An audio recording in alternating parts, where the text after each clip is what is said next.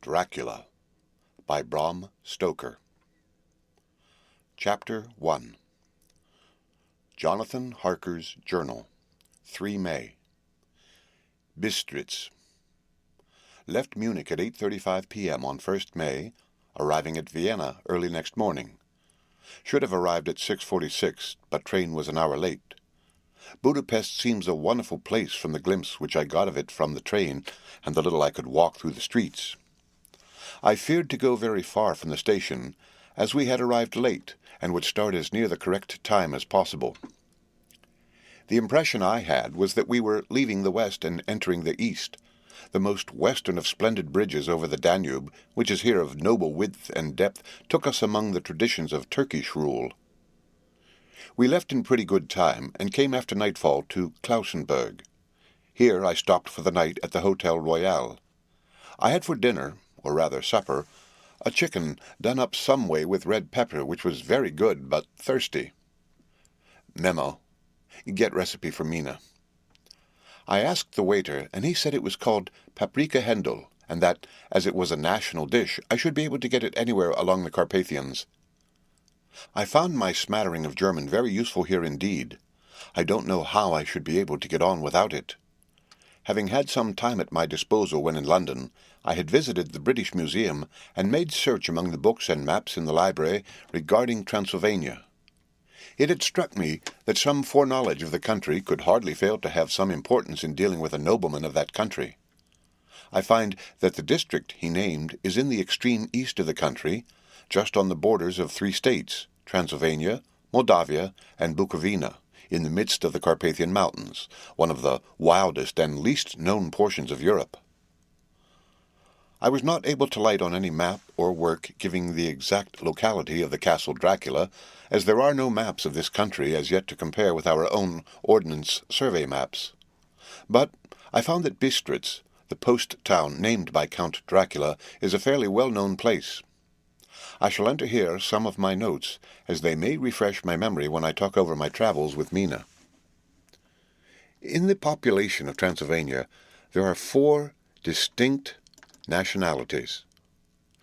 Saxons in the south, and mixed with them the Wallachs, who are descendants of the Dacians, Magyars in the west, and Zeklis in the east and north. I am going among the latter, who claim to be descended from Attila and the Huns. This may be so, for when the Magyars conquered the country in the 11th century, they found the Huns settled in it. I read that every known superstition in the world is gathered into the horseshoe of the Carpathians, as if it were the center of some sort of imaginative whirlpool. If so, my stay may be very interesting. Memo. I must ask the Count all about them. I did not sleep well, though my bed was comfortable enough, for I had all sorts of queer dreams. There was a dog howling all night under my window, which may have had something to do with it, or it may have been the paprika, for I had to drink up all the water in my carafe and was still thirsty. Towards morning I slept and was awakened by the continuous knocking at my door, so I guess I must have been sleeping soundly then. I had for breakfast more paprika and a sort of porridge of maize flour which they said was mamagliga, and eggplant stuffed with forcemeat, a very excellent dish which they call impletada. Memorandum, get recipe for this also.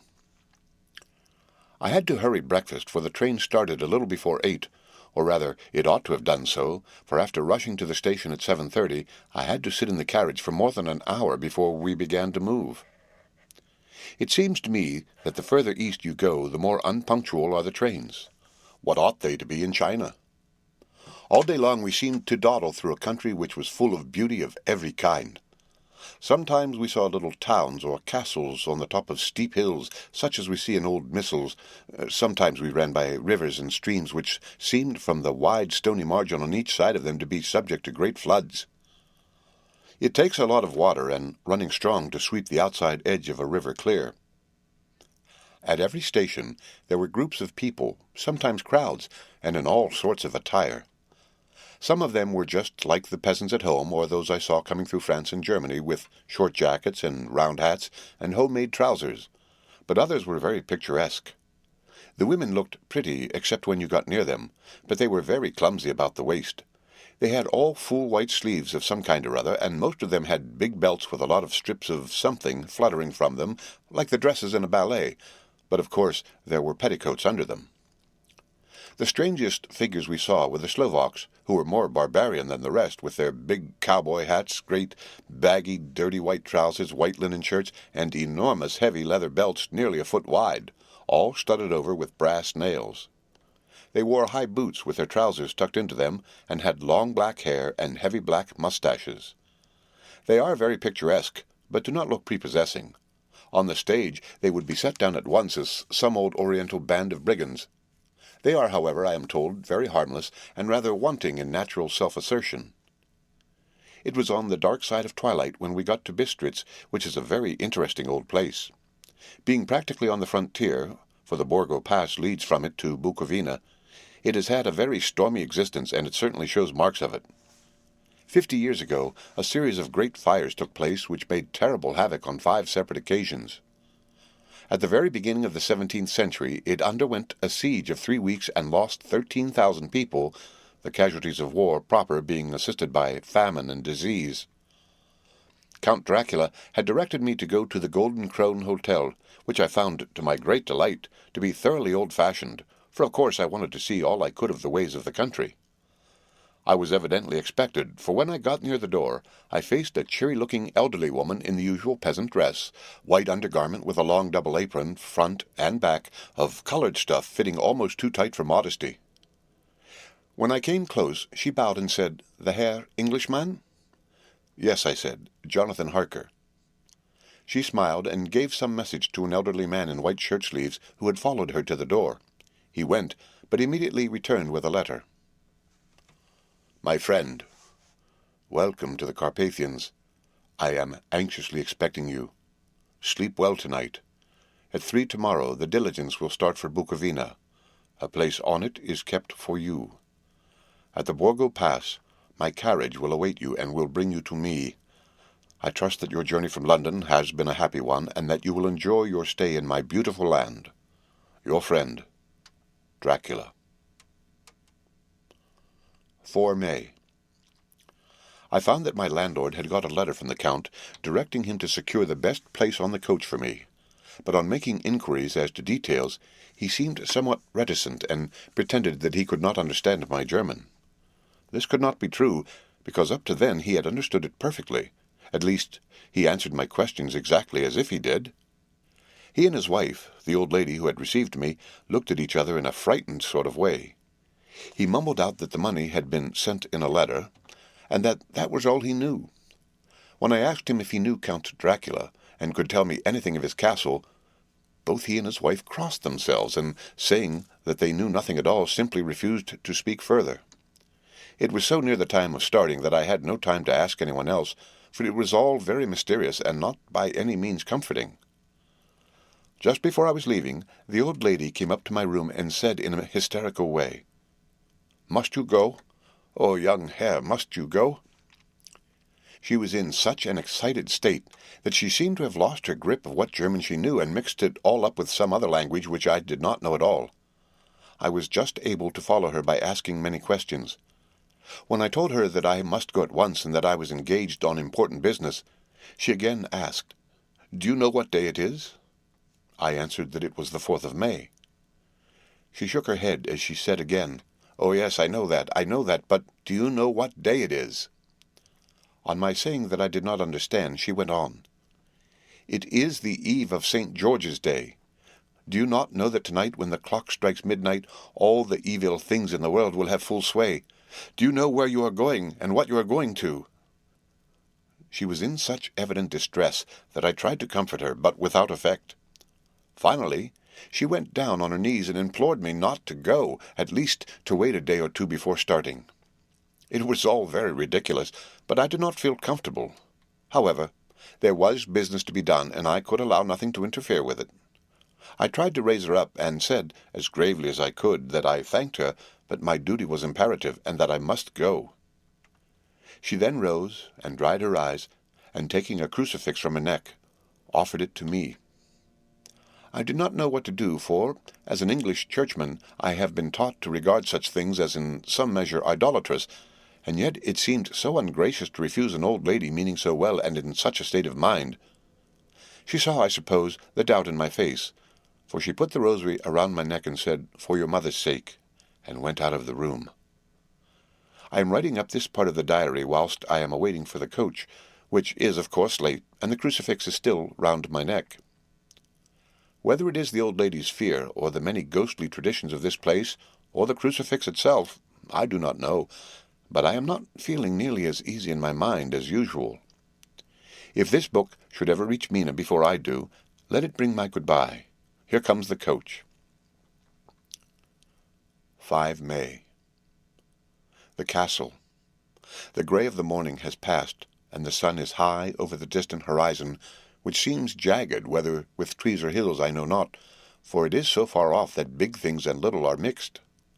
I am not sleepy, and, as I am not to be called till I awake, naturally I write till sleep comes. There are many odd things to put down, and, lest who reads them may fancy that I dined too well before I left Bistritz, let me put down my dinner exactly. I dined on what they called robber steak, bits of bacon, onion, and beef, seasoned with red pepper, and strung on sticks, and roasted over the fire in simple style of the London cat's meat. The wine was golden mediach, which produces a queer sting on the tongue, which is, however, not disagreeable. I had only a couple of glasses of this, and nothing else. When I got on the coach, the driver had not taken his seat, and I saw him talking to the landlady. They were evidently talking of me, for every now and then they looked at me, and some of the people who were sitting on the bench outside the door came and listened, and then looked at me, most of them pityingly.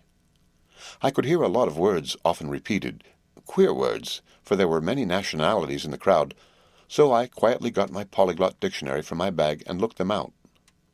I must say they were not cheering to me, for amongst them were Odog, Satan, Poko, Hell, Strigolka, Witch, Vrolok, and Zikoslak, both meaning the same thing, one being Slovak and the other Servian, for something that is either werewolf or vampire. Memorandum: I must ask the Count about these superstitions. When we started, the crowd round the inn door, which had by this time swelled to a considerable size, all made the sign of the cross and pointed 2 fingers towards me. With some difficulty I got a fellow passenger to tell me what they meant. He would not answer at first, but on learning that I was English, he explained that it was a charm or guard against the evil eye. This was not very pleasant to me, just starting for an unknown place to meet an unknown man, but everyone seemed so kind-hearted and so sorrowful and so sympathetic that I could not but be touched. I shall never forget the last glimpse which I had of the inn-yard and its crowd of picturesque figures, all crossing themselves, as they stood round the wide archway with its background of rich foliage of oleander and orange trees in green tubs clustered in the centre of the yard. Then our driver, whose wide linen drawers covered the whole front of the box seat, Gotza they call them, cracked his big whip over his 4 small horses which ran abreast, and we set off on our journey. I soon lost sight and recollection of ghostly fears in the beauty of the scene as we drove along, although, had I known the language, or rather languages, which my fellow passengers were speaking, I might not have been able to throw them off so easily. Before us lay a green, sloping land full of forests and woods, with here and there steep hills, crowned with clumps of trees, or with farmhouses, the blank gable end to the road. There was everywhere a bewildering mass of fruit blossom, apple, plum, pear, cherry. As we drove by, I could see the green grass under the trees spangled with the fallen petals. In and out amongst these green hills of what they call here the Mittelland ran the road, losing itself as it swept round the grassy curve or was shut out by the straggling ends of pine woods, which here and there ran down the hillsides like tongues of flame. The road was rugged, but still we seemed to fly over it with a feverish haste. I could not understand then what the haste meant, but the driver was evidently bent on losing no time in reaching Borgo Prund. I was told that this road is in summertime excellent, but that it had not yet been put in order after the winter snows. In this respect it is different from the general run of roads in the Carpathians, for it is an old tradition that they are not to be kept in too good order. Of old the hospodars would not repair them, lest the Turks should think that they were preparing to bring in foreign troops, and so hasten the war, which was always really at loading point. Beyond the green swelling hills of the Mittel land rose mighty slopes of forest up to the lofty steeps of the Carpathians themselves. Right and left of us they towered, with the afternoon sun falling full upon them and bringing out all the glorious colours of this beautiful range, deep blue and purple in the shadows of the peaks, green and brown where grass and rock mingled, and an endless perspective of jagged rock and pointed crags, till these were themselves lost in the distance, where the snowy peaks rose grandly. Here and there seemed mighty rifts in the mountains, through which, as the sun began to sink, we saw now and again the white gleam of falling water. One of my companions touched my arm as we swept round the base of a hill, and opened up the lofty snow-covered peak of a mountain which seemed, as we wound on our serpentine way, to be right before us.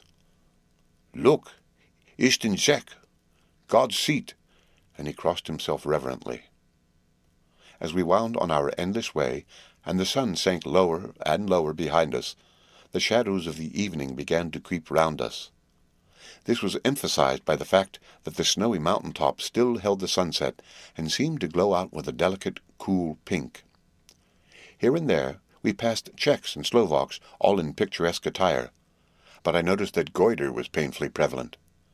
By the roadside were many crosses, and as we swept by my companions all crossed themselves. Here and there was a peasant man or woman kneeling before a shrine, who did not even turn around as we approached, but seemed in the self-surrender of devotion to have neither eyes nor ears for the outer world. There were many things new to me. For instance, hayricks in the trees, and here and there very beautiful masses of weeping birch, their white stems shining like silver through the delicate green of the leaves. Now and again we passed a later wagon, the ordinary peasant's cart, with its long, snake-like vertebra calculated to suit the inequalities of the road. On this were sure to be seated quite a group of home-coming peasants, the Czechs with their white and the Slovaks with their coloured sheepskins, the latter carrying, lance-fashion, their long staves with axe at end.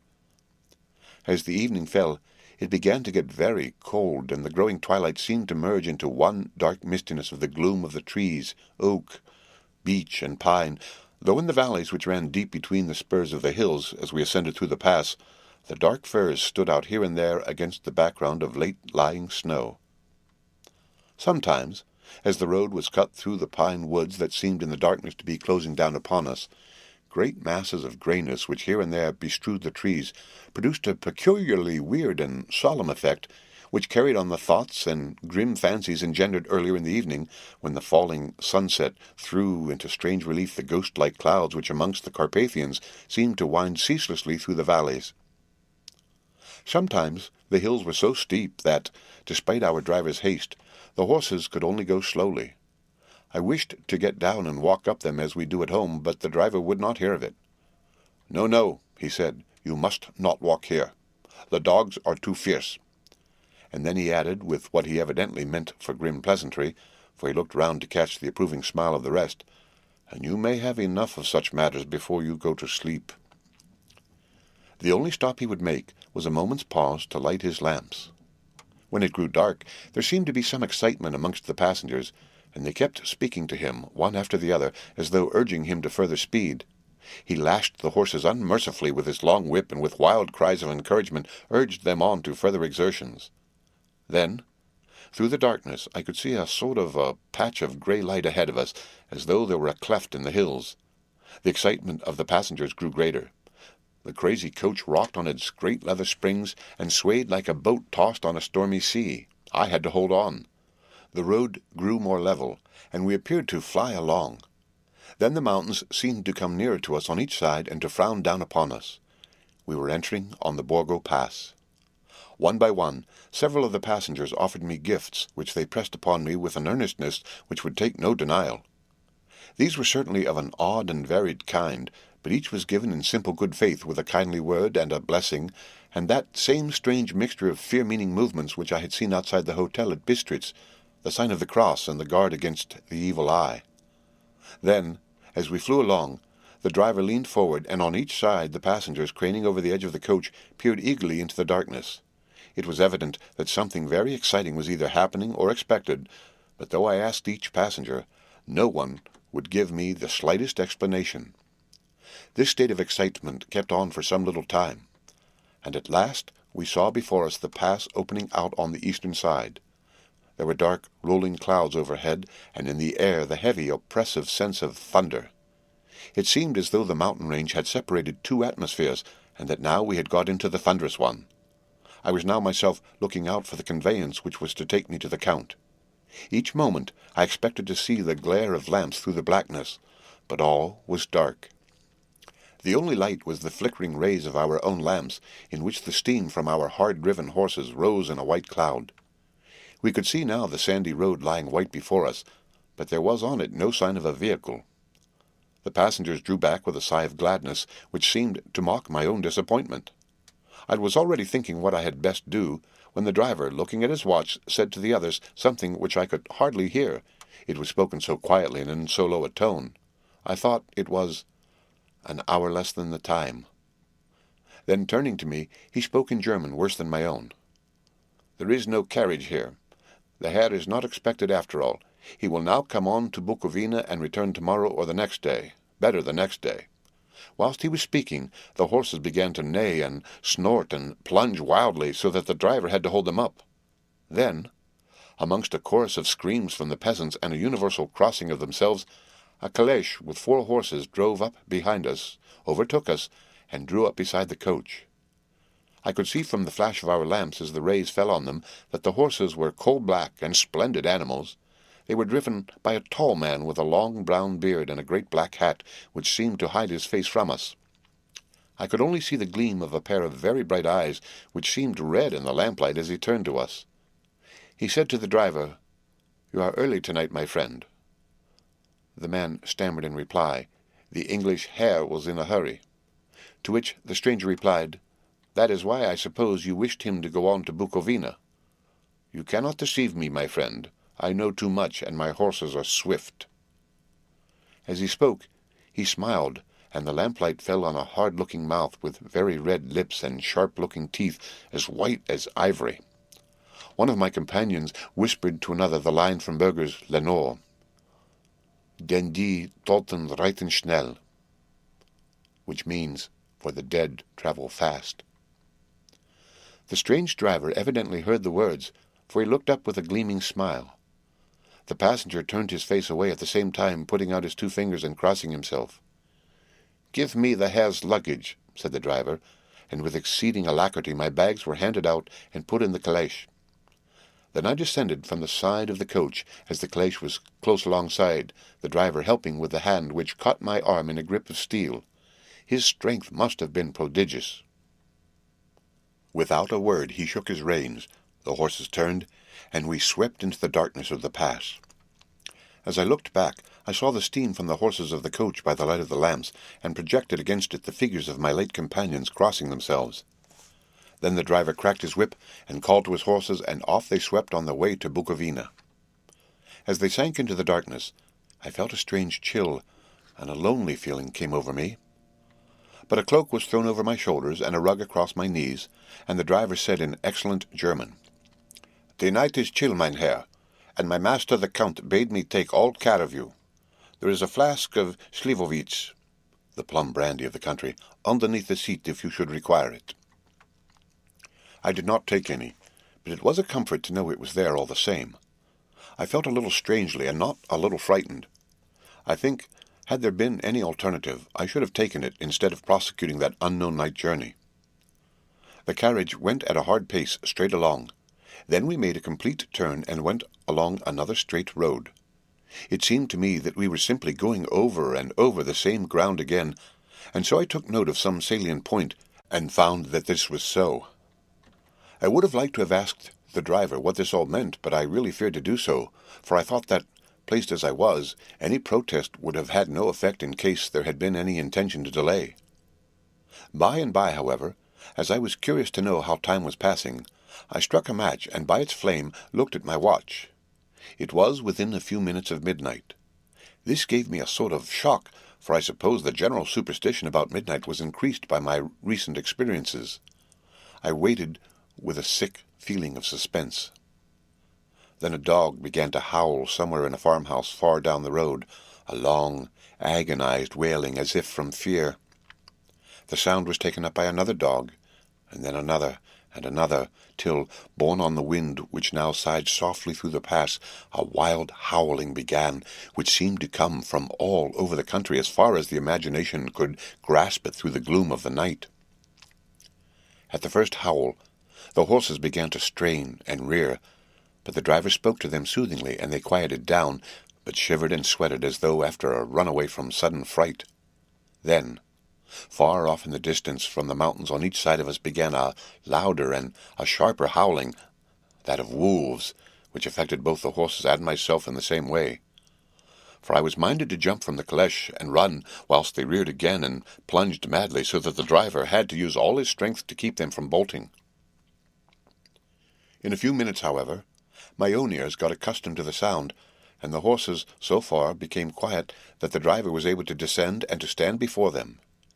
He petted and soothed them, and whispered something in their ears, as I have heard of horse-tamers doing, and with extraordinary effect, for under his caresses they became quite manageable again, though they still trembled. The driver again took his seat, and shaking his reins, started off at a great pace. This time, after going to the far side of the pass, he suddenly turned down a narrow roadway which ran sharply to the right. Soon we were hemmed in with trees which in places arched right over the roadway till we passed as through a tunnel. And again, great frowning rocks guarded us boldly on either side. Though we were in shelter, we could hear the rising wind, for it moaned and whistled through the rocks, and the branches of the trees crashed together as we swept along. It grew colder, and colder still, and fine, powdery snow began to fall, so that soon we and all around us were covered with a white blanket. The keen wind still carried the howling of the dogs, though this grew fainter as we went on our way. The baying of the wolves sounded nearer and nearer, as though they were closing round on us from every side. I grew dreadfully afraid, and the horses shared my fear. The driver, however, was not in the least disturbed. He kept turning his head to left and right, but I could not see anything through the darkness. Suddenly, away on our left, I saw a faint flickering blue flame. The driver saw it at the same moment. He at once checked the horses, and jumping to the ground, disappeared into the darkness. I did not know what to do, the less as the howling of the wolves grew closer. But while I wondered, the driver suddenly appeared again, and without a word took his seat, and we resumed our journey. I think I must have fallen asleep and kept dreaming of the incident, for it seemed to be repeated endlessly, and now, looking back, it is like a sort of awful nightmare. Once the flame appeared so near the road that even in the darkness around us I could watch the driver's motions.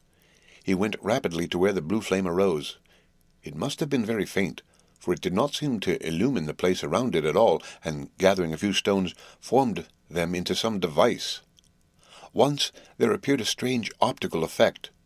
When he stood between me and the flame, he did not obstruct it, for I could see its ghostly flicker all the same. This startled me, but as the effect was only momentary, I took it that my eyes deceived me, straining through the darkness. Then for a time there were no blue flames, and we sped onwards through the gloom with the howling of the wolves around us, as though they were following in a moving circle. At last there came a time when the driver went further afield than he had yet gone, and during his absence the horses began to tremble worse than ever, and to snort and scream with fright.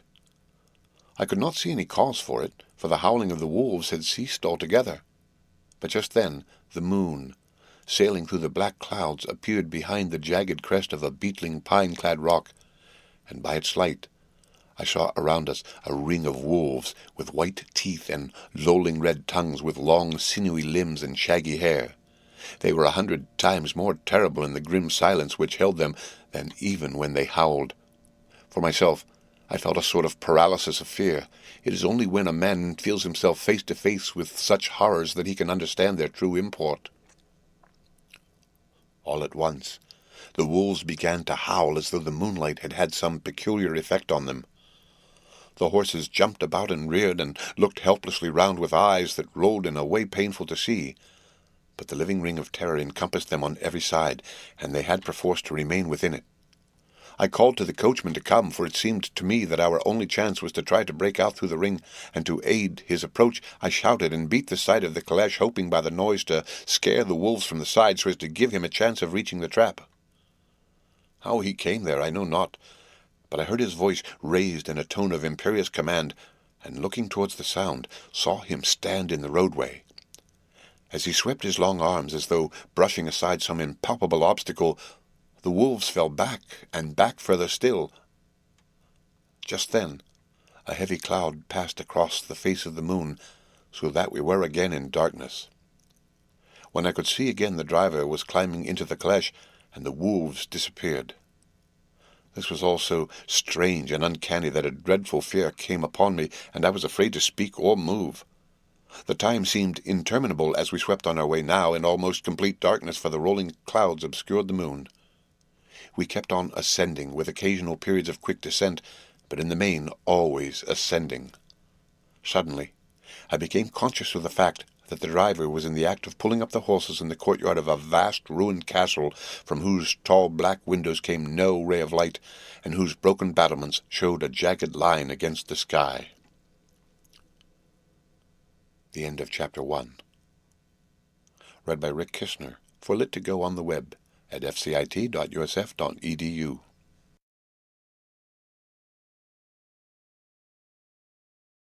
Dracula by Bram Stoker.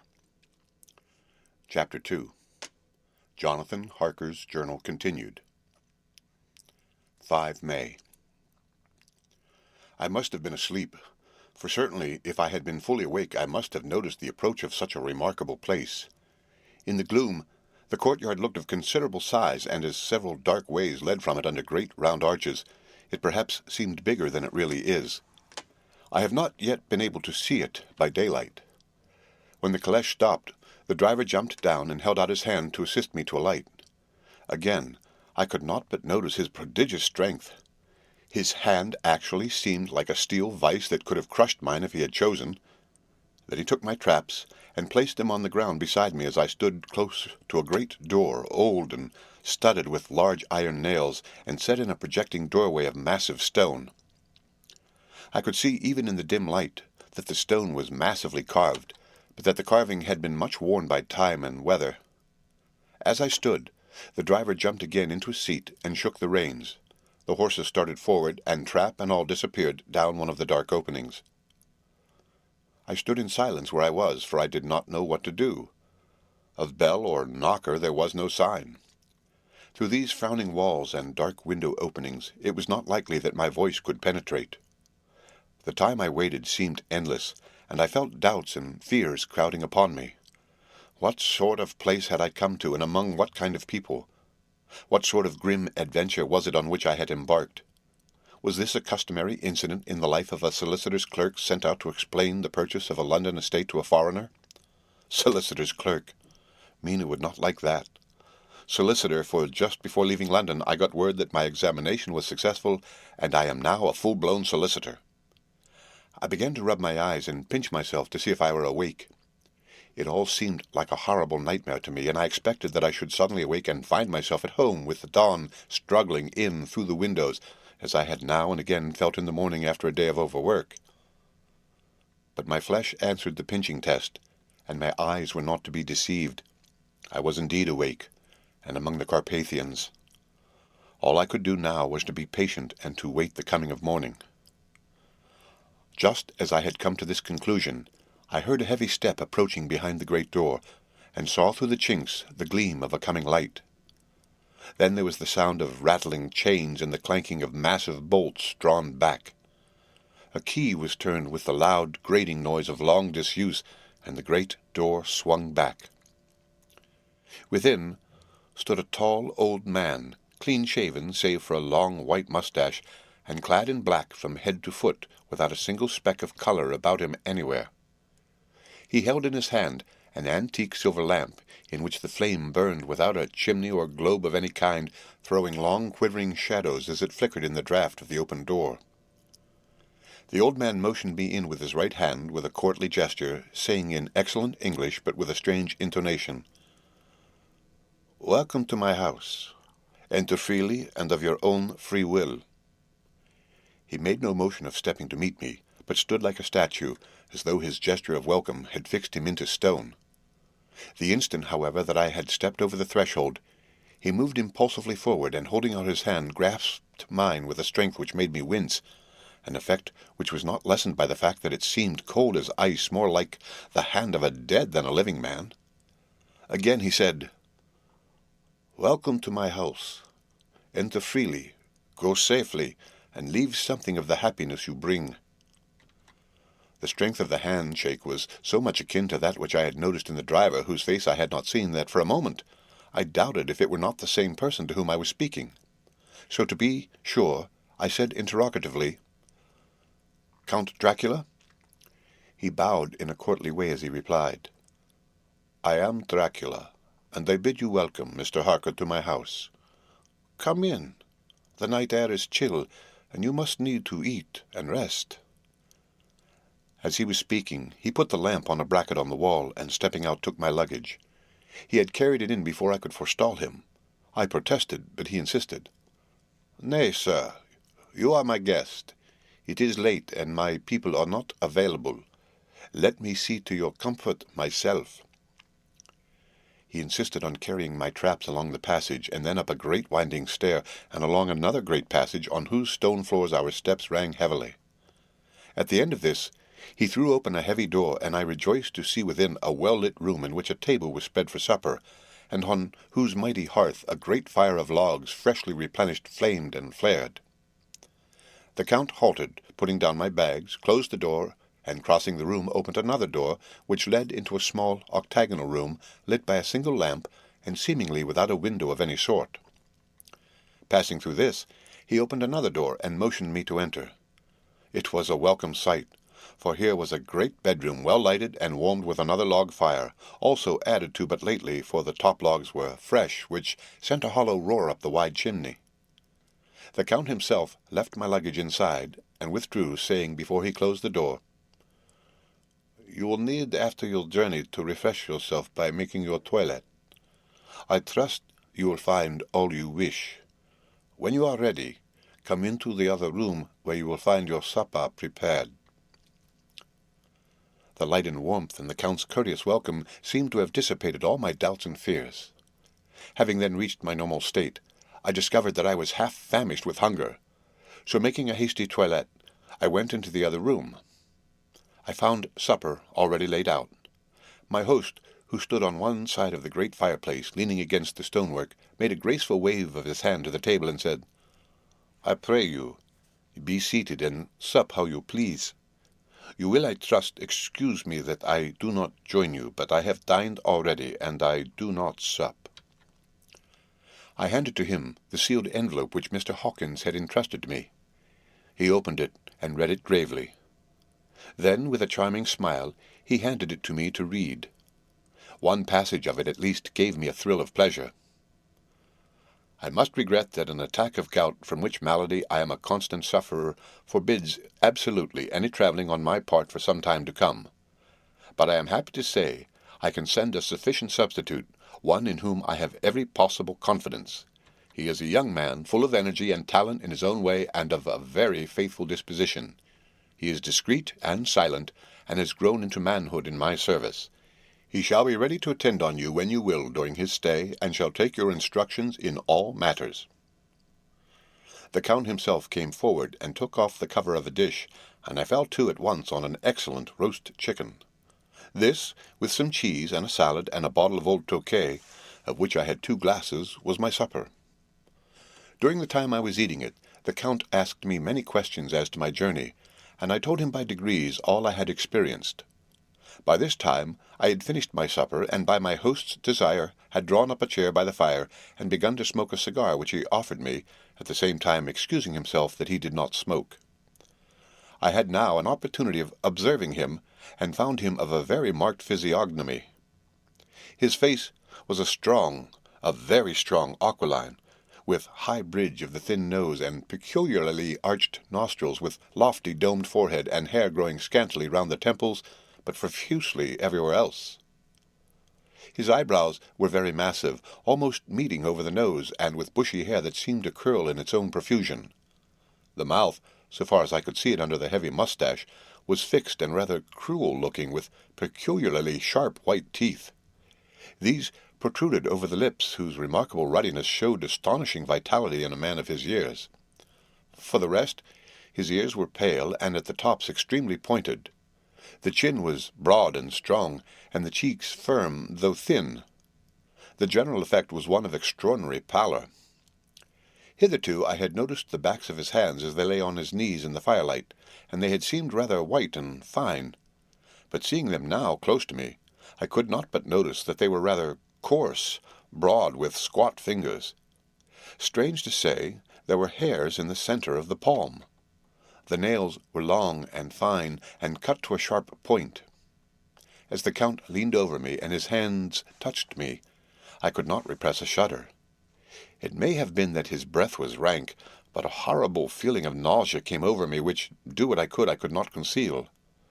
The Count, evidently noticing it, drew back, and with a grim sort of smile, which showed more than he had yet done his protuberant teeth, sat himself down again on his own side of the fireplace. We were both silent for a while, and as I looked towards the window I saw the first dim streak of the coming dawn. There seemed a strange stillness over everything. But as I listened, I heard, as if from down below in the valley, the howling of many wolves. The Count's eyes gleamed, and he said, "Listen to them.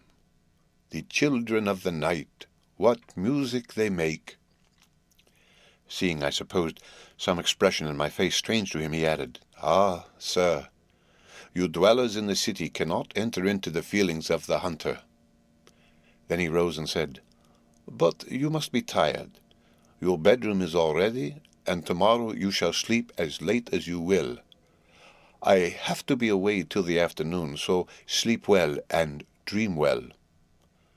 With a courteous bow, he opened for me himself the door to the octagonal room, and I entered my bedroom. I am all in a sea of wonders. I doubt, I fear, I think strange things which I dare not confess to my own soul. God keep me, if only for the sake of those dear to me. 7 May. It is again early morning, but I have rested and enjoyed the last 24 hours. I slept till late in the day, and awoke of my own accord. When I had dressed myself, I went into the room where we had supped, and found a cold breakfast laid out, with coffee kept hot by the pot being placed on the hearth. There was a card on the table on which was written, "I have to be absent for a while. Do not wait for me. D." I set to and enjoyed a hearty meal. When I had done, I looked for a bell so that I might let the servants know I had finished, but I could not find one. There are certainly odd deficiencies in the house, considering the extraordinary evidences of wealth which are around me. The table service is of gold, and so beautifully wrought that it must be of immense value.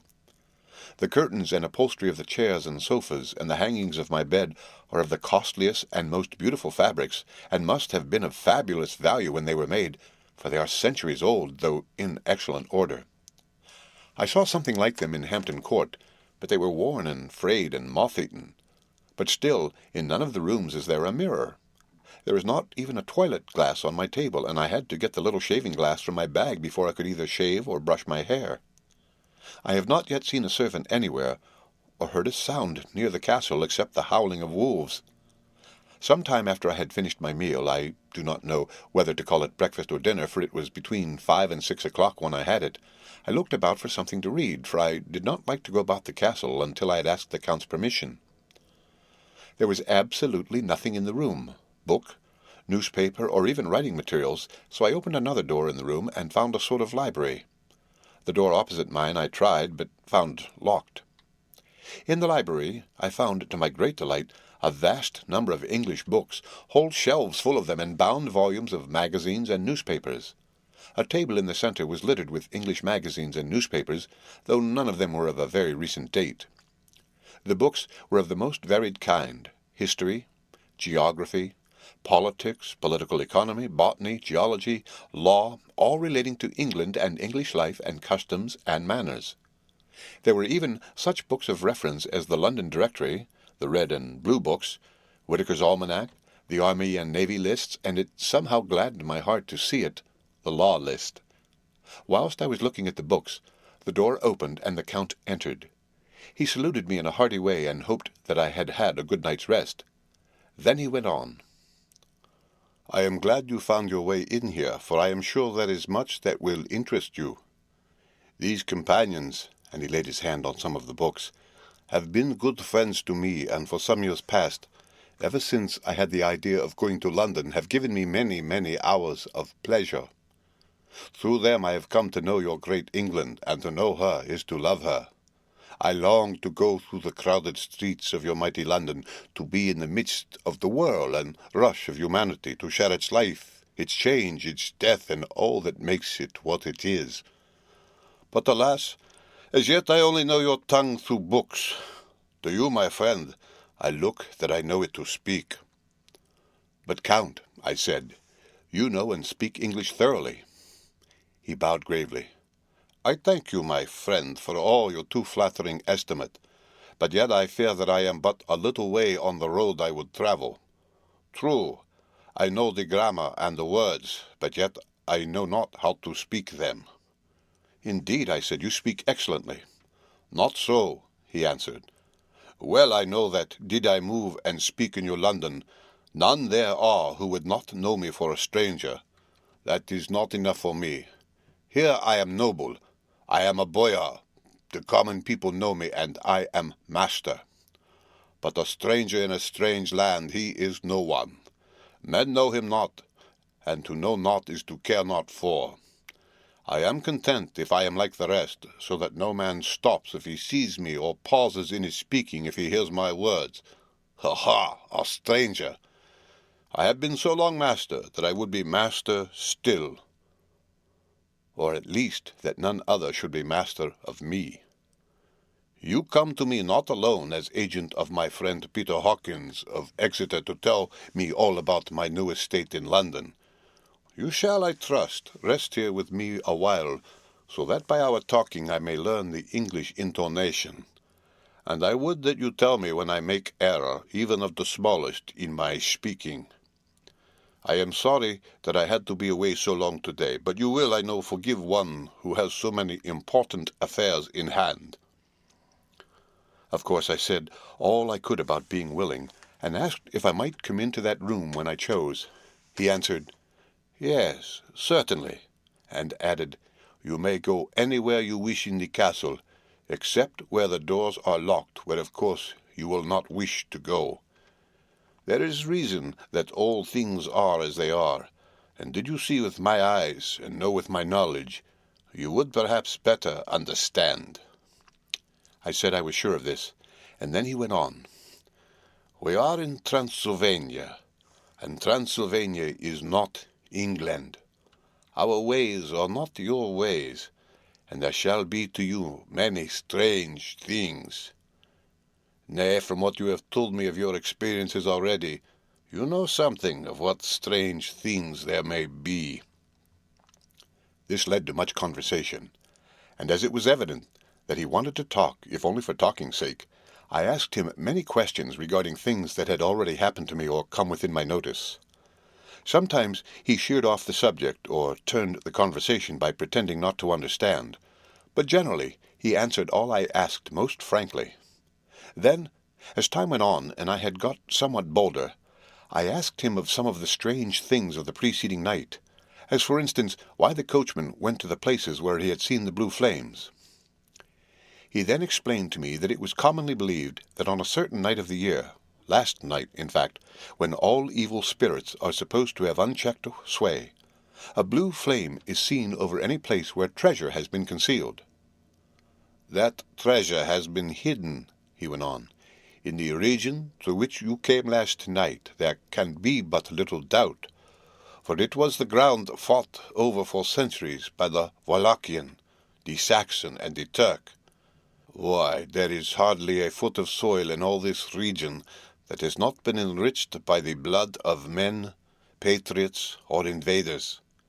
In the old days, there were stirring times, when the Austrian and the Hungarian came up in hordes, and the patriots went out to meet them, men and women, the aged and children too, and waited their coming on the rocks above the passes, that they might sweep destruction on them with their artificial avalanches. When the invader was triumphant, he found but little, for whatever there was had been sheltered in the friendly soil. "But how," said I, "can it have remained so long undiscovered when there is a sure index to it if men will but take the trouble to look?"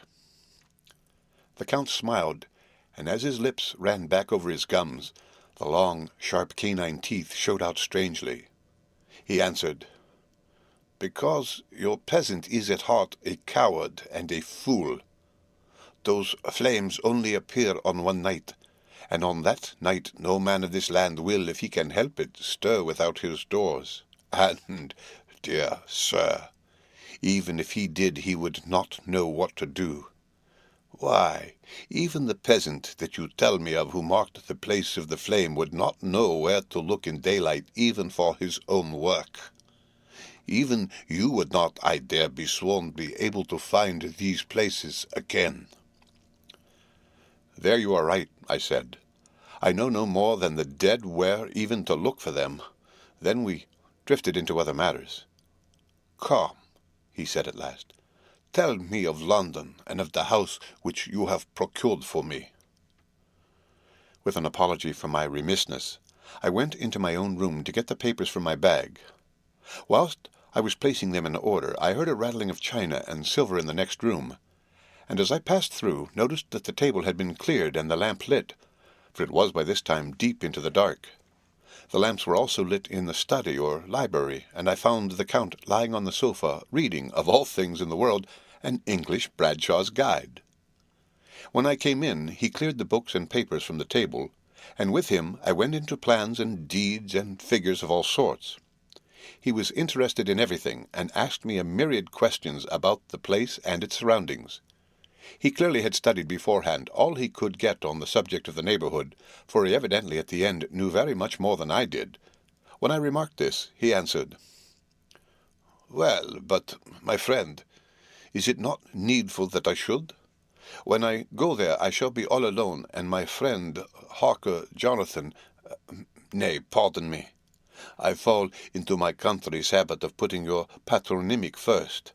My friend Jonathan Harker will not be by my side to correct and aid me. He will be in Exeter, miles away, probably working at papers of the law with my other friend, Peter Hawkins. So." We went thoroughly into the business of the purchase of the estate at Purfleet. When I had told him the facts, and got his signature to the necessary papers, and had written a letter with them ready to post to Mr. Hawkins, he began to ask me how I had come across so suitable a place. I read to him the notes which I had made at the time, and which I inscribe here. At Purfleet, on a by-road, I came across just such a place as seemed to be required, and where was displayed a dilapidated notice that the place was for sale. It was surrounded by a high wall of the ancient structure, built of heavy stones, and has not been repaired for a large number of years. The closed gates are of heavy old oak and iron, all eaten with rust. The estate is called Carfax, no doubt a corruption of the old Cartreface, as the house is four-sided, agreeing with the cardinal points of the compass. It contains in all some 20 acres, quite surrounded by the solid stone wall above mentioned. There are many trees on it, which makes it in places gloomy, and there is a deep, dark-looking pond or small lake evidently fed by some springs, as the water is clear and flows away in a fair-sized stream. The house is very large, and of all periods back, I should say, to medieval times, for one part is of stone immensely thick, with only a few windows high up and heavily barred with iron. It looks like a keep, and is close to an old chapel or church. I could not enter it, as I had not the key of the door leading to it from the house, but I have taken with my kodak views of it from various points. The house had been added to, but in a very straggling way, and I can only guess at the amount of ground it covers, which must be very great. There are but few houses close at hand, one being a very large house, only recently added to and formed into a private lunatic asylum. It is not, however, visible from the grounds. When I had finished, he said, "I am glad that it is old and big. I myself am of an old family, and to live in a new house would kill me. A house cannot be made habitable in a day, and after all, how few days go to make up a century. I rejoice also that there is a chapel of old times. We Transylvanian nobles love not to think that our bones may lie amongst the common dead.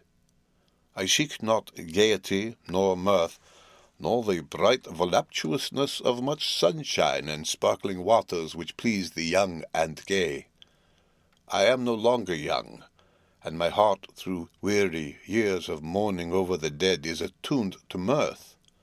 Moreover, the walls of my castle are broken. The shadows are many, and the wind breathes cold through the broken battlements and casements.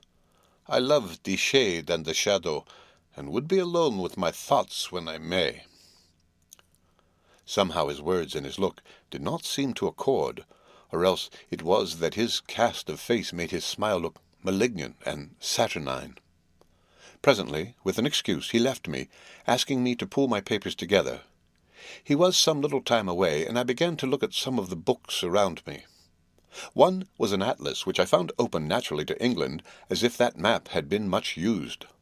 On looking at it, I found in certain places little rings marked, and on examining these, I noticed that one was near London on the east side, manifestly where his new estate was situated. The other two were Exeter and Whitby on the Yorkshire coast.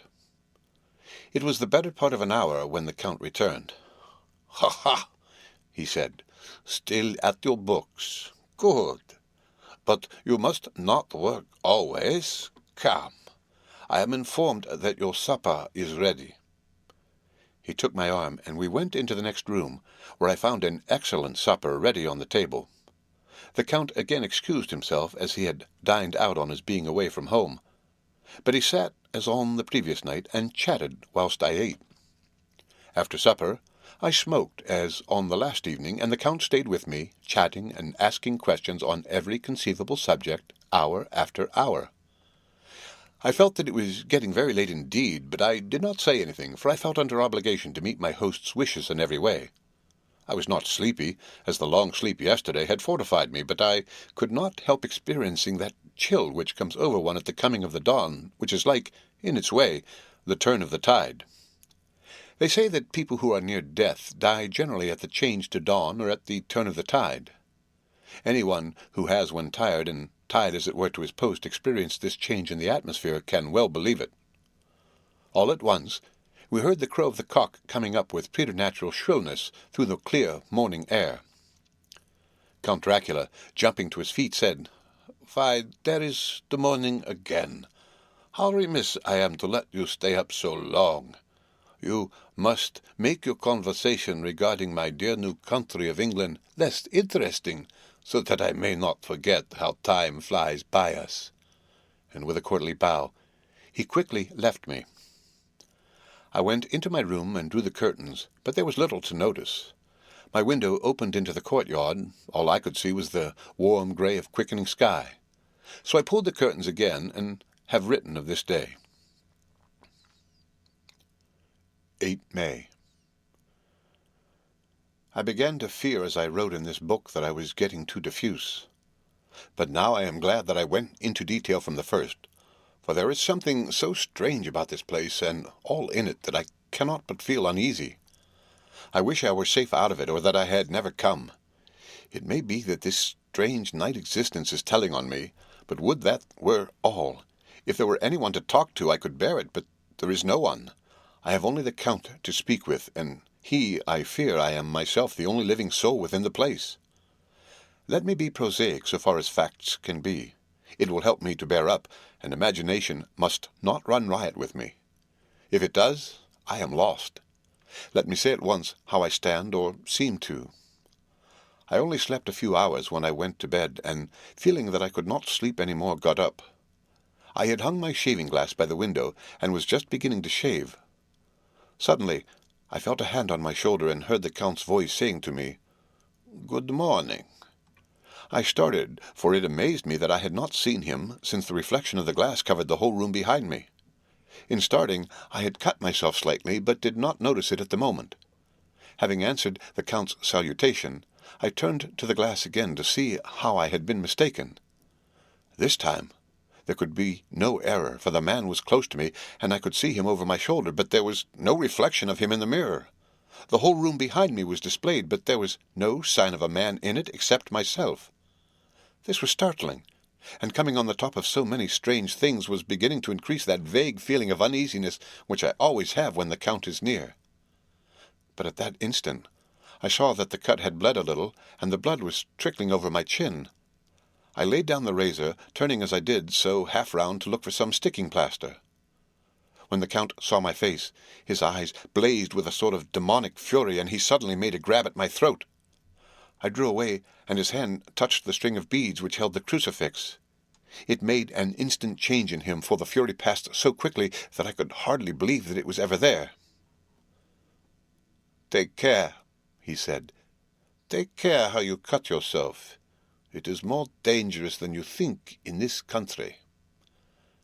Then, seizing the shaving-glass, he went on, "And this is the wretched thing that has done the mischief. It is a foul bauble of man's vanity. Away with it!"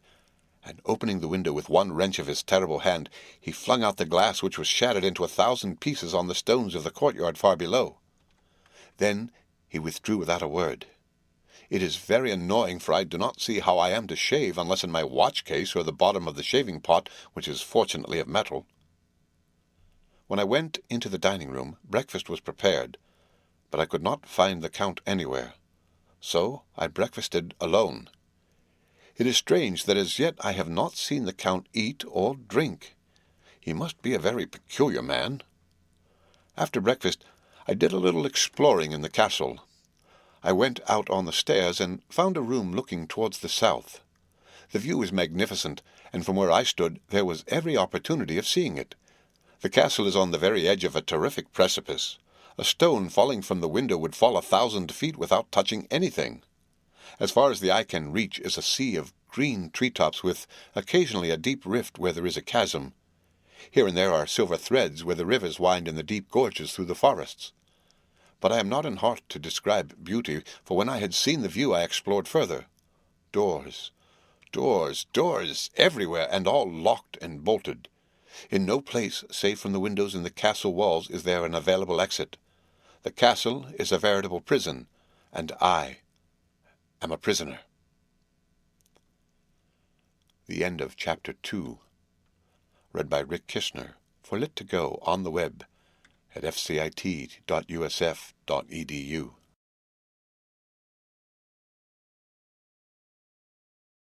Dracula by Bram Stoker. Chapter 3. Jonathan Harker's journal continued. When I found that I was a prisoner, a sort of wild feeling came over me. I rushed up and down the stairs, trying every door and peering out of every window I could find. But after a little, the conviction of my helplessness overpowered all other feelings. When I look back after a few hours, I think I must have been mad for the time, for I behaved much as a rat does in a trap. When, however, the conviction had come to me that I was helpless, I sat down quietly as I have ever done anything in my life, and began to think over what was best to be done. I am thinking still, and as yet have come to no definite conclusion. Of one thing only am I certain, that it is no use making my ideas known to the Count. He knows well that I am imprisoned, and as he has done it himself, and has doubtless his own motives for it, he would only deceive me if I trusted him fully with the facts. So far as I can see, my only plan will be to keep my knowledge and my fears to myself, and my eyes open. I am, I know, either being deceived like a baby by my own fears, or else I am in desperate straits, and if the latter be so, I need and shall need all my brains to get through. I had hardly come to this conclusion when I heard the great door below shut, and knew that the Count had returned. He did not come at once into the library, so I went cautiously to my own room and found him making the bed. This was odd, but only confirmed what I had all along thought, that there are no servants in the house. When later I saw him through the chink of the hinges of the door laying the table in the dining-room, I was assured of it. For if he does himself all these menial offices, surely it is proof that there is no one else in the castle. It must have been the Count himself who was the driver of the coach that brought me here. This is a terrible thought, for if so, What does it mean that he could control the wolves as he did by only holding up his hand for silence? How was it that all the people at Bistritz and on the coach had some terrible fear for me?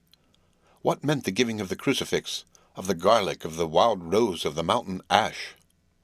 Bless that good woman who hung the crucifix around my neck, for it is a comfort and a strength to me whenever I touch it. It is odd that a thing which I have been taught to regard with disfavour and as idolatrous should be in a time of loneliness and of trouble be of help. Is it that there is something in the essence of the thing itself, or that it is a medium, a tangible help in conveying memories of sympathy and comfort? Some time, if it may be, I must examine this matter and try to make up my mind about it. In the meantime, I must find out all I can about Count Dracula, as it may help me to understand. Tonight he may talk of himself if I turn the conversation that way. I must be very careful, however, not to awake his suspicion. Midnight. I have had a long talk with the Count. I asked him a few questions on Transylvania history, and he warmed up to the subject wonderfully. In his speaking of things and people, and especially of battles, he spoke as if he had been present at them all. This he afterwards explained by saying that to a boyar, the pride of his house and name is his own pride, that their glory is his glory, that their fate is his fate.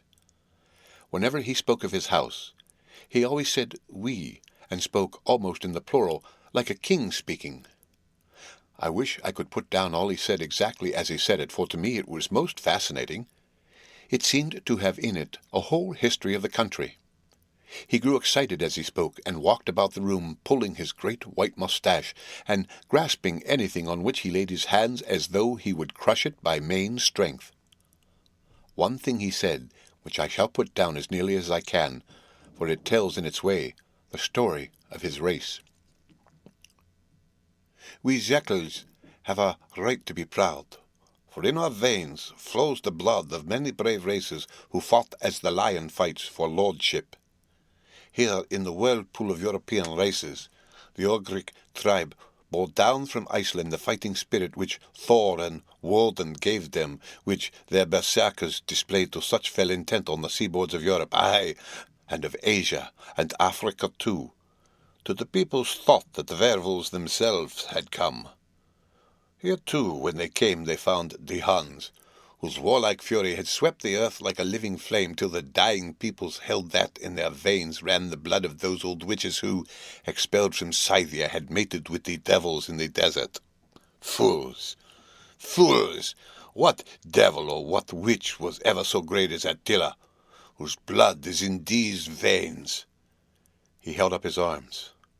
Is it a wonder that we were a conquering race, that we were proud, that when the Magyar, the Lombard, the Avar, the Bulgar, or the Turk poured his thousands on our frontiers, we drove them back? Is it strange that when our Pard and his legions swept through the Hungarian fatherland, he found us here when he reached the frontier, that the Hon Funglalas was completed there, and when the Hungarian flood swept eastward, the Jekels were claimed as kindred by the victorious Magyars, and to us for centuries was trusted the guarding of the frontier of Turkey land. Aye, and more than that, endless duty of the frontier guard, for as the Turks say, water sleeps, and the enemy is sleepless. Who more gladly than we throughout the 4 nations received the bloody sword, or had its warlike corps flocked quicker to the standard of the king? When was redeemed that great shame of my nation, the shame of Kosovo, when the flags of the Wallach and the Magyar went down beneath the crescent? Who was it but one of my own race who has forward across the Danube and beat the Turk on his own ground? This was a Dracula indeed. Woe was it that his own unworthy brother, when he had fallen, sold his people to the Turk, and brought the shame of slavery on them.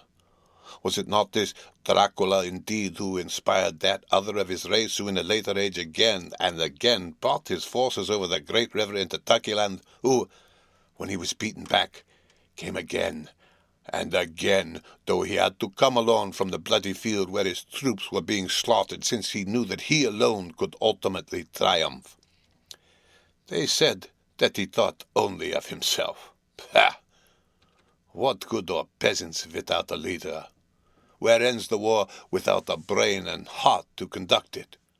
Again, when after the Battle of Mohacs we threw off the Hungarian yoke, we of the Dracula blood were amongst their leaders, for our spirit would not brook that we were not free.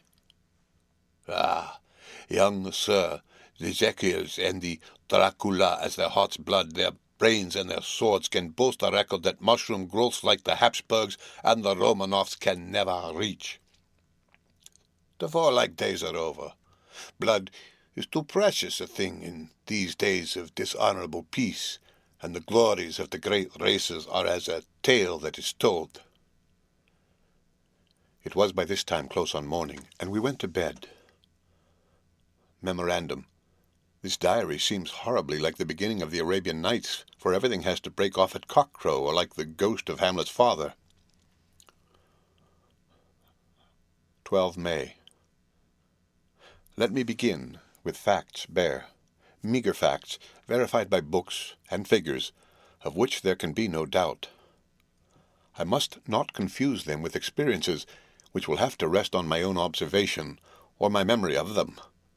Last evening, when the Count came from his room, he began by asking me questions on legal matters and on the doing of certain kinds of business. I had spent the day wearily over books, and, simply to keep my mind occupied, went over some of the matters I had been examined in at Lincoln's Inn. There was a certain method in the Count's inquiries, so I shall try to put them down in sequence. The knowledge may somehow or sometime be useful to me. First, he asked if a man in England might have 2 solicitors or more. I told him he might have a dozen if he wished, but that it would not be wise to have more than 1 solicitor engaged in one transaction, as only one could act at a time, and that to change would be certain to militate against his interest. He seemed thoroughly to understand, and went on to ask if there would be any practical difficulty in having one man to attend, say, to banking, and another to look after shipping, in case local help were needed in a place far from the home of the banking solicitor. I asked to explain more fully, so that I might not by any chance mislead him, so he said, "I shall illustrate. Your friend and mine, Mr. Peter Hawkins, from under the shadow of your beautiful cathedral at Exeter, which is far from London, buys for me, through your good self, my place at London. Good. Now, here let me say that, frankly, lest you should think it strange that I have sought the services of one so far off from London instead of some one resident there, that my motive was that no local interest might be served save my wish only, and as one of London residents might, perhaps, have some purpose of himself or friend to serve, I went thus afield to seek my agent, whose labours should be only to my interest. Now suppose I, who have much of affairs, wish to ship goods, say to Newcastle or Durham or Harwich or Dover, might it not be that it could with more ease be done by consigning to one in these ports? I answered that certainly it would be most easy, but that we solicitors had a system of agency one for the other, so that local work could be done locally on instruction from any solicitor, so that the client, simply placing himself in the hands of one man, could have his wishes carried out by him without further trouble. "But," said he, "I could be at liberty to direct myself. Is it not so?" "Of course," I replied, "and such is often done by men of business who do not like the whole of their affairs to be known by any one person." "Good," he said, and then went on to ask about the means of making consignments and the forms to be gone through, and of all sorts of difficulties which might arise, but by forethought could be guarded against. I explained all these things to him to the best of my ability, and he certainly left me under the impression that he would have made a wonderful solicitor, for there was nothing that he did not think of or foresee. For a man who was never in the country, and who did not evidently do much in the way of business, his knowledge and acumen were wonderful. When he had satisfied himself on these points of which he had spoken, and I had verified all as well as I could by the books available, he suddenly stood up and said, "Have you written since your first letter to our friend Mr. Peter Hawkins, or to any other?" It was with some bitterness in my heart that I answered that I had not, that as yet I had not seen any opportunity of sending letters to anybody. "Then write now, my young friend," he said, laying a heavy hand on my shoulder. "Write to our friend and to any other, and say, if it will please you, that you shall stay with me until a month from now." "Do you wish me to stay so long?" I asked, for my heart grew cold at the thought. "I desire it much. Nay, I will take no refusal. When your master, employer, what you will, engaged that someone should come on his behalf, it was understood that my needs only were to be consulted. I have not stinted, is it not so?" What could I do but bow acceptance? It was Mr. Hawkins' interest, not mine, and I had to think of him, not myself, and besides, while Count Dracula was speaking, there was that in his eyes and in his bearing which made me remember that I was a prisoner, and that if I wished it I could have no choice. The Count saw his victory in my bow, and his mastery in the trouble of my face, for he began at once to use them, but in his own smooth, resistless way. "I pray you, my good young friend, that you will not discourse of things other than business in your letters. It will doubtless please your friends to know that you are well, and that you looked forward to getting home to them. Is it not so?" As he spoke, he handed me 3 sheets of notepaper and 3 envelopes. They were all of the thinnest foreign post, and looking at them, then at him, and noticing his quiet smile with the sharp canine teeth lying over the red underlip, I understood as well as if he had spoken that I should be more careful what I wrote, for he would be able to read it. So I determined to write only formal notes now, but to write fully to Mr. Hawkins in secret, and also to Mina, for to her I could write shorthand, which would puzzle the Count if he did see it. When I had written my 2 letters, I sat quiet, reading a book whilst the Count wrote several notes, referring as he wrote them to some books on his table. Then he took up my 2 and placed them with his own, and put by his writing materials, after which, the instant the door had closed behind him, I leaned over and looked at the letters, which were face down on the table. I felt no compunction in doing so, for under the circumstances I felt that I should protect myself in every way I could. One of the letters was directed to Samuel F. Billington, No. 7, The Crescent, Whitby, another to Herr Leutner Varner, the third was to Coutts and Company, London, and the fourth to Karen Klopstock in Billroth, Bankers, Budapest. The second and fourth were unsealed. I was just about to look at them when I saw the door-handle move. I sank back in my seat, having just had time to resume my book before the Count, holding still another letter in his hand, entered the room.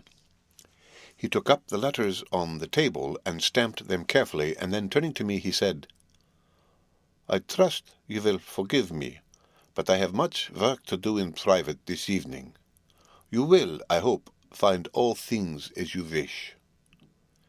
At the door he turned, and after a moment's pause said, "Let me advise you, my dear young friend, nay, let me warn you with all seriousness, that should you leave these rooms, you will not by any chance go to sleep in any other part of the castle. It is old, and has many memories, and there are bad dreams for those who sleep unwisely. Be warned. Should sleep now or ever overcome you, or be like to do, then haste to your own chamber or to these rooms, for your rest will then be safe. But if you be not careful in this respect, then—" He finished his speech in a gruesome way, for he motioned with his hands as if he were washing them. I quite understood. My only doubt was to whether any dream could be more terrible than the unnatural, horrible net of gloom and mystery which seemed closing around me. Later. I endorse the last words written, but this time there is no doubt in question. I shall not fear to sleep in any place where he is not. I have placed the crucifix over the head of my bed. I imagine that my rest is thus freer from dreams, and there it shall remain. When he left me, I went to my room. After a little while, not hearing any sound, I came out and went up the stone stair to where I could look out towards the south. There was some sense of freedom in the vast expanse, inaccessible though it was to me as compared with the narrow darkness of the courtyard. Looking out on this, I felt that I was indeed in prison, and I seemed to want a breath of fresh air, though it were of the night. I am beginning to feel this nocturnal existence tell on me. It is destroying my nerve. I start at my own shadow, and am full of all sorts of horrible imaginings. God knows that there is ground for my terrible fear in this accursed place. I looked out over the beautiful expanse, bathed in soft yellow moonlight, till it was almost as light as day. In the soft light, the distant hills became melted, and the shadows in the valleys and gorges of velvety blackness. The mere beauty seemed to cheer me. There was peace and comfort in every breath I drew. As I leaned from the window, my eye was caught by something moving a story below me, and somewhat to my left, where I imagined from the order of rooms that the windows of the Count's own room would look out. The window at which I stood was tall and deep, stone-mullioned, and though weather-worn, was still complete. But it was evidently many a day since the case had been there. I drew back behind the stonework and looked carefully out. What I saw was the Count's head coming out from the window. I did not see the face, but I knew the man by the neck and the movement of his back and arms. In any case, I could not mistake the hands which I had had so many opportunities of studying. I was at first interested and somewhat amused, for it is wonderful how small a matter will interest and amuse a man when he is a prisoner. But my very feelings changed to repulsion and terror when I saw the whole man slowly emerge from the window and begin to crawl down the castle wall over the dreadful abyss, face down, with his cloak spreading out around him like great wings. At first, I could not believe my eyes. I thought it was some trick of the moonlight, some weird effect of shadow. But I kept looking, and it could be no delusion. I saw the fingers and toes grasp the corners of the stones, worn clear of the mortar by the stress of years, and by thus using every projection and inequality, move downwards with considerable speed, just as a lizard moves along a wall. What manner of man is this? Or what manner of creature is it in the semblance of man? I feel the dread of this horrible place overpowering me. I am in fear, in awful fear, and there is no escape for me. I am encompassed about with terrors that I dare not think of. 15 May. Once more I have seen the Count go out in his lizard fashion. He moved downwards in a sidelong way, some 100 feet down, and a good deal to the left. He vanished into some hole or window. When his head had disappeared, I leaned out to try and see more, but without avail. The distance was too great to allow a proper angle of sight. I knew he had left the castle now, and thought to use the opportunity to explore more than I had dared to do as yet. I went back to the room, and taking a lamp, tried all the doors. They were all locked, as I had expected, and the locks were comparatively new. But I went down the stone stairs to the hall where I had entered originally.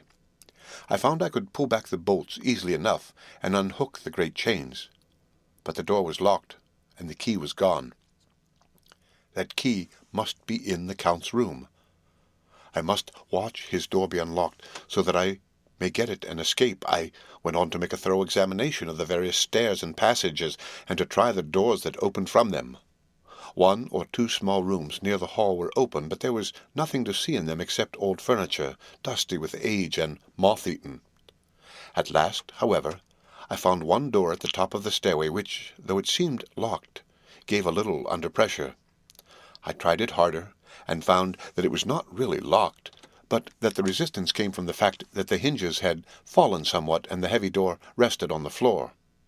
Here was an opportunity which I might not have again, so I exerted myself, and with many efforts forced it back so that I could enter. I was now in a wing of the castle, farther to the right than the rooms I knew, and a story lower down.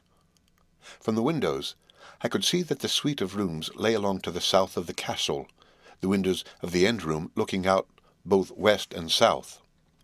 On the latter side, as well as to the former, There was a great precipice. The castle was built on the corner of a great rock, so that on 3 sides it was quite impregnable, and great windows were placed here where a sling, or bow, or culverin could not reach, and consequently light and comfort, impossible to a position which had to be guarded, were secured. To the west was a great valley, and then, rising far away, great jagged mountain fastnesses, rising peak on peak, the sheer rock studded with mountain ash and thorn, whose roots clung in cracks and crevices and crannies of the stone. This was evidently the portion of the castle occupied by the ladies in bygone days, for the furniture had more an air of comfort than any I had seen. The windows were curtainless, and the yellow moonlight flooding in through the diamond panes enabled one to see even colours, whilst it softened the wealth of dust which lay over all, and disguised in some measure the ravages of time and moth. My lamp seemed to be of little effect in the brilliant moonlight, but I was glad to have it with me, for there was a dread loneliness in the place which chilled my heart and made my nerves tremble. Still, it was better than living alone in the rooms which I had come to hate from the presence of the Count, and after trying a little to school my nerves, I found a soft quietude come over me. Here I am, sitting at a little oak table where in old times possibly some fair lady sat to pen with much thought and many blushes her ill-spelt love letter, and writing in my diary in shorthand all that has happened since I closed it last. It is the 19th century, up to date with a vengeance, and yet, unless my senses deceive me, the old centuries had and have powers of their own, which mere modernity cannot kill. Later. The morning of 16 May. God preserve my sanity, for to this I am reduced. Safety and the assurance of safety are things of the past. Whilst I live on here, there is but one thing to hope for, that I may not go mad, if indeed I be not mad already. If I be sane, then surely it is maddening to think that of all the foul things that lurk in this hateful place, the Count is the least dreadful to me, that to him alone I can look for safety, even though this be only whilst I can serve his purpose. Great God! Merciful God, let me be calm, for out of that way lies madness indeed. I begin to get new lights on certain things which have puzzled me. Up to now, I never quite knew what Shakespeare meant when he made Hamlet say, "My tablets, quick, my tablets, 'tis meet that I put it down," etc. For now, feeling as though my own brain were unhinged, or as if the shock had come which must end in its undoing, I turned to my diary for repose. The habit of entering accurately must help to soothe me. The Count's mysterious warning frightened me at the time. It frightens me more, not when I think of it, for in the future he has had a fearful hold upon me. I shall fear to doubt what he may say. When I had written in my diary and had fortunately placed the book and pen in my pocket, I felt sleepy. The Count's warning came into my mind, but I took pleasure in disobeying it. The sense of sleep was upon me, and with it the obstinacy which sleep brings as outrider. The soft moonlight soothed, and the wide expanse without gave a sense of freedom which refreshed me. I determined not to return tonight to the gloom-haunted rooms, but to sleep here, where, of old, ladies had sat and sung and lived sweet lives, whilst their gentle breasts were sad for the menfolk away in the midst of remorseless wars. I drew a great couch out of its place near the corner, so that as I lay I could look at the lovely view to east and south, and, unthinking of and uncaring for the dust, composed myself for sleep. I suppose I must have fallen asleep. I hope so, but I fear, for all that followed was startlingly real, so real that now, sitting here in the broad full sunlight of the morning, I cannot in the least believe that it was all sleep. I was not alone. The room was the same, unchanged in any way since I came into it. I could see along the floor, in the brilliant moonlight, my own footsteps marked where I had disturbed the long accumulation of dust. In the moonlight, opposite me, were 3 young women, ladies by their dress and manner. I thought at the time that I must be dreaming when I saw they threw no shadow on the floor.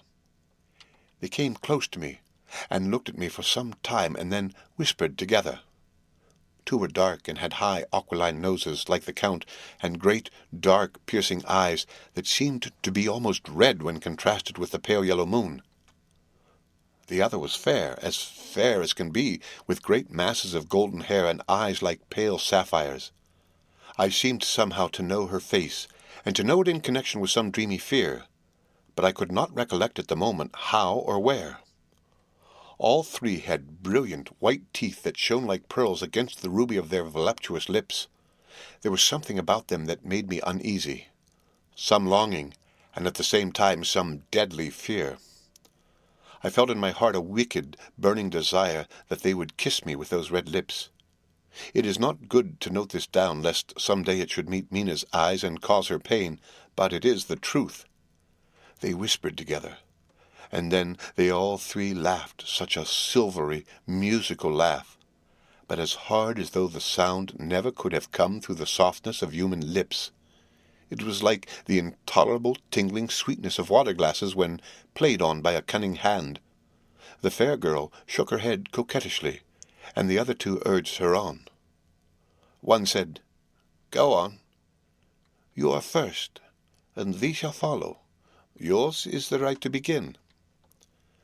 The other added, "He is young and strong. There are kisses for us all." I lay quiet, looking out from under my eyelashes in an agony of delightful anticipation.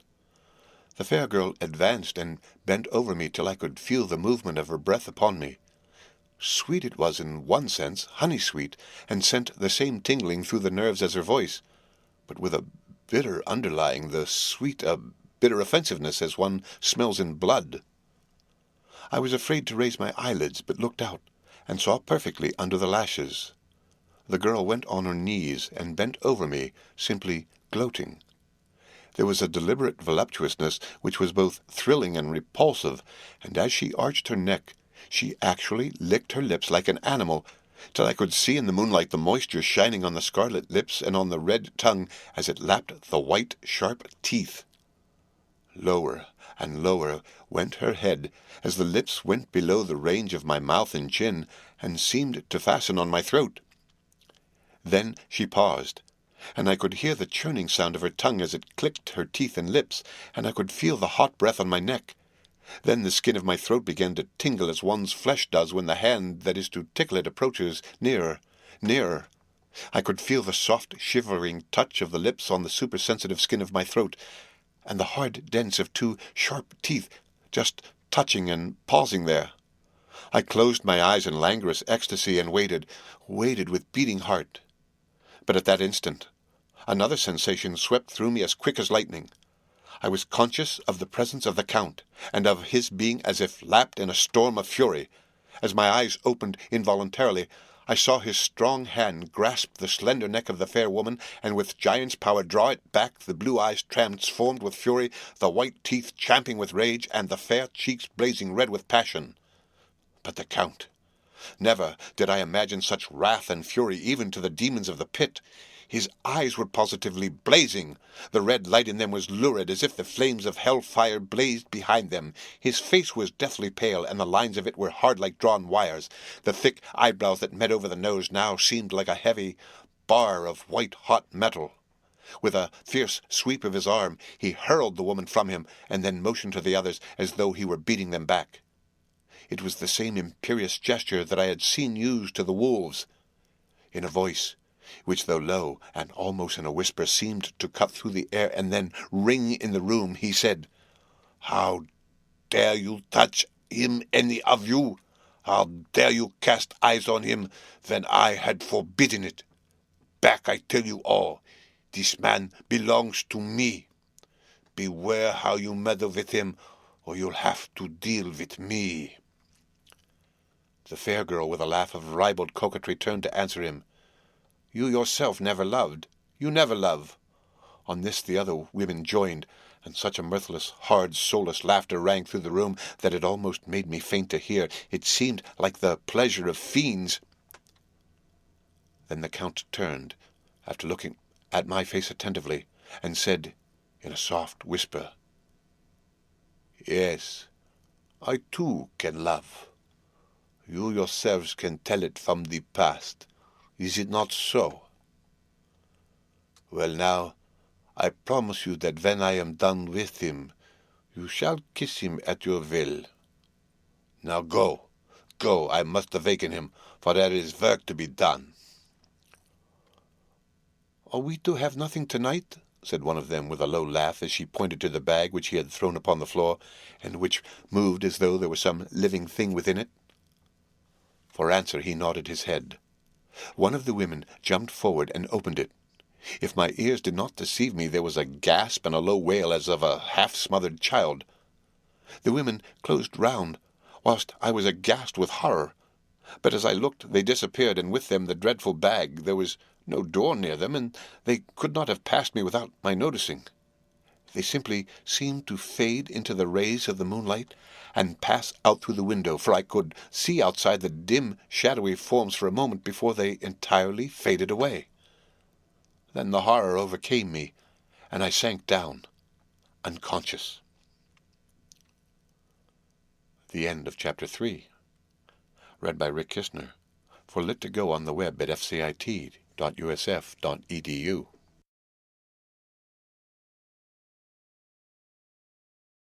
Dracula by Bram Stoker. Chapter 4. Jonathan Harker's Journal continued. I awoke in my own bed. If it be that I had not dreamt, the Count must have carried me here. I tried to satisfy myself on the subject, but could not arrive at any unquestionable result. To be sure, there were certain small evidences, such as that my clothes were folded and laid by in a manner which was not my habit. My watch was still unwound, and I am rigorously accustomed to wind it in the last thing before going to bed, and many such details. But these things are no proof, for there may have been evidences that my mind was not as usual, and, for some cause or another, I had certainly been much upset. I must watch for proof. Of one thing I am glad. If it was that the Count carried me here and undressed me, he must have been hurried in his task, for my pockets are intact.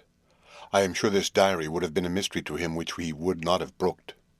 He would have taken or destroyed it. As I look round this room, although it has been to me so full of fear, it is now a sort of sanctuary, for nothing can be more dreadful than those awful women who are waiting to suck my blood. 18 May. I have been down to look at that room again in daylight, for I must know the truth. When I got to the doorway at the top of the stairs, I found it closed. It had been so forcibly driven against the jamb that part of the woodwork was splintered. I could see that the bolt of the lock had not been shot, but the door is fastened from the inside. I fear it was no dream, and must act on this surmise. 19 May. I am surely in the toils.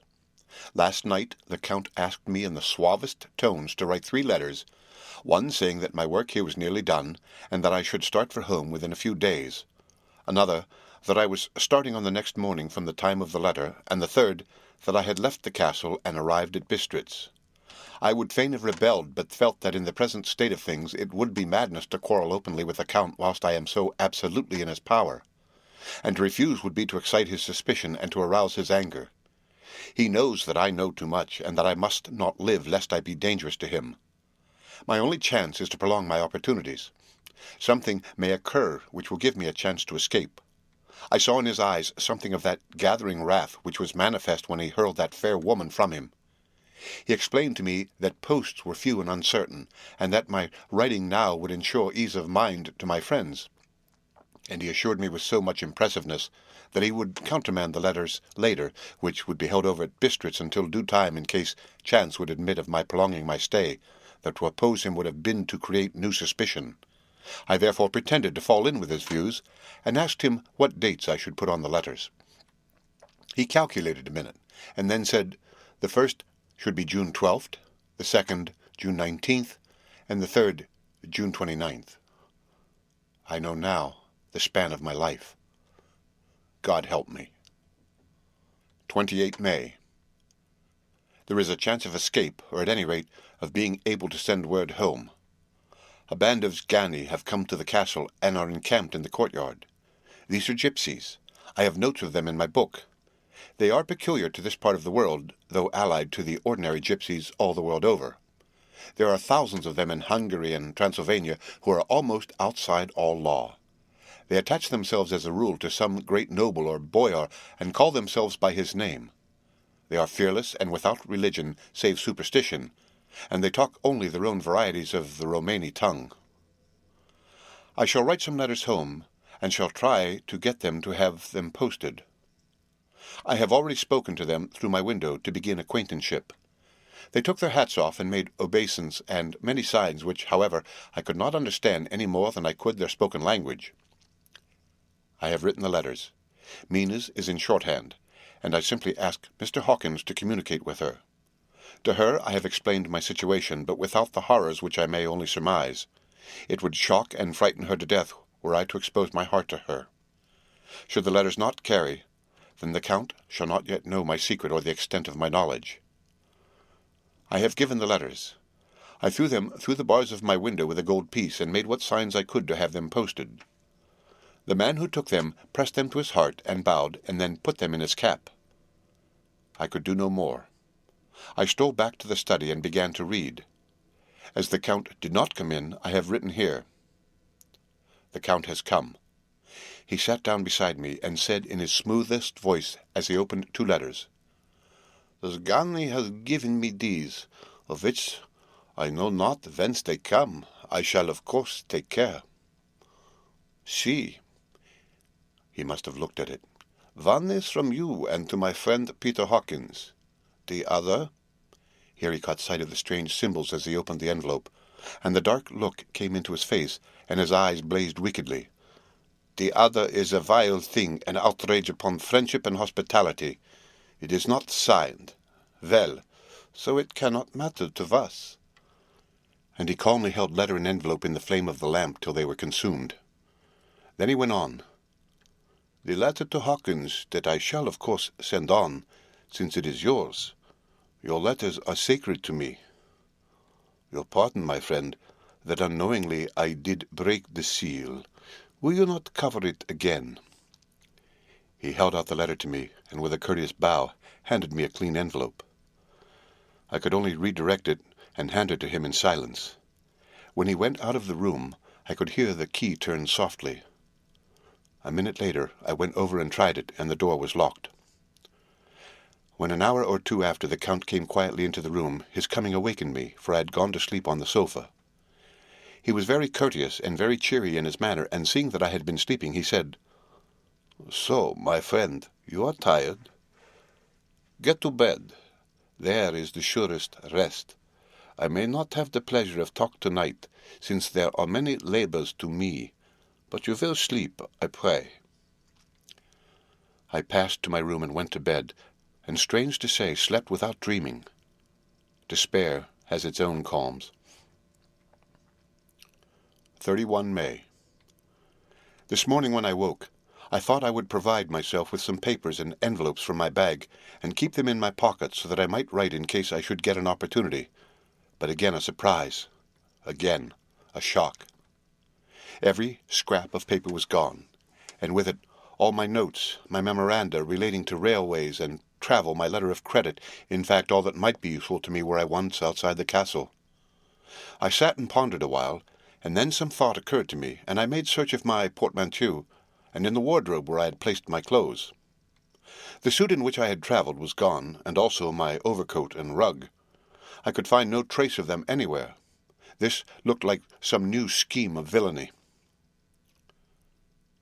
17 June. This morning, as I was sitting on the edge of my bed cudgelling my brains, I heard without a crackling of whips and pounding and scraping of horses' feet up the rocky path beyond the courtyard. With joy I hurried to the window and saw drive into the yard 2 great native wagons, each drawn by 8 sturdy horses, and at the head of each pair a Slovak with his wide hat, great nail-studded belt, dirty sheepskin, and high boots. They had also their long staves in hand. I ran to the door, intending to descend and try and join them through the main hall, as I thought that way might be open for them. Again a shock. My door was fastened on the outside.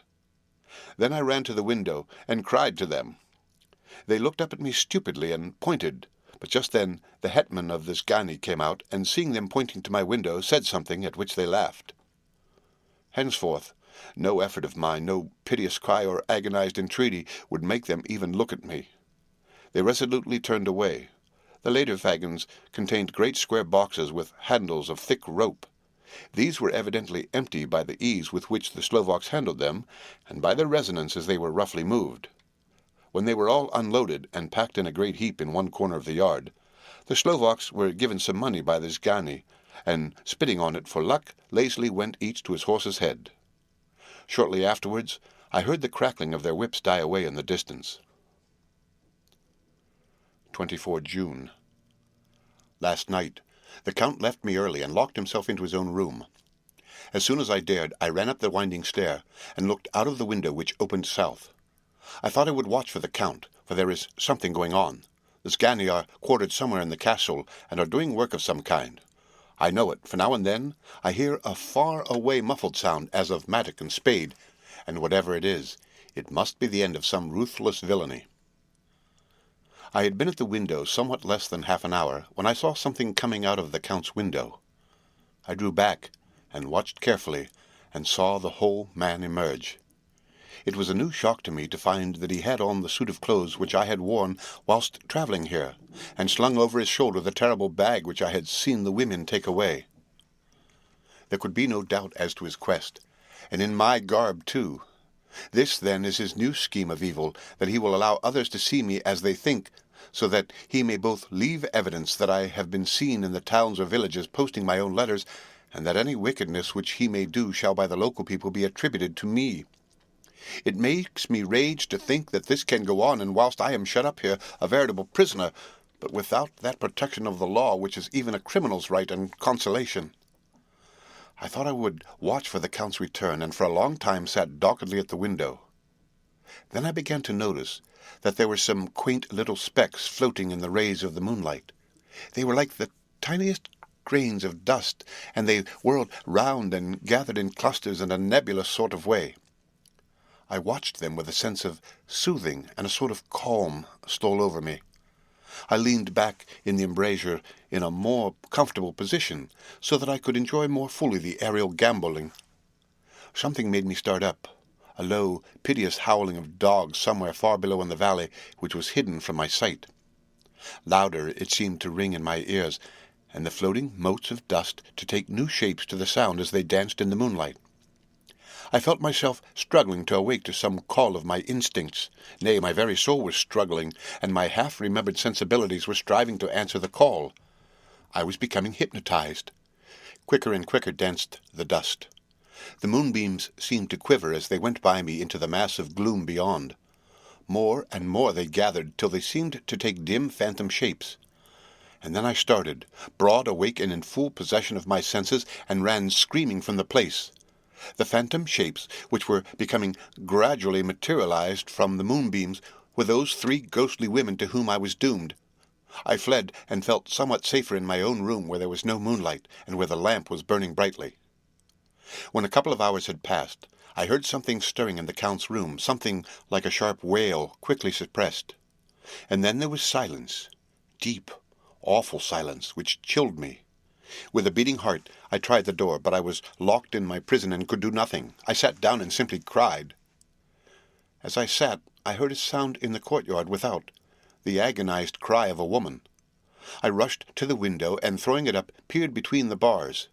There indeed was a woman with dishevelled hair, holding her hands over her heart as one distressed with running. She was leaning against the corner of the gateway. When she saw my face at the window, she threw herself forward and shouted in a voice laden with menace, "Monster, give me my child!" She threw herself on her knees, and, raising up her hands, cried the same words in tones which wrung my heart. Then she tore her hair and beat her breast, and abandoned herself to all the violences of extravagant emotion. Finally, she threw herself forward, and though I could not see her, I could hear the beating of her naked hands against the door. Somewhere, high overhead, probably on the tower, I heard the voice of the Count calling in his harsh metallic whisper. His call seemed to be answered from far and wide by the howling of wolves. Before many minutes had passed, a pack of them poured like a pent-up dam when liberated through the wide entrance into the courtyard.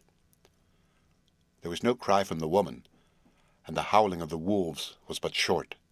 Before long, They streamed away singly, licking their lips. I could not pity her, for I knew now what had become of her child, and she was better dead. What shall I do? What can I do? How can I escape from this dreadful thing of night, gloom, and fear? 25 June. No man knows till he has suffered from the night how sweet and dear to his heart and eye the morning can be. When the sun grew so high this morning that it struck the top of the great gateway opposite my window, the high spot which it touched seemed to me as if the dove from the ark had lighted there. My fear fell from me as if it had been a vaporous garment which dissolved in the warmth. I must take action of some sort whilst the courage of the day is upon me. Last night, one of my post-dated letters went to post, the first of that fatal series which is to blot out the very traces of my existence from the earth. Let me not think of it. Action! It has always been at night-time that I have been molested or threatened or in some way in danger or in fear. I have not yet seen the Count in the daylight. Can it be that he sleeps when others wake, that he may be awake whilst they sleep? If I could only get into his room. But there is no possible way. The door is always locked. No way for me. Yes, there is a way, if one dares to take it. Where his body has gone, why may not another body go? I have seen him myself crawl from his window. Why should not I imitate him and go in by his window? The chances are desperate, but my need is more desperate still. I shall risk it. At the worst, it can only be death, and a man's death is not a calf's, and the dreaded hereafter may still be open to me. God help me in my task. Goodbye, Mina. If I fail, goodbye, my faithful friend and second father. Goodbye, all and last of all, Mina.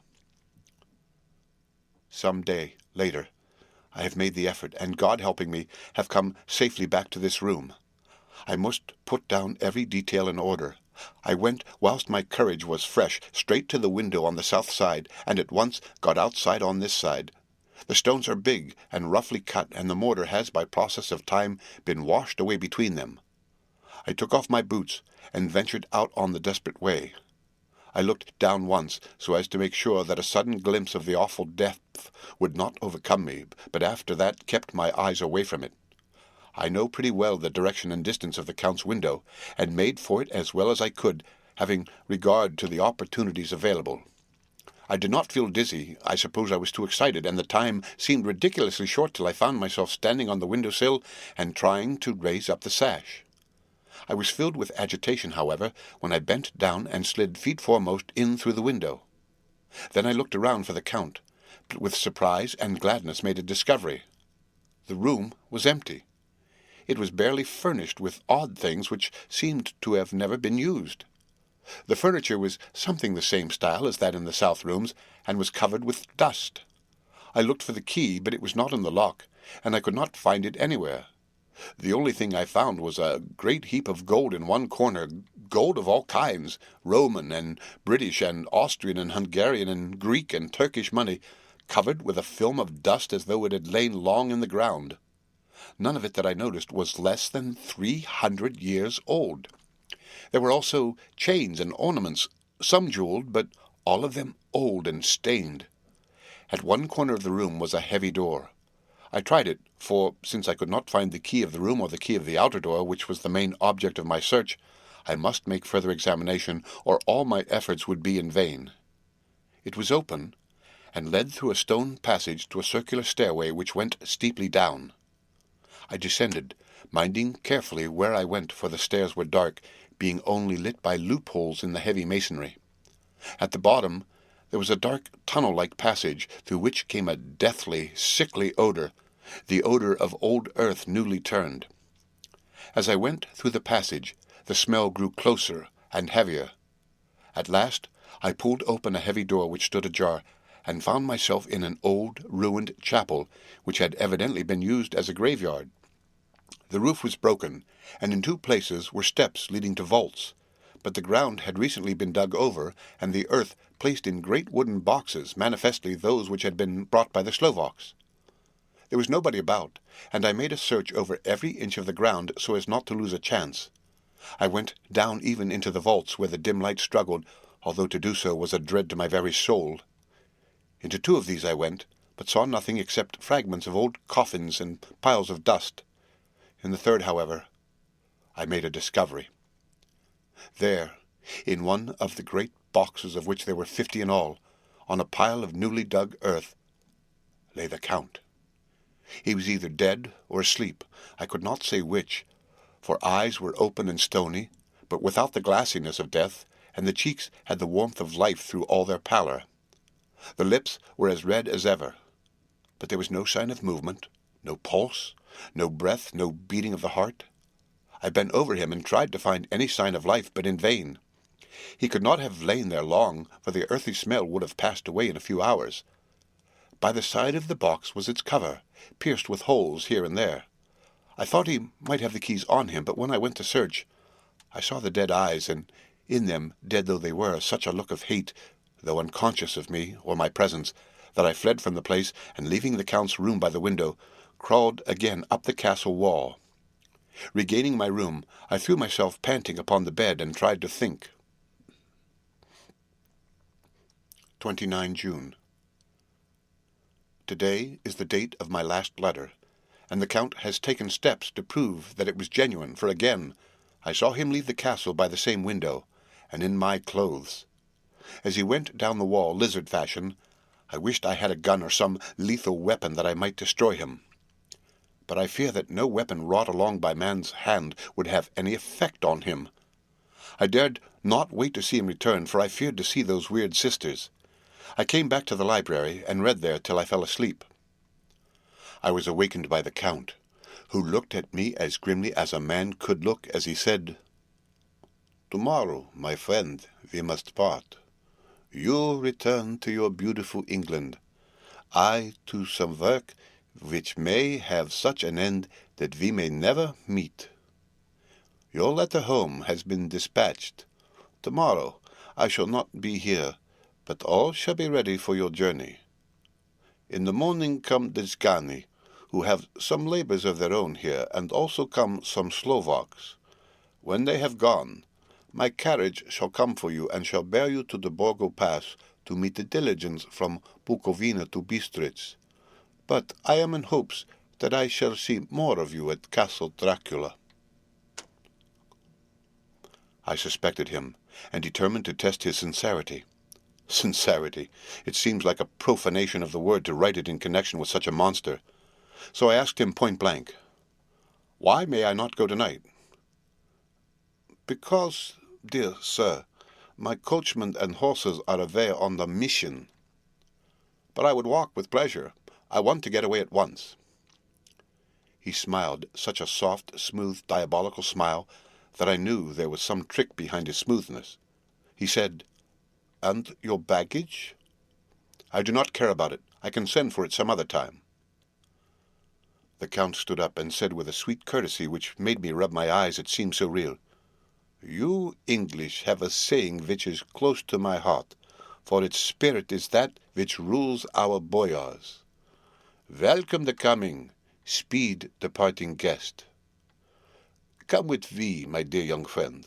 Not an hour shall you wait in my house against your will, though sad am I at your going, and that you so certainly desire it. Come." With a stately gravity, he, with the lamp, preceded me down the stairs and along the hall. Suddenly he stopped. "Hark!" Close at hand came the howling of many wolves. It was almost as if the sound sprang up at the rising of his hand, just as the music of a great orchestra seems to leap under the baton of the conductor. After a pause of a moment, he proceeded in a stately way to the door, drew back the ponderous bolts, unhooked the heavy chains, and began to draw it open. To my intense astonishment, I saw that it was unlocked. Suspiciously, I looked all round, but could see no key of any kind. As the door began to open, the howling of the wolves without grew louder and angrier. Their red jaws with champing teeth, and their blunt-clawed feet as they leaped, came in through the opening door. I knew that to struggle at the moment against the Count was useless. With such allies as these at his command I could do nothing. But still, the door continued slowly to open, and only the Count's body stood in the gap. Suddenly, it struck me that this might be the moment and means of my doom. I was to be given to the wolves, and at my own instigation. There was a diabolical wickedness in the idea great enough for the Count, and at the last chance I cried out, "Shut the door! I shall wait till morning!" And I covered my face with my hands to hide my tears of bitter disappointment. With one sweep of his powerful arm, the Count threw the door shut, and the great bolts clanged and echoed through the hall as they shot back into their places. In silence, we returned to the library, and after a minute or two I went to my own room. The last I saw of Count Dracula was his kissing his hand to me, with a red light of triumph in his eyes, and with a smile that Judas in hell might be proud of. When I was in my room, and about to lie down, I thought I heard a whispering at my door. I went to it softly and listened. Unless my ears deceived me, I heard the voice of the Count. "Back to your own place. Your time is not yet come. Wait. Have patience. Tonight is mine. Tomorrow night is yours." There was a low, sweet ripple of laughter, and in a rage I threw open the door and saw without the 3 terrible women licking their lips. As I appeared, they all joined in a horrible laugh and ran away. I came back to my room and threw myself on my knees. It is then so near the end? Tomorrow. Lord, help me and those to whom I am dear. 30 June. These may be the last words I ever write in this diary. I slept till just before the dawn, and when I woke, threw myself on my knees, for I determined that if death came he should find me ready. At last I felt that subtle change in the air, and knew that the morning had come. Then came the welcome cock-crow, and I felt that I was safe. With a glad heart, I opened the door and ran down the hall. I had seen that the door was unlocked, and now escape was before me. With hands that trembled with eagerness, I unhooked the chains and threw back the massive bolts. But the door would not move. Despair seized me. I pulled and pulled at the door, and shook it till, massive as it was, it rattled in its casement. I could see the bolt shot. It had been locked after I left the Count. Then a wild desire took me to obtain the key at any risk, and I determined then and there to scale the wall again and gain the Count's room. He might kill me, but death now seemed the happier choice of evils. Without a pause I rushed up to the east window, and scrambled down the wall as before into the Count's room. It was empty, but that was as I expected. I could not see a key anywhere, but the heap of gold remained. I went through the door, in the corner, and down the winding stair and along the dark passage to the old chapel. I knew now well enough where to find the monster I sought. The great box was in the same place, close against the wall, but the lid was laid on it, not fastened down, but with the nails ready in their places to be hammered home. I knew I must reach the body for the key, so I raised the lid and laid it back against the wall. And then I saw something which filled my very soul with horror. There lay the Count, but looking as if his youth had been half restored, for the white hair and moustache were changed to dark iron grey. The cheeks were fuller, and the white skin seemed ruby red underneath. The mouth was redder than ever, for on the lips were gouts of fresh blood which trickled from the corners of the mouth and ran down over the chin and neck. Even the deep burning eyes seemed set amongst swollen flesh, for the lids and pouches underneath were bloated. It seemed as if the whole awful creature was simply gorged with blood. He lay like a filthy leech, exhausted with his repletion. I shuddered as I bent over to touch him, and every sense in me revolted at the contact, but I had to search or I was lost. The coming night might see my own body a banquet in a similar way to those horrid 3. I felt all over the body, but no sign could I find of the key. Then I stopped and looked at the Count. There was a mocking smile on the bloated face, which seemed to drive me mad. This was the being I was helping to transfer to London, where perhaps for centuries to come he might, amongst its teeming millions, satiate his lust for blood and create a new and ever-widening circle of semi-demons to batten on the helpless. The very thought drove me mad. A terrible desire came upon me to rid the world of such a monster. There was no lethal weapon at hand, but I seized a shovel which the workmen had been using to fill the cases, and lifting it high, struck with the edge downward at the hateful face. But as I did so, the head turned, and the eyes fell upon me with all their blaze of basilisk horror.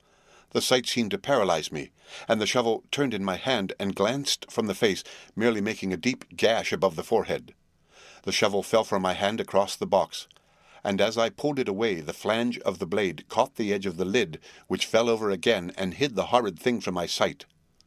The last glimpse I had was of the bloated face, blood-stained and fixed with a grin of malice which would have held its own in the nethermost hell.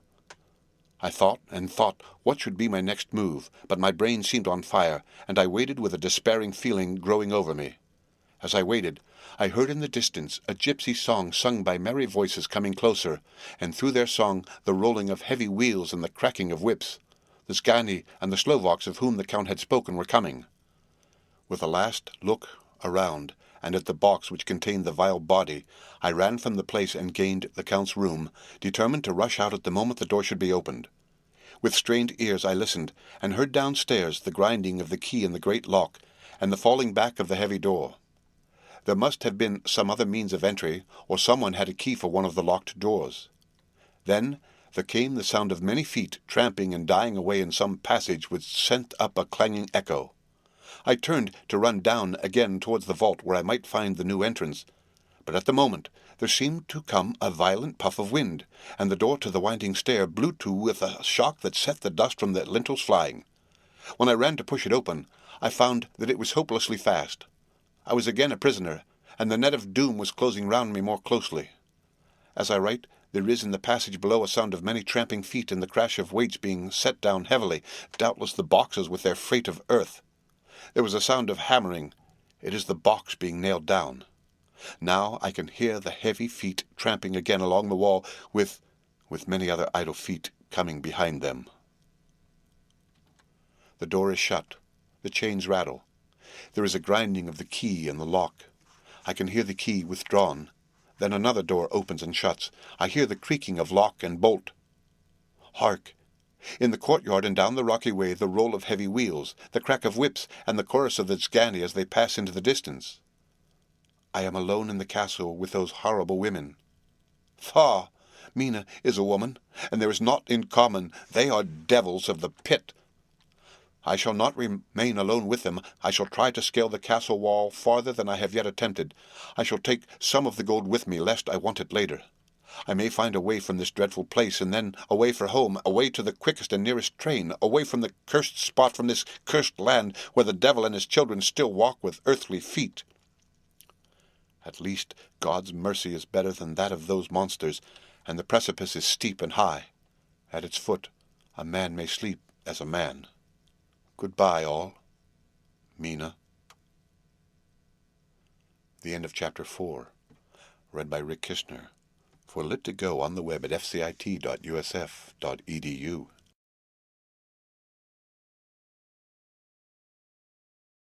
Dracula by Bram Stoker.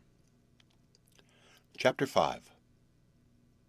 Letter from Miss Mina Murray to Miss Lucy Westenra. 9 May. My dearest Lucy, forgive my long delay in writing, but I have been simply overwhelmed with work. The life of an assistant schoolmistress is sometimes trying. I am longing to be with you and by the sea, where we can talk together freely and build our castles in the air. I have been working very hard lately because I want to keep up with Jonathan's studies, and I have been practicing shorthand very assiduously. When we are married, I shall be able to be useful to Jonathan, and if I can stenograph well enough, I can take down what he wants to say in this way and write it out for him on the typewriter, at which also I am practicing very hard. He and I sometimes write letters in shorthand, and he is keeping a stenographic journal of his travels abroad. When I am with you, I shall keep a diary in the same way. I don't mean one of those 2 pages to the week with Sunday squeezed in a corner diaries, but a sort of journal which I can write in whenever I feel inclined. I do not suppose there will be much of interest to other people, but it is not intended for them. I may show it to Jonathan some day, if there is in it anything worth sharing, but it is really an exercise book. I shall try to do what I see lady journalists do, interviewing and writing descriptions and trying to remember conversations. I am told that with a little practice one can remember all that goes on or that one hears said during a day. However, we shall see. I will tell you of my little plans when we meet. I have just had a few hurried lines from Jonathan from Transylvania. He is well, and will be returning in about a week. I am longing to hear all his news. It must be nice to see strange countries. I wonder if Jonathan and I, shall ever see them together. There is the 10 o'clock bell ringing. Goodbye. Your loving, Mina. Tell me all the news when you write. You have not told me anything for a long time. I hear rumours, and especially of a tall, handsome, curly-haired man. Letter. Lucy Westenra to Mina Murray, 17 Chatham Street, Wednesday. My dearest Mina, I must say you tax me very unfairly with being a bad correspondent. I wrote you twice since we parted, and your last letter was only your second. Besides, I have nothing to tell you. There is really nothing to interest you. Town is very pleasant just now, and we go a great deal to picture galleries and for walks and rides in the park. As to the tall, curly-haired man, I suppose it was the one who was with me at the last pop. Someone has evidently been telling tales. That was Mr. Homewood. He often comes to see us, and he and Mamma get on very well together. They have so many things to talk about in common. We met some time ago a man that would just do for you if you were not already engaged to Jonathan. He is an excellent party, being handsome, well off, and of good birth. He is a doctor, and really clever. Just fancy, he is only 29, and he has an immense lunatic asylum all under his own care. Mr. Homewood introduced him to me, and he called here to see us, and often comes now. I think he is one of the most resolute men I ever saw, and yet the most calm. He seems absolutely imperturbable. I can fancy what a wonderful power he must have over his patients. He has a curious habit of looking one straight in the face, as if trying to read one's thoughts. He tries this on very much with me, but I flatter myself he has got a tough nut to crack. I know that from my glass. Do you ever try to read your own face? I do, and I can tell you it is not a bad study, and gives you more trouble than you can well fancy if you have never tried it. He says that I afford him a curious psychological study, and I humbly think I do. I do not, as you know, take sufficient interest in dress to be able to describe the new fashions. Dress is a bore. That is slang again, but never mind, Arthur says that every day. There, it is all out, Mina. We have told all our secrets to each other since we were children. We have slept together and eaten together and laughed and cried together, and now, though I have spoken, I would like to speak more. Oh, Mina, couldn't you guess? I love him. I am blushing as I write, for although I think he loves me, he has not told me so in words. But, oh, Mina, I love him. I love him. There, that does me good. I wish I were with you, dear, sitting by the fire undressing as we used to sit, and I would try to tell you what I feel. I do not know how I am writing this even to you. I am afraid to stop, or I should tear up the letter, and I don't want to stop, for I do so want to tell you all. Let me hear from you at once, and tell me all that you think about it, Mina. Pray for my happiness. Lucy. P.S. I need not tell you this is a secret. Good night again. L. Letter. Lucy Westenra to Mina Murray, 24 May. My dearest Mina, thanks and thanks and thanks again for your sweet letter. It was so nice to be able to tell you and to have your sympathy. My dear, it never rains but it pours. How true the old proverbs are. Here am I, who shall be 20 in September, and yet I never had a proposal till today. Not a real proposal, and today I had 3. Just fancy, 3 proposals in one day. Isn't it awful? I feel sorry, really and truly sorry for 2 of the poor fellows. Oh, Mina, I am so happy that I don't know what to do with myself. And 3 proposals. But for goodness sake, don't tell any of the girls, or they would be getting all sorts of extravagant ideas and imagining themselves injured and slighted if in their very first day at home they did not get 6 at least. Some girls are so vain. You and I, Mina dear, who are engaged and are going to settle down soon soberly into old married women, can despise vanity. Well, I must tell you about the 3, but you must keep it a secret, dear, from everyone, except, of course, Jonathan. You will tell him, because I would, if I were in your place, certainly tell Arthur. A woman ought to tell her husband everything. Don't you think so, dear? And I must be fair. Men like women, certainly their wives, to be quite as fair as they are. And women, I am afraid, are not always quite as fair as they should be. Well, my dear, number 1 just came before lunch. I told you of him, Dr. John Seward, the lunatic asylum man with the strong jaw and the good forehead. He was very cool outwardly, but was nervous all the same. He had evidently been schooling himself as to all sorts of little things, and remembered them, but he almost managed to sit down on his silky hat, which men don't generally do when they are cool, and then, when he wanted to appear at ease, he kept playing with a lancet in a way that made me nearly scream. He spoke to me, Mina, very straightforwardly. He told me how dear I was to him, though he had known me so little, and what his life would be with me to help and cheer him. He was going to tell me how unhappy he would be if I did not care for him, but when he saw me cry, he said he was a brute and would not add to my present trouble. Then he broke off and asked if I could love him in time, and when I shook my head, his hands trembled, and then with some hesitation, he asked me if I cared already for anyone else. He put it very nicely, saying that he did not want to wring my confidence from me, but only to know, because if a woman's heart was free, a man might have hope. And then, Mina, I felt a sort of duty to tell him that there was someone. I only told him that much, and then he stood up, and he looked very strong and very grave as he took both my hands in his and said he hoped I would be happy, and that if I ever wanted a friend, I must count him one of my best. Oh, Mina, dear, I can't help crying, and you must excuse this being after all blotted. Being proposed to is all very nice and all that sort of thing, but it isn't at all a happy thing when you have to see a poor fellow whom you know loves you honestly going away and looking all broken-hearted, and to know that, no matter what he may say at the moment, you are passing out of his life. My dear, I must stop here at present. I feel so miserable, though I am so happy. Evening. Arthur has just gone, and I feel in better spirits than when I left off, so I can go on telling you about the day. Well, my dear, Number 2 came after lunch. He is such a nice fellow, an American from Texas, and he looks so young and so fresh that it seems almost impossible that he has been to so many places and has such adventures. I sympathize with poor Desdemona when she had such a stream poured in her ear, even by a black man. I suppose that we women are such cowards that we think a man will save us from fears, and we marry him. I know now what I would do if I were a man and wanted to make a girl love me. No, I don't, for there was Mr. Morris telling us his stories, and Arthur told Annie, and yet— My dear, I am somewhat previous. Mr. Quincy P. Morris found me alone. It seems that a man always does find a girl alone. No, he doesn't, for Arthur tried twice to make a chance, and I, helping him all I could, I am not ashamed to say it now. I must tell you beforehand that Mr. Morris doesn't always speak slang. That is to say, he never does so to strangers or before them, for he is really well educated and has exquisite manners, but he found out that it amused me to hear him talk American slang, and whenever I was present, and there was no one to be shocked, he said such funny things. I am afraid, my dear, he has to invent it all, for it fits exactly into whatever else he has to say. But this is a way slang has. I do not know myself if I shall ever speak slang. I do not know if Arthur likes it, as I have never heard him use any as yet.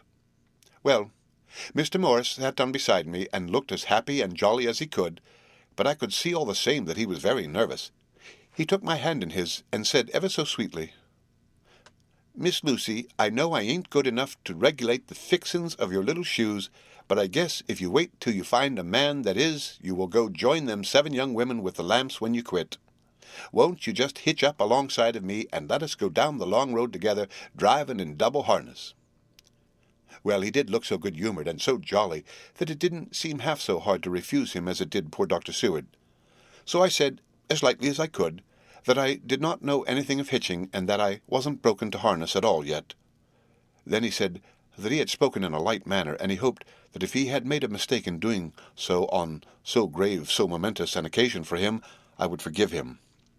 He really did look serious when he was saying it, and I couldn't help feeling a sort of exultation that he was number 2 in one day. And then, my dear, before I could say a word, he began pouring out a perfect torrent of love-making, laying his very heart and soul at my feet. He looked so earnest over it that I shall never again think that a man must be playful always and never earnest, because he is merry at times. I suppose he saw something in my face which checked him, for he suddenly stopped and said with a sort of manly fervour that I could have loved him, for if I had been free— "Oh, Lucy, you are an honest-hearted girl, I know. I should not be here speaking to you as I am now if I did not believe you clean grit right through to the very depths of your soul. Tell me, like one good fellow to another, is there anyone else that you care for? And if there is, I'll never trouble you a hair's breadth again, but will be, if you will let me, a very faithful friend." My dear Mina, why are men so noble when we women are so little worthy of them? Here was I almost making fun of this great-hearted, true gentleman. I burst into tears, I am afraid, my dear. You will think this is a very sloppy letter in more ways than one, and I really felt very badly. Why can't they let a girl marry 3 men, or as many as want her, and save all this trouble? But this is heresy, and I must not say it. I am glad to say that, though I was crying, I was able to look into Mr. Morris's brave eyes, and I told him out straight. Yes, there is someone I love, though he has not told me yet that he even loves me. I was right to speak to him so frankly, for quite a light came into his face, and he put out both his hands and took mine. I think I put them into his, and said in a hearty way, "That's my brave girl. It's better worth being late for a chance of winning you than being in time for any other girl in the world. Don't cry, my dear. If it's for me, I'm a hard nut to crack, and I take it standing up. If that other fellow doesn't know his happiness, well, he'd better look for it soon, or he'll have to deal with me. Little girl, your honesty and pluck have made me a friend, and that's rarer than a lover. It's more selfish, anyhow. My dear, I'm going to have a pretty lonely walk between this and Kingdom Come. Won't you give me one kiss? It'll be something to keep off the darkness now and then. You can, you know, if you like, for that other good fellow, or you could not love him, hasn't spoken yet." That quite won me, Mina, for it was brave and sweet of him, and noble, too, to a rival, wasn't it? And he so sad, so I leant over and kissed him. He stood up with my 2 hands in his, and as he looked down into my face, I am afraid I was blushing very much, he said, "Little girl, I hold your hand and you've kissed me, and if these things don't make us friends, nothing ever will. Thank you for your sweet honesty to me, and goodbye." He wrung my hand, and taking up his hat went straight out of the room without looking back, without a tear or a quiver or a pause, and I am crying like a baby. Oh, why must a man like that be made unhappy when there are lots of girls about who would worship the very ground he trod on? I know I would if I were free, only I don't want to be free. My dear, this quite upset me, and I feel I cannot write of happiness just at once after telling you of it, and I don't wish to tell of the number 3 until it can be all happy. Ever your loving, Lucy. P.S. Oh, about number 3, I needn't tell you of number 3, need I? Besides, it was all so confused. It seemed only a moment from his coming into the room till both his arms were round me, and he was kissing me. I am very, very happy, and I don't know what I have done to deserve it. I must only try in the future to show that I am not ungrateful to God for all his goodness to me in sending to me such a lover, such a husband, and such a friend. Goodbye. Dr. Seward's Diary, kept in phonograph. 25 May. Ebb tide in appetite today. Cannot eat. Cannot rest, so diary instead. Since my rebuff of yesterday, I have a sort of empty feeling. Nothing in the world seems of sufficient importance to be worth the doing. As I knew that the only cure for this sort of thing was work, I went amongst the patients. I picked out one who has afforded me a study of much interest. He is so quaint that I am determined to understand him as well as I can. Today I seemed to get nearer than ever before to the heart of his mystery. I questioned him more fully than I had ever done, with a view to making myself master of the facts of his hallucination. In my manner of doing it, there was, I now see, something of cruelty. I seemed to wish to keep him to the point of his madness, a thing which I avoid with the patients as I would the mouth of hell. Memorandum: under what circumstances would I not avoid the pit of hell? Omni Romae, venelia sunt, hell has its price. If there be anything behind this instinct, it will be valuable to trace it afterwards accurately, so I had better commence to do so. Therefore, R. M. Renfield, age 59, sanguine temperament, great physical strength, morbidly excitable, periods of gloom ending in some fixed ideas which I cannot make out. I presume that the sanguine temperament itself and the disturbing influence end in a mentally accomplished finish, a possibly dangerous man, probably dangerous if unselfish. In selfish men caution is as secure an armor for their foes as for themselves. What I think of on this point is, when self is the fixed point, the centripetal force is balanced with the centrifugal. When duty, a cause, etc., is the fixed point, the latter force is paramount, and only accident or a series of accidents can balance it. Letter. Quincy P. Morris, To the Honourable Arthur Holmwood. 25 May. My dear Art, we've told yarns by the campfire in the prairies, and dressed one another's wounds after trying a landing at the Marquesas, and drunk healths on the shores of Titicaca. There are more yarns to be told, and other wounds to be healed, and another health to be drunk. Won't you let this be at my campfire tomorrow night? I have no hesitation in asking you, as I know a certain lady is engaged to a certain dinner party, and that you are free. There will only be one other, our old pal at the Korea, Jack Seward.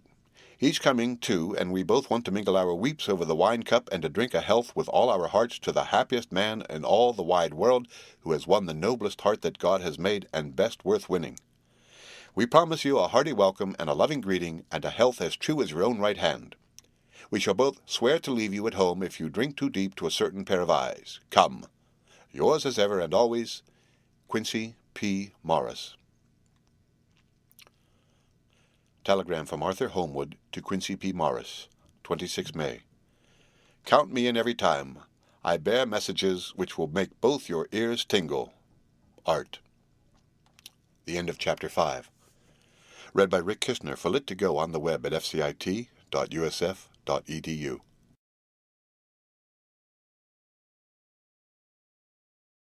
Dracula by Bram Stoker. Chapter 6. Mina Murray's Journal. 24 July. Whitby. Lucy met me at the station looking sweeter and lovelier than ever, and we drove up to the house at the Crescent in which they have rooms. This is a lovely place. The little river, the Esk, runs through a deep valley which broadens out as it comes near the harbour.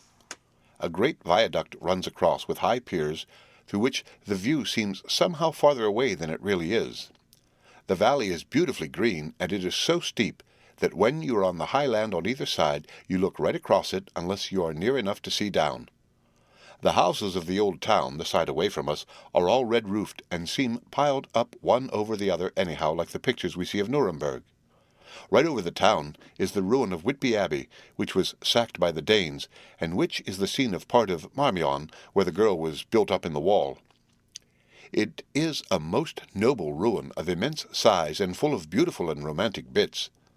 There is a legend that a white lady is seen in one of the windows. Between it and the town there is another church, the parish one, round which is a big graveyard all full of tombstones. This is, to my mind, the nicest spot in Whitby, for it lies right over the town, and has a full view of the harbour and all up the bay to where the headland, called Kellerness, stretches out into the sea. It descends so steeply over the harbour that part of the bank has fallen away, and some of the graves have been destroyed. In one place part of the stonework of the graves stretches out over the sandy pathway far below.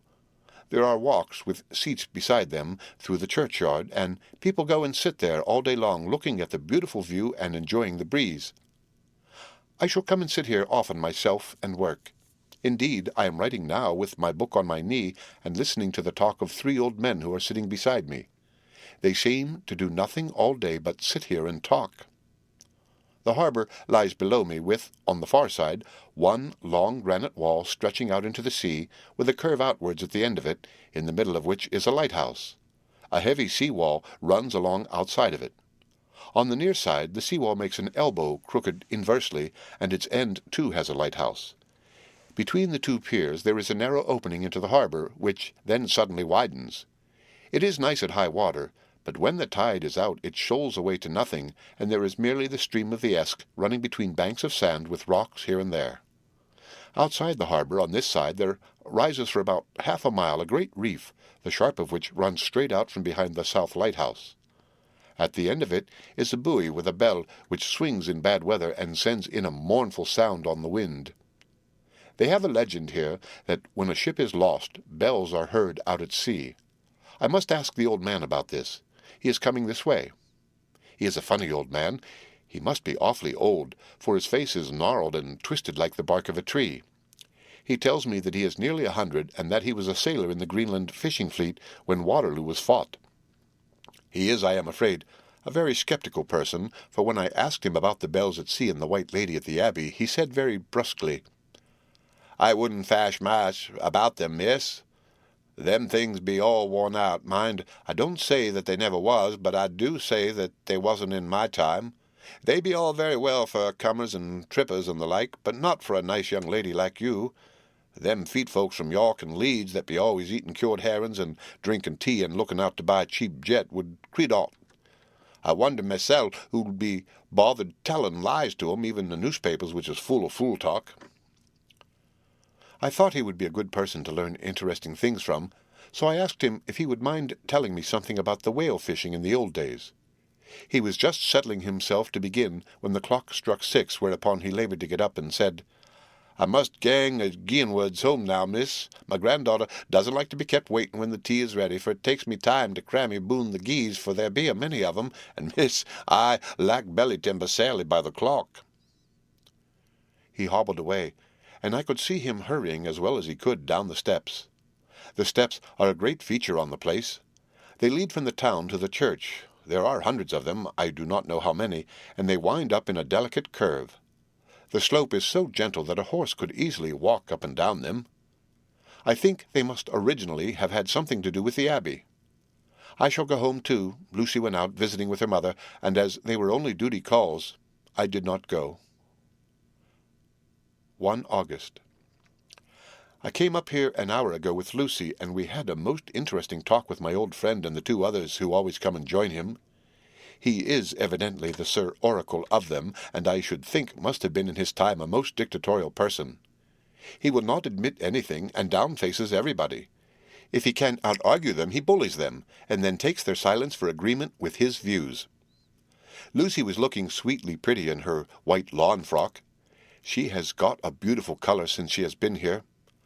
I noticed that the old men did not lose any time in coming and sitting near her when we sat down. She is so sweet with old people, I think they all fell in love with her on the spot. Even my old man succumbed and did not contradict her, but gave me double share instead. I got him on the subject of the legends, and he went off at once into a sort of sermon. I must try to remember it and put it down. "It be all fool talk, lock, stock, and barrel, that's what it be, and naught else. These bands and wafts and bogosts and barguests and boogies and all anent them is only fit to set bairns and dizzy women a-beldering. They be naught but air-blebs.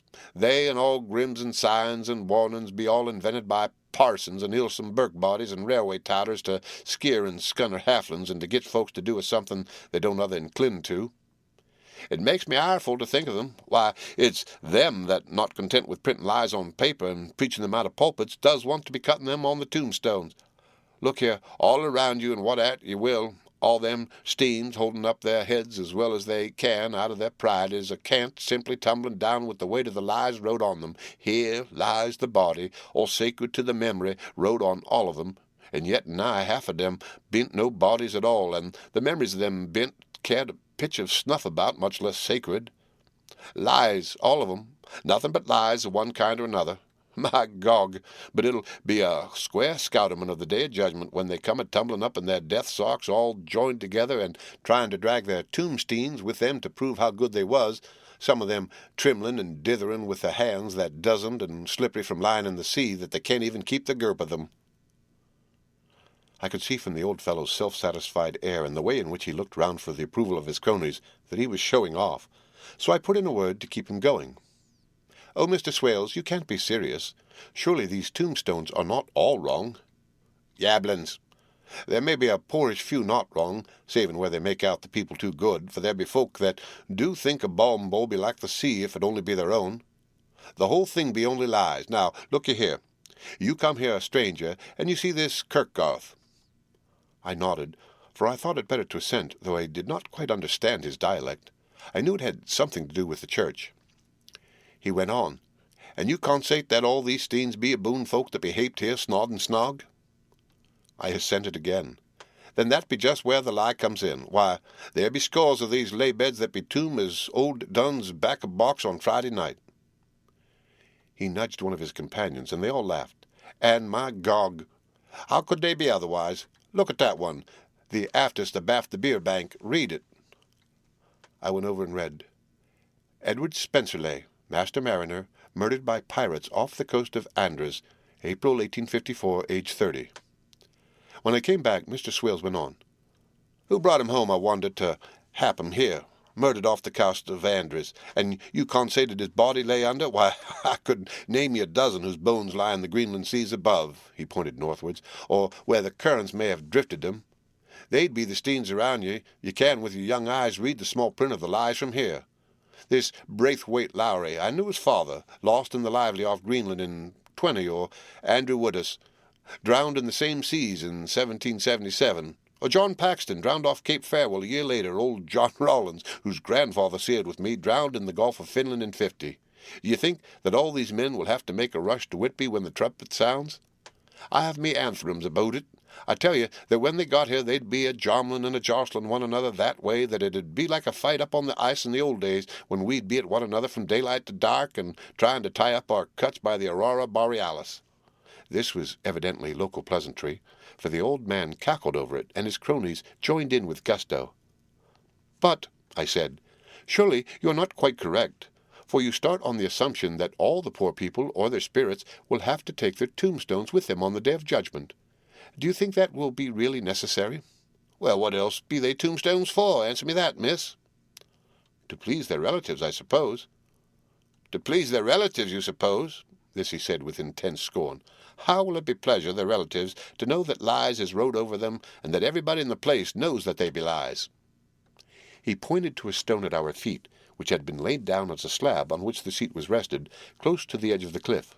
"Read the lies on that thruff stone," he said. The letters were upside down to me from where I sat, but Lucy was more opposite to them, so she leant over and read, "Sacred to the memory of George Cannon, who died in the hope of a glorious resurrection on July 29, 1873, falling from the rocks at Kettleness.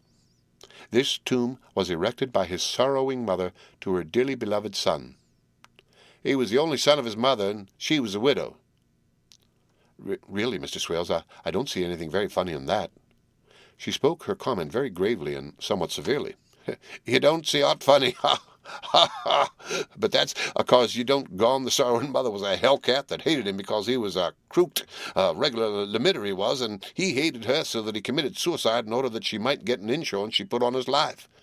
He blew nigh the top of his head off with an old musket that they had for scaring crows with. 'Twarn't for crows then, for it brought the clegs and the doups to him. That's the way he fell off the rocks. And as to hopes of a glorious resurrection, I've often heard him say myself that he hoped to go to hell, for his mother was so pious that she'd be sure to go to heaven, and he didn't want to addle where she was. Now, isn't that steen at any rate," he hammered it with his stick as he spoke, "a pack of lies? And won't it make Gabriel keckle when Geordie comes a-panting at the grizz with the tombstone a-balanced on his hump and asks to be took as evidence?" I did not know what to say, but Lucy turned the conversation as she said, rising up, "Oh, why did you tell us of this? It is my favourite seat, and I cannot leave it, and now I find I must go on sitting over the grave of a suicide." "That won't harm you, my pretty, and it may make poor Geordie gladsome to have so trim a lass sitting on his lap. That won't hurt you. Why, I've sat here off and on for nigh 20 years past, and it hasn't done me no harm. Don't you fash about them as lies under you, or that doesn't lie there neither. It'll be time for you to be getting scart when you see the tombstones all run away with and the place as bare as Stubblefield. There's the clock. And I must gang. My service to ye, ladies." And off he hobbled. Lucy and I sat a while, and it was all so beautiful before us that we took hands as we sat, and she told me all over again about Arthur and their coming marriage. That made me just a little heartsick, for I haven't heard from Jonathan for a whole month. The same day. I came up here alone, for I am very sad. There was no letter for me. I hope there cannot be anything the matter with Jonathan. The clock has just struck 9. I see the lights scattered all over the town, sometimes in rows where the streets are, and sometimes singly. They run right up the Esk and die away in the curve of the valley. To my left, the view is cut off by a black line of roof of the old house next to the abbey. The sheep and lambs are bleating in the fields away behind me, and there is a clatter of donkeys' hoofs up the paved road below. The band on the pier is playing a harsh waltz in good time, and further along the quay there is a Salvation Army meeting in a back street. Neither of the bands hears the other, but up here I hear and see them both. I wonder where Jonathan is, and if he is thinking of me. I wish he were here. Dr. Seward's Diary. 5 June. The case of Renfield grows more interesting the more I get to understand the man. He has certain qualities very largely developed: selfishness, secrecy, and purpose. I wish I could get at what is the object of the latter. He seems to have some settled scheme of his own, but what it is I do not know. His redeeming quality is a love of animals, though, indeed, he has such curious turns in it that I sometimes imagine he is only abnormally cruel. His pets are of odd sorts. Just now his hobby is catching flies. He has at present such a quantity that I have had myself to expostulate. To my astonishment, he did not break out into a fury as I expected, but took the matter in simple seriousness. He thought for a moment, and then said, "May I have 3 days? I shall clear them away." Of course, I said that would do. I must watch him. 18 June. He has turned his mind now to spiders, and has got several very big fellows in a box. He keeps feeding them his flies, and the number of the latter is becoming sensibly diminished, although he has used half his food in attracting more flies from outside to his room. 1 July. His spiders are now becoming as great a nuisance as his flies, and today I told him that he must get rid of them. He looked very sad at this, so I said that he must some of them at all events. He cheerfully acquiesced in this, and I gave him the same time as before for reduction. He disgusted me much while with him, for when a horrid blowfly, bloated with some carrion food, buzzed into the room, he caught it, held it exultantly for a few moments between his finger and thumb, and before I knew what he was going to do, put it in his mouth and ate it. I scolded him for it, but he argued quietly that it was very good and very wholesome, that it was life, strong life, and gave life to him. This gave me an idea, or the rudiment of one. I must watch how he gets rid of his spiders. He has evidently some deep problem in his mind, for he keeps a little notebook in which he is always jotting down something. Whole pages of it are filled with masses of figures, generally single numbers added up in batches, and then the totals added in batches again, as though he were focusing some account, as the auditors put it. 8 July. There is a method in his madness, and the rudimentary idea in my mind is growing. It will be a whole idea soon, and then, oh, unconscious cerebration, you will have to give the wall to your conscious brother. I kept away from my friend for a few days, so that I might notice if there were any change. Things remain as they were, except that he has parted with some of his pets, and got a new one. He has managed to get a sparrow, and has already partially tamed it. His means of taming is simple, for already the spiders have diminished. Those that do remain, however, are well fed, for he still brings in the flies by tempting them with his food. 19 July. We are progressing. My friend has now a whole colony of sparrows, and his flies and spiders are almost obliterated. When I came in, he ran to me and said he wanted to ask me a great favor, a very, very great favor. And as he spoke, he fawned on me like a dog.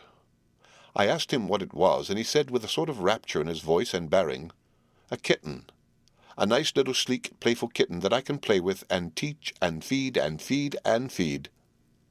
I was not unprepared for this request, for I had noticed how his pets went on increasing in size and vivacity, but I did not care that his pretty family of tame sparrows should be wiped out in the same manner as the flies and spiders. So I said I would see about it, and asked him if he would not rather have a cat than a kitten. His eagerness betrayed him as he answered, "Oh, yes, I would like a cat. I only asked for a kitten lest you should refuse me a cat. No one would refuse a kitten, would they?" I shook my head, and said that at present I feared it would not be possible, but that I would see about it. His face fell, and I could see a warning of danger in it, for there was a sudden, fierce, sidelong look which meant killing. The man is an undeveloped homicidal maniac. I shall test him with his present craving, and see how it will work out. Then I shall know more. 10 p.m. I have visited him again, and found him sitting in a corner brooding. When I came in, he threw himself on his knees before me, and implored me to let him have a cat, that his salvation depended upon it. I was firm, however, and told him that he could not have it, whereupon he went, without a word, and sat down, gnawing his fingers in the corner where I had found him.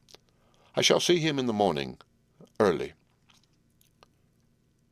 20 July. visited Renfield very early before a attendant went his rounds, found him up and humming a tune. He was spreading out his sugar, which he had saved, in the window, and was manifestly beginning his fly-catching again, and beginning it cheerfully and with a good grace. I looked around for his birds, and not seeing them, asked him where they were. He replied, without turning round, that they had all flown away. There were a few feathers about the room, and on his pillow a drop of blood.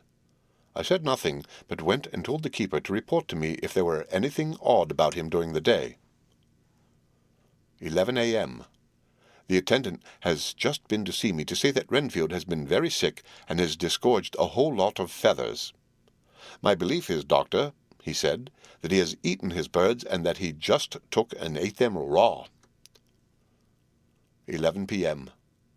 I gave Renfield a strong opiate tonight, enough to make even him sleep, and took away his pocket-book to look at it. The thought that has been buzzing about my brain lately is complete, and the theory proved. My homicidal maniac is of a peculiar kind. I shall have to invent a new classification for him, and call him a zoophagous, life-eating maniac. What he desires is to absorb as many lives as he can, and he has laid himself out to achieve it in a cumulative way. He gave many flies to one spider, and many spiders to one bird, and then wanted a cat to eat the many birds. What would have been his later steps? It would almost be worth while to complete the experiment. It might be done if there were only a sufficient cause. Men sneered at vivisection, and yet look at its results today. Why not advance science in its most difficult and vital aspect, the knowledge of the brain? Had I even the secret of one such mind, did I hold the key to the fancy of even one lunatic, I might advance my own branch of science to a pitch compared with which Burden Sanderson's physiology or Farrier's brain knowledge would be as nothing. If only there were a sufficient cause. I must not think too much of this, or I may be tempted. A good cause might turn the scale with me, for may I not too be of an exceptional brain congenitally? How well the man reasoned! Lunatics always do within their own scope. I wonder at how many lives he values a man, or if at only one. He has closed the account most accurately, and today begun a new record. How many of us begin a new record with each day of our lives? To me it seems only yesterday that my whole life ended with my new hope, and that truly I began with a new record. So it shall be until the great recorder sums me up and closes my ledger account with a balance to profit or loss. Oh, Lucy! Lucy, I cannot be angry with you, nor can I be angry with my friend whose happiness is yours, but I must only wait on hopeless and work. Work! Work! If I could have as strong a cause as my poor mad friend here, a good, unselfish cause to make me work, that would be indeed happiness. Mina Murray's Journal. 26 July. I am anxious, and it soothes me to express myself here. It is like whispering to one's self and listening at the same time, and there is also something about the shorthand symbols that makes it different from writing. I am unhappy about Lucy and about Jonathan. I had not heard from Jonathan for some time, and was very concerned, but yesterday dear Mr. Hawkins, who is always so kind, sent me a letter from him. I had written asking him if he had heard, and he said the enclosed had just been received. It is only a line dated from Castle Dracula, and says that he is just starting for home. That is not like Jonathan. I do not understand it, and it makes me uneasy. Then, too, Lucy, although she is so well, has lately taken to her old habit of walking in her sleep. Her mother has spoken to me about it, and we have decided that I am to lock the door of our room every night. Mrs. Westenra has got an idea that sleepwalkers always go out on roofs of houses and along the edges of cliffs, and then get suddenly awakened and fall over with a despairing cry that echoes all over the place. Poor dear, she is naturally anxious about Lucy, and she tells me that her husband, Lucy's father, had the same habit, that he would get up in the night and dress himself and go out if he were not stopped. Lucy is to be married in the autumn, and she is already planning out her dresses and how her house is to be arranged. I sympathize with her, for I do the same, only Jonathan and I will start in life in a very simple way, and shall have to try to make both ends meet. Mr. Holmwood, he is the Honourable Arthur Holmwood, only son of Lord Godalming, is coming up here very shortly, as soon as he can leave town, for his father is not very well, and I think dear Lucy is counting the moments till he comes. She wants to take him up in the seat on the churchyard cliff and show him the beauty of Whitby. I dare say it is the waiting which disturbs her. She will be all right when he arrives. 27 July. No news from Jonathan. I am getting quite uneasy about him, though why I should I do not know, but I do wish that he would write, if it were only a single line. Lucy walks more than ever, and each night I am awakened by her moving about the room. Fortunately, the weather is so hot that she cannot get cold, but still the anxiety and the perpetually being awakened is beginning to tell on me, and I'm getting nervous and wakeful myself. Thank God Lucy's health keeps up. Mr. Homewood has been suddenly called to ring to see his father, who has been taken seriously ill. Lucy frets at the postponement of seeing him, but it does not touch her looks. She is a trifle stouter, and her cheeks are a lovely rose pink. She has lost the anemic look which she had. I pray it will all last. 3 August. Another week gone by, and no news from Jonathan, not even to Mr. Hawkins, from whom I have heard. Oh, I do hope he is not ill. He surely would have written. I look at that last letter of his, but somehow it does not satisfy me. It does not read like him, and yet it is his writing. There is no mistake of that. Lucy has not walked much in her sleep the last week, but there is an odd concentration about her which I do not understand. Even in her sleep she seems to be watching me. She tries the door, and finding it locked, goes about the room searching for the key. 6 August. Another 3 days, and no news. This suspense is getting dreadful. If I only knew where to write or to go to, I should feel easier. But no one has heard a word of Jonathan since that last letter. I must only pray to God for patience. Lucy is more excitable than ever, but is otherwise well. Last night was very threatening, and the fishermen say that we are in for a storm. I must try to watch it and learn the weather signs. Today is a grey day, and the sun, as I write, is hidden in thick clouds high over Kettleness. Everything is grey except the green grass, which seems like emerald amongst it. Grey, earthy rock, grey clouds, tinged with the sunburst at the far edge, hang over the grey sea, into which the sand points stretch like grey figures. The sea is tumbling in over the shallows and the sandy flats with a roar, muffled in the sea mists drifting inland. The horizon is lost in a grey mist. All vastness, the clouds are piled up like giant rocks, and there is a brool over the sea that sounds like some passage of doom. Dark figures are on the beach here and there, sometimes half shrouded in the mist, and seem men like trees walking. The fishing boats are racing for home, and rise and dip in the groundswell as they sweep into the harbour, bending to the scuppers. Here comes old Mr. Swales. He is making straight for me, and I can see by the way he lifts his hat that he wants to talk. I have been quite touched by the change in the poor old man. When he sat down beside me, he said in a very gentle way, "I want to say something to you, miss." I could see he was not at ease, so I took his poor old wrinkled hand in mine and asked him to speak fully.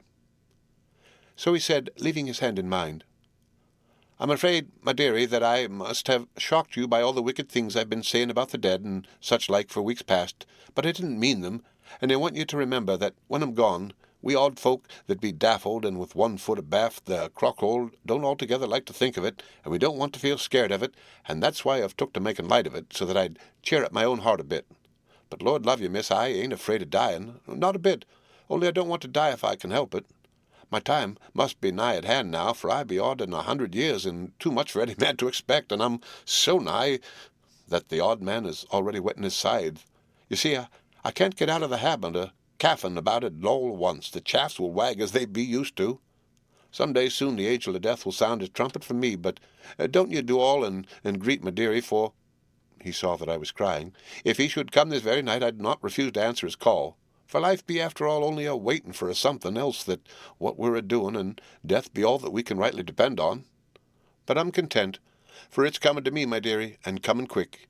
It may be coming while we be looking and a-wondering.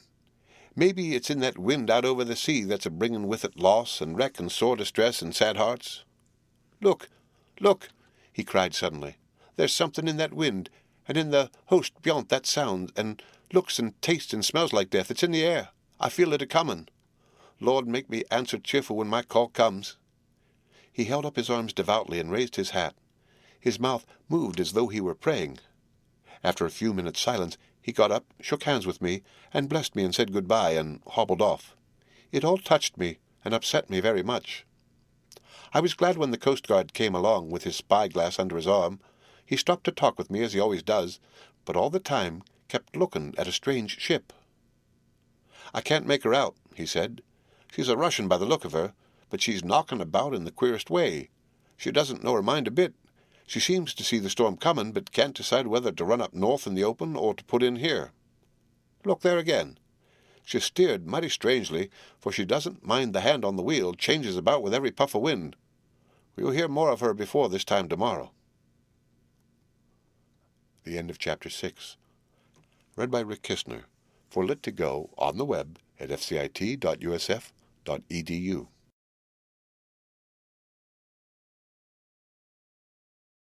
Dracula by Bram Stoker. Chapter 7. Cutting from the Daily Graph, 8 August, as pasted in Mina Murray's journal. From a correspondent. Whitby. One of the greatest and suddenest storms on record has just been experienced here, with results both strange and unique. The weather had been somewhat sultry, but not to any degree uncommon in the month of August. Saturday evening was as fine as was ever known, and the great body of holiday-makers laid out yesterday for visits to Mulgrave Woods, Robin Hood's Bay, Rigmill, Runswick, Staithes, and the various trips in the neighbourhood of Whitby. The steamers Emma and Scarborough made trips up and down the coast, and there was an unusual amount of tripping both to and from Whitby.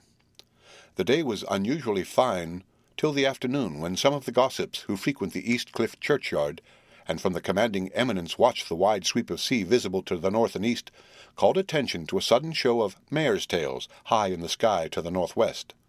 The wind was then blowing from the southwest in the mild degree which in barometrical language is ranked number 2, light breeze. The coast guard on duty at once made report, and one old fisherman, who for more than half a century has kept watch on weather signs from the East Cliff, foretold in an emphatic manner the coming of a sudden storm. The approach of sunset was so very beautiful, so grand in its masses of splendidly coloured clouds, that there was quite an assemblage on the walk along the cliff in the old churchyard to enjoy the beauty. Before the sun dipped below the black mass of Kettleness, standing boldly athwart the western sky, its downward way was marked by myriad clouds of every sunset colour, flame, purple, pink, green, violet, and all the tints of gold, with here and there masses not large, but of seemingly absolute blackness in all sorts of shapes, as well outlined as colossal silhouettes. The experience was not lost on the painters, and doubtless some of the sketches of the prelude to the great storm will grace the R.A. and R.I. walls in May next. More than one captain made up his mind then and there that his cobble, or his mule as they termed the different classes of boats, would remain in the harbour till the storm had passed. The wind fell away entirely during the evening, and at midnight there was a dead calm, a sultry heat, and that prevailing intensity which, on the approach of thunder, affects persons of a sensitive nature. There were but few lights in sight at sea, for even the coasting steamers, which usually hug the shore so closely, kept well to seaward, and but few fishing boats were in sight. The only sail noticeable was a foreign schooner with all sails set, which was seemingly going westwards. The foolhardiness or ignorance of her officers was a prolific theme for comment whilst she remained in sight, and efforts were made to signal her to reduce sail in the face of her danger. Before the night shut down, she was seen with sails idly flapping as she gently rolled on the undulating swell of the sea, as idle as a painted ship upon a painted ocean.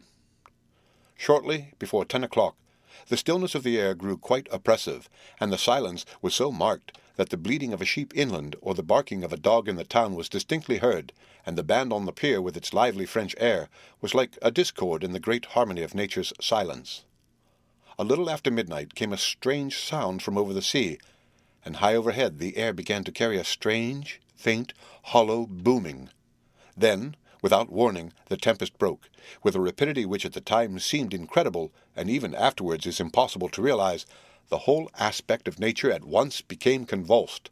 The waves rose in growing fury, each overtopping its fellow, till in a very few minutes the lately glassy sea was like a roaring and devouring monster.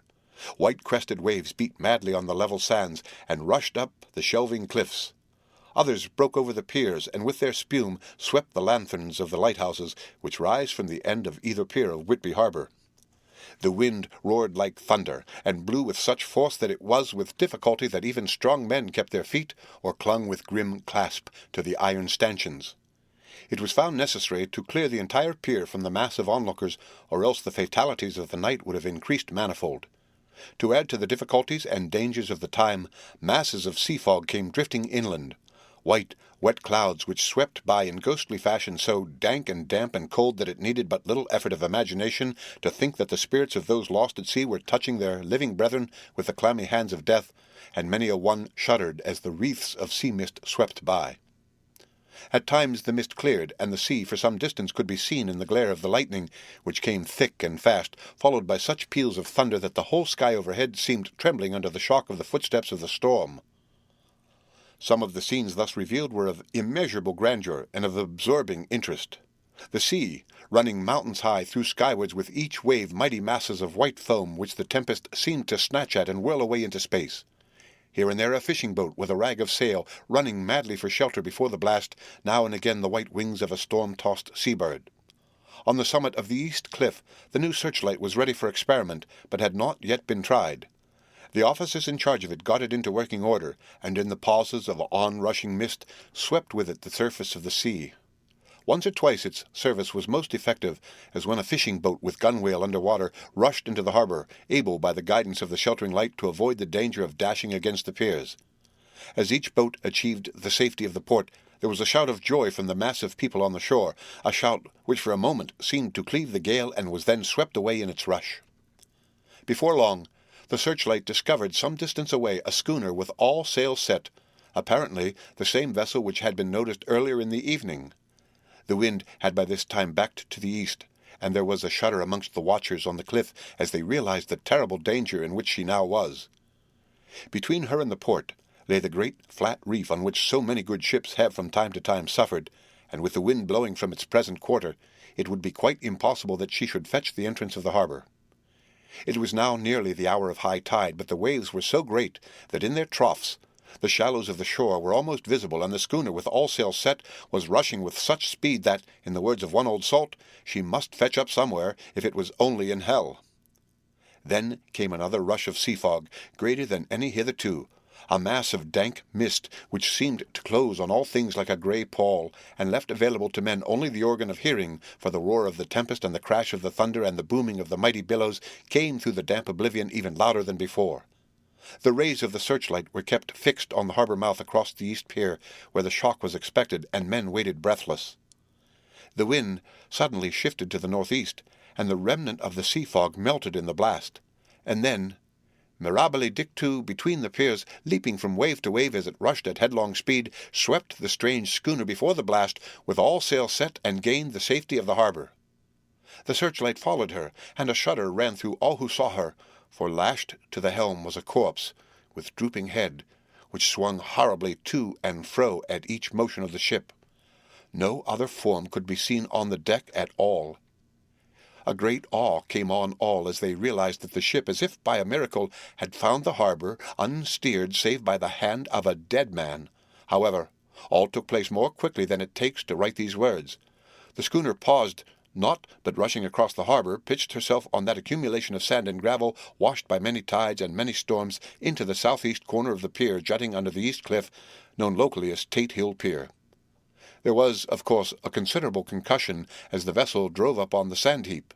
Every spar, rope, and stay was strained, and some of the top-hammer came crashing down. But strangest of all, the very instant the shore was touched, an immense dog sprang up on deck from below as if shot up by the concussion, and running forward, jumped from the bow on the sand. Making straight for the steep cliff where the churchyard hangs over the laneway to the east pier so steeply that some of the flat tombstones, thrusteens or throughstones as they call them in Whitby vernacular, actually project over where the sustaining cliff has fallen away. It disappeared in the darkness, which seemed intensified just beyond the focus of the searchlight. It so happened that there was no one at the moment on Tate Hill Pier, as all those whose houses are in close proximity were either in bed or out on the heights above. Thus, the coast guard on duty on the eastern side of the harbour, who at once ran down to the little pier, was the first to climb aboard. The men working the searchlight, after scouring the entrance of the harbour without seeing anything, then turned the light on the derelict and kept it there. The coast guard ran aft, and when he came beside the wheel, bent over to examine it, and recoiled at once as though under some sudden emotion. This seemed to pique general curiosity, and quite a number of people began to run. It is a good way round from the west cliff by the drawbridge to Tate Hill Pier, but your correspondent is a fairly good runner, and came well ahead of the crowd. When I arrived, however, I found already assembled on the pier a crowd whom the Coast Guard and police refused to allow to come on board. By the courtesy of the chief boatman, I was, as your correspondent, permitted to climb on deck, and was one of a small group who saw the dead seaman whilst actually lashed to the wheel. It was no wonder that the Coast Guard was surprised, or even awed, for not often can such a sight have been seen. The man was simply fastened by his hands, tied one over the other to a spoke of the wheel. Between the inner hand and the wood was a crucifix, the set of beads on which it was fastened being around both wrists and wheel, and all kept fast by the binding cords. The poor fellow may have been seated at one time, but the flapping and buffeting of the sails had worked through the rudder of the wheel and had dragged him to and fro so that the cords with which he was tied had cut the flesh to the bone. Accurate note was made of the state of things, and a doctor, Surgeon J. M. Caffin, of 33 East Elliot Place, who came immediately after me, declared after making examination that the man must have been dead for quite 2 days. In his pocket was a bottle, carefully corked, empty save for a little roll of paper which proved to be the addendum to the log. The Coast Guard said the man must have tied up his own hands, fastening the knots with his teeth. The fact that a Coast Guard was the first on board may save some complications later on in the Admiralty Court, for Coast Guards cannot claim the salvage which is the right of the first civilian entering on a derelict. Already, however, the legal tongues are wagging, and one young law student is loudly asserting that the rights of the owner are already completely sacrificed, his property being held in contravention of the statutes of Mortmain, since the tiller, as emblemship, if not proof of delegated possession, is held in a dead hand. It is needless to say that the dead steersman has been reverently removed from the place where he held his honourable watch and ward till death, a steadfastness as noble as that of the young Casabianca, and placed in the mortuary to await inquest. Already the sudden storm is passing, and its fierceness is abating. Crowds are scattering backward, and the sky is beginning to redden over the Yorkshire wolds.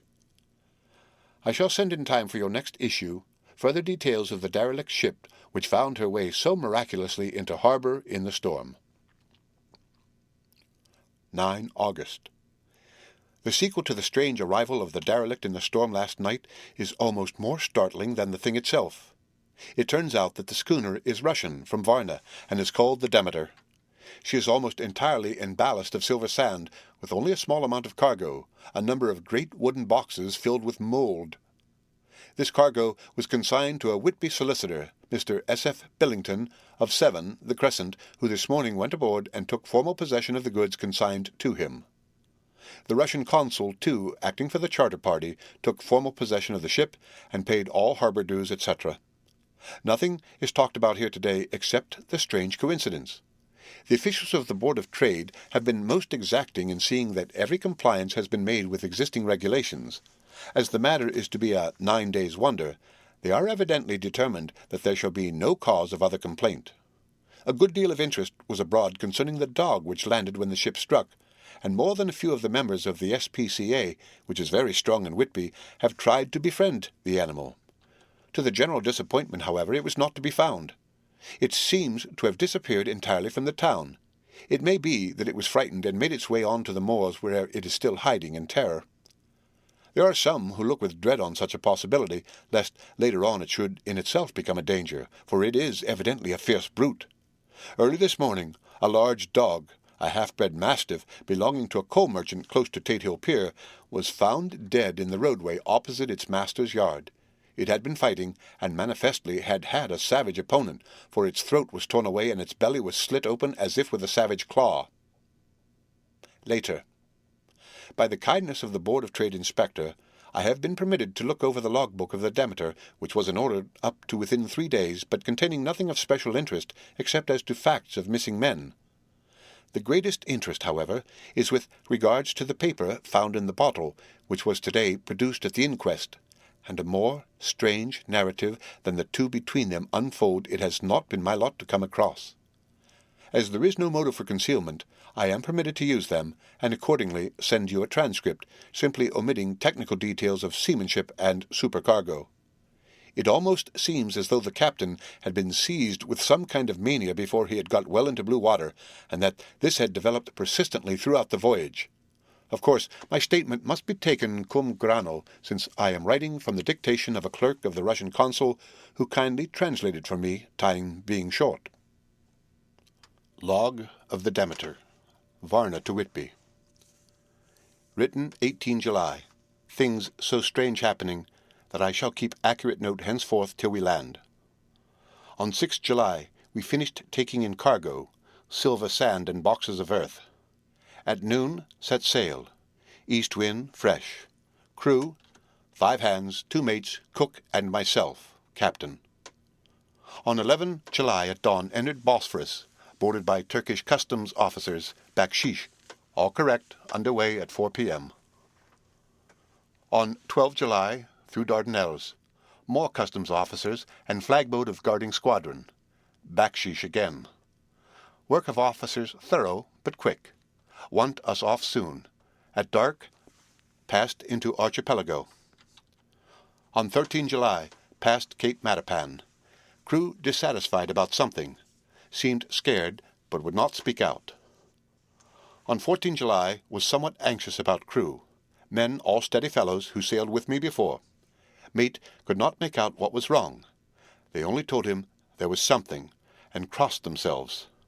Mate lost temper with one of them that day, and struck him. Expected fierce quarrel, but all was quiet. On 16 July, mate reported in the morning that one of the crew, Petrovsky, was missing. Could not account for it. Took larboard watch 8 bells last night, was relieved by Abramoff, but did not go to bunk.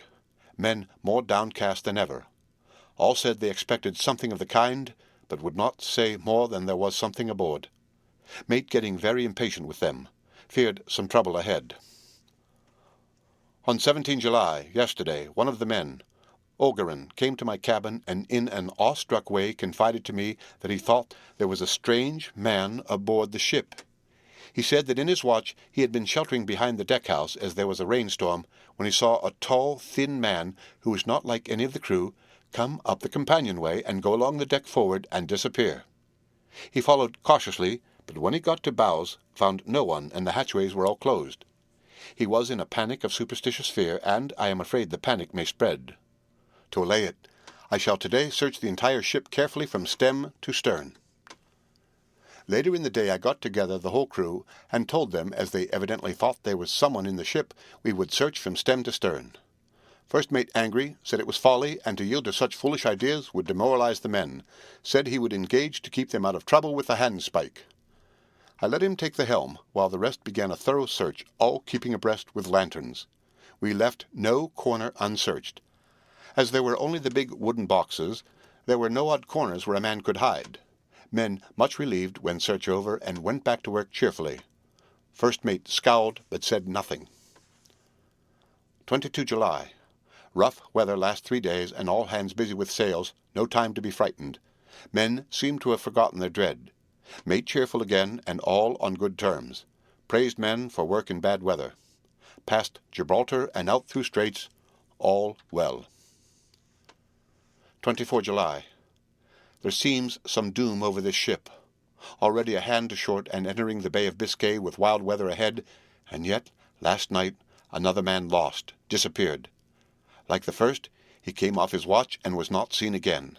Men, all in a panic of fear, sent a round robin asking to have double watch as they fear to be alone. Mate angry, fear there will be some trouble as either he or the men will do some violence. 28 July. 4 days in hell, knocking about in a sort of maelstrom, and the wind a tempest. No sleep for anyone, men all worn out. Hardly know how to set a watch, since no one fit to go on. Second mate volunteered to steer and watch, and let men snatch a few hours' sleep. Wind abating, seas still terrific, but feel them less as ship is steadier. 29 July. Another tragedy. Had single watch tonight, as crew too tired to double. When morning watch came on deck, could find no one except steersman. Raised outcry, and all came on deck. Thorough search, but no one found. Are now without second mate and crew in a panic. Mate and I agreed to go armed henceforth and wait for any sign of cause. 30 July. Last night. Rejoice we are at nearing England. Weather fine. All sails set. Retired, worn out, slept soundly, awakened by mate telling me that both man of watch and steersman missing. Only self and mate and 2 hands left to work ship. 1 August. 2 days of fog and not a sail sighted. Had hoped, when in the English Channel, to be able to signal for help, or to get in somewhere. Not having power to work sails, have to run before wind. Dare not lower, as could not raise them again. We seem to be drifting to some terrible doom. Mate, now more demoralized than either of men. His stronger nature seems to have worked inwardly against himself. Men are beyond fear, working stolidly and patiently with minds made up to worst. They are Russian, he Romanian. 2 August, midnight. Woke up from few minutes' sleep by hearing a cry, seemingly outside my port. Could see nothing in fog. Rushed on deck and ran against mate. Tells me he heard cry and ran, but no sign of man on watch. 1 more gone. Lord help us. Mate says we must be past Straits of Dover, as in a moment of fog lifting he saw North Foreland, just as he heard the man cry out. If so, we are now off in the North Sea, and only God can guide us in the fog, which seems to move with us, and God seems to have deserted us. 3 August. At midnight I went to relieve the man at the wheel, and when I got to it found no one there. The wind was steady, and as we ran before it there was no yawing. I dared not leave it, so shouted for the mate.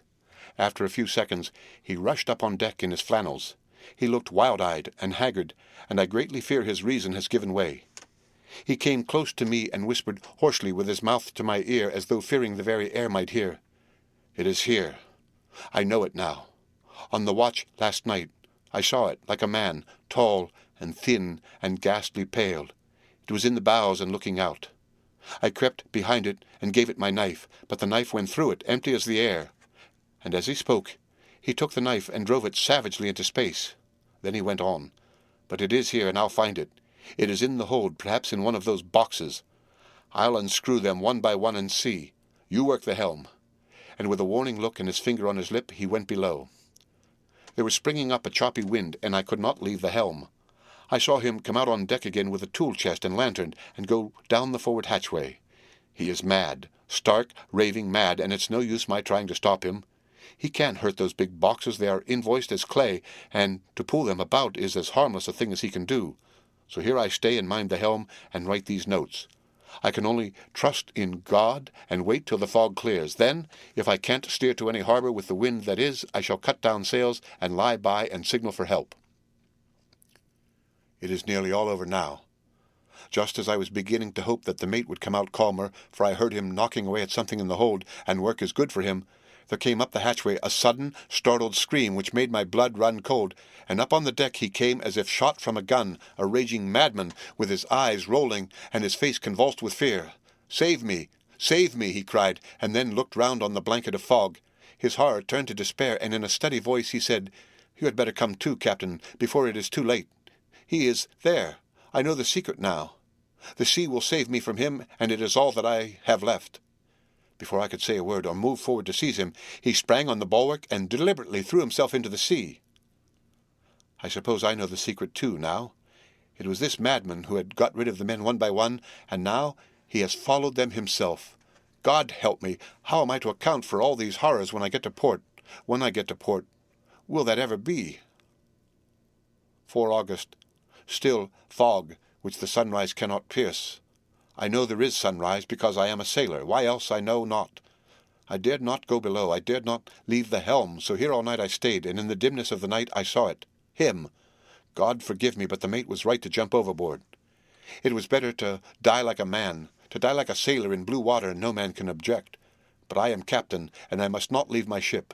But I shall baffle this fiend or monster, for I shall tie my hands to the wheel when my strength begins to fail, and along with them I shall tie that which it dare not touch, and then, come good wind or foul, I shall save my soul and my honour as a captain. I am growing weaker, and the night is coming on. If he can look me in the face again, I may not have time to act. If we are wrecked, Mayhap this bottle may be found, and those who find it may understand. If not, well then, all men shall know that I have been true to my trust.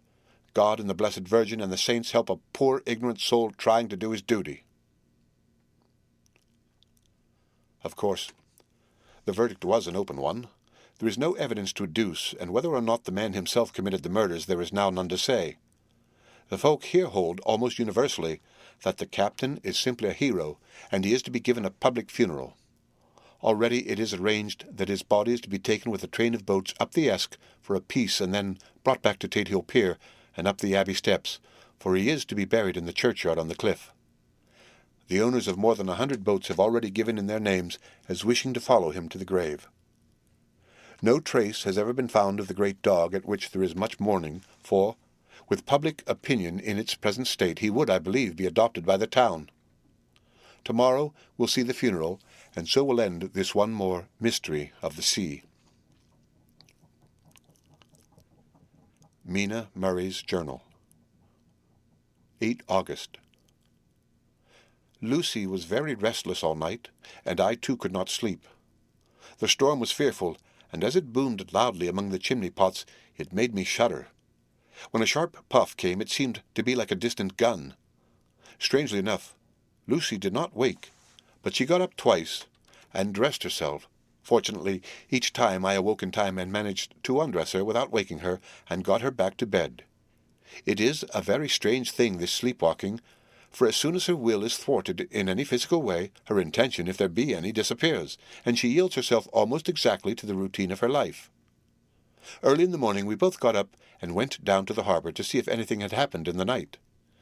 There were very few people about, and though the sun was bright, and the air clear and fresh, the big, grim-looking waves that seemed dark themselves because the foam that topped them was like a snow forced themselves in through the mouth of the harbour like a bullying man going through a crowd.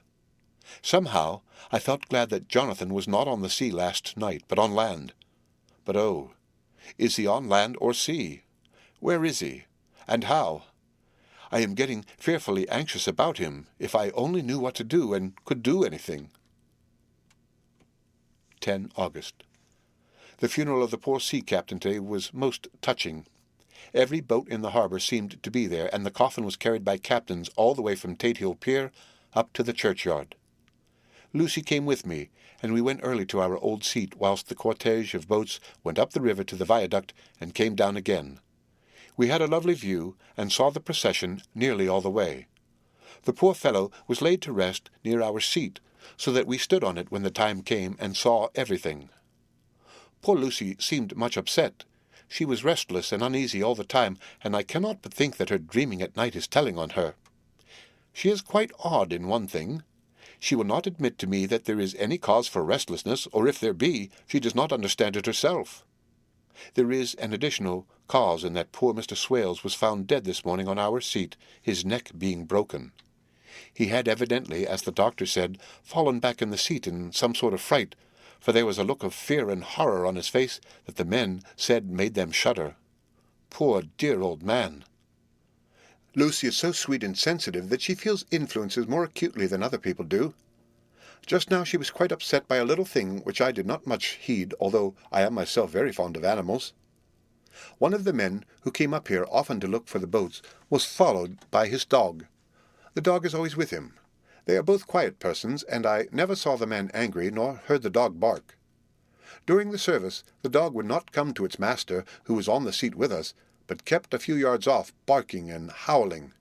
Its master spoke to it gently, and then harshly, and then angrily, but it would neither come nor cease to make a noise.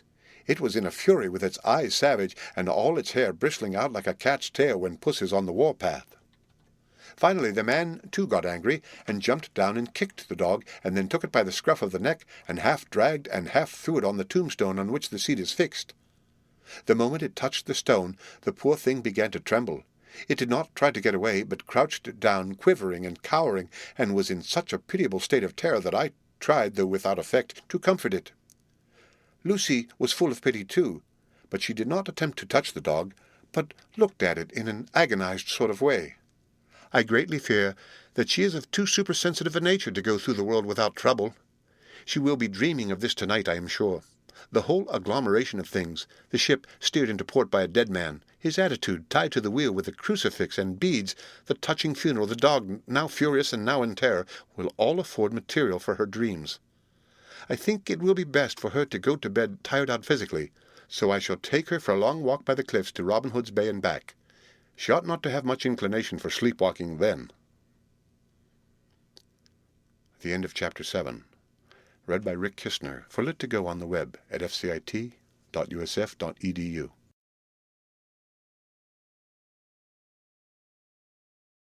Dracula by Bram Stoker. Chapter 8. Mina Murray's Journal. Same day, 11 o'clock p.m. Oh, but I am tired. If it were not that I had made my diary a duty, I should not open it tonight. We had a lovely walk.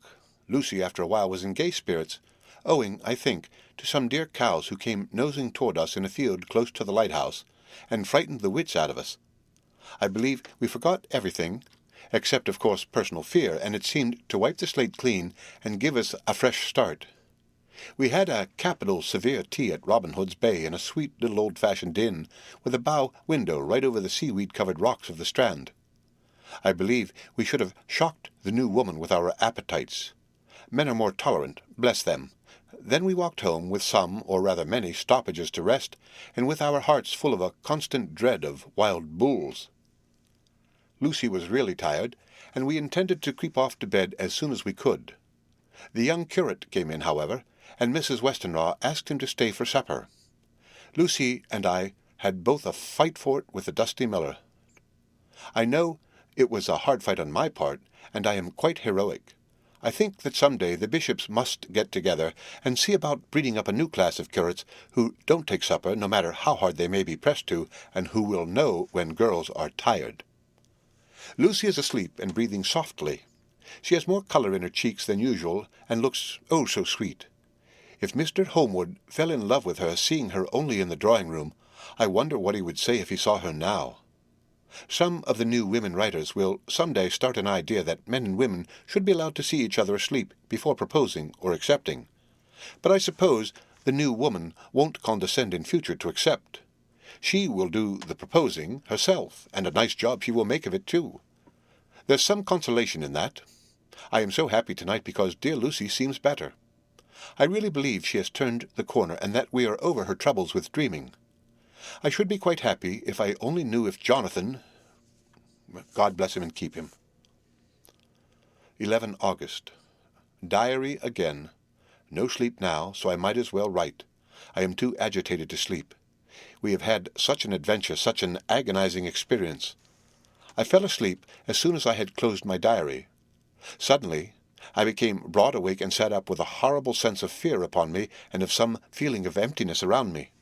The room was dark, so I could not see Lucy's bed. I stole across and felt for her. The bed was empty. I lit a match and found that she was not in the room. The door was shut, but not locked as I had left it.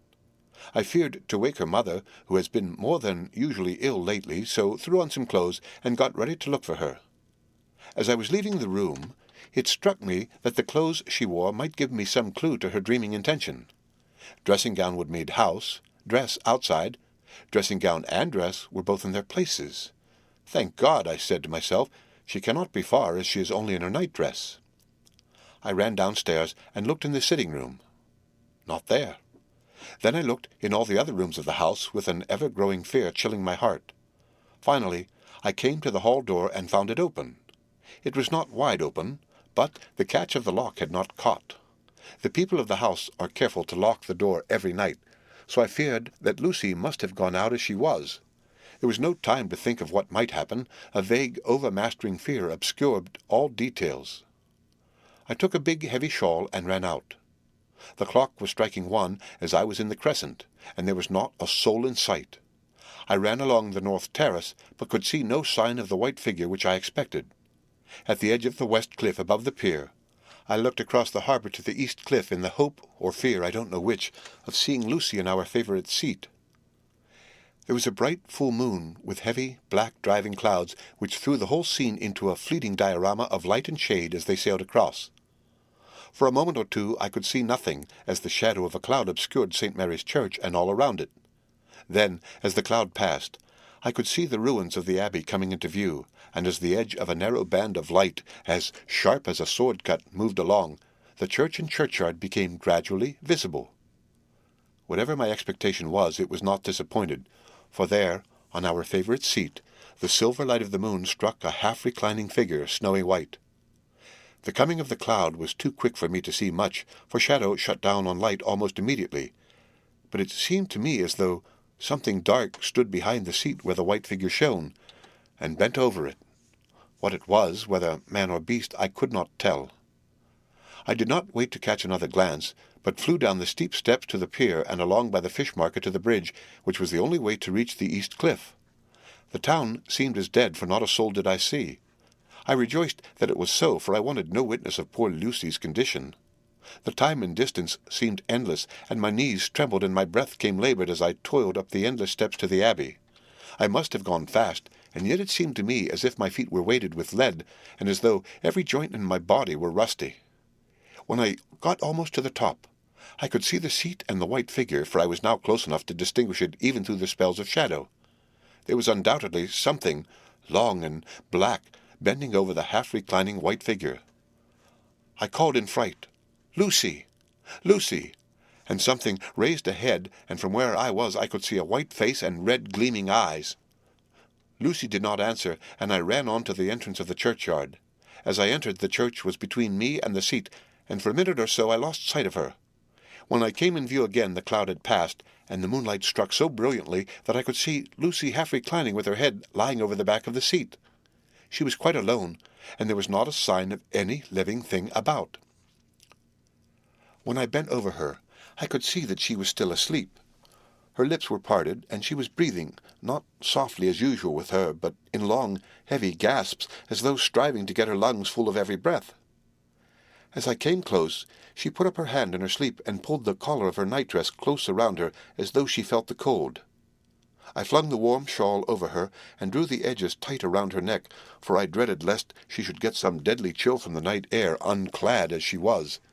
I feared to wake her all at once, so, in order to have my hands free to help her, I fastened the shawl at her throat with a big safety pin. But I must have been clumsy in my anxiety, and pinched or pricked her with it, for by and by, when her breathing became quieter, she put her hand to her throat again and moaned. When I had her carefully wrapped up, I put my shoes on her feet, and then began very gently to wake her. At first she did not respond, but gradually she became more and more uneasy in her sleep, moaning and sighing occasionally. At last, as time was passing fast, and for many other reasons I wished to get her home at once, I shook her forcibly till finally she opened her eyes and awoke. She did not seem surprised to see me, as of course she did not realize all at once where she was. Lucy always wakes prettily, and even at such a time when her body must have been chilled with cold and her mind somewhat appalled at waking unclad in a churchyard at night, she did not lose her grace. She trembled a little and clung to me. When I told her to come at once with me home, she rose without a word, with the obedience of a child. As we passed along, the gravel hurt my feet, and Lucy noticed me wince. She stopped and wanted to insist upon my taking my shoes, but I would not. However, when we got to the pathway outside the churchyard, where there was a puddle of water remaining from the storm, I daubed my feet with mud, using each foot in turn on the other, so that as we went home, no one, in case we should meet anyone, should notice my bare feet. Fortune favoured us, and we got home without meeting a soul. Once we saw a man who seemed not quite sober passing along a street in front of us, but we hid in a door till he had disappeared up an opening such as there are here, steep little closes, or wynds as they call them in Scotland. My heart beat so loud all the time, sometimes I thought I should faint.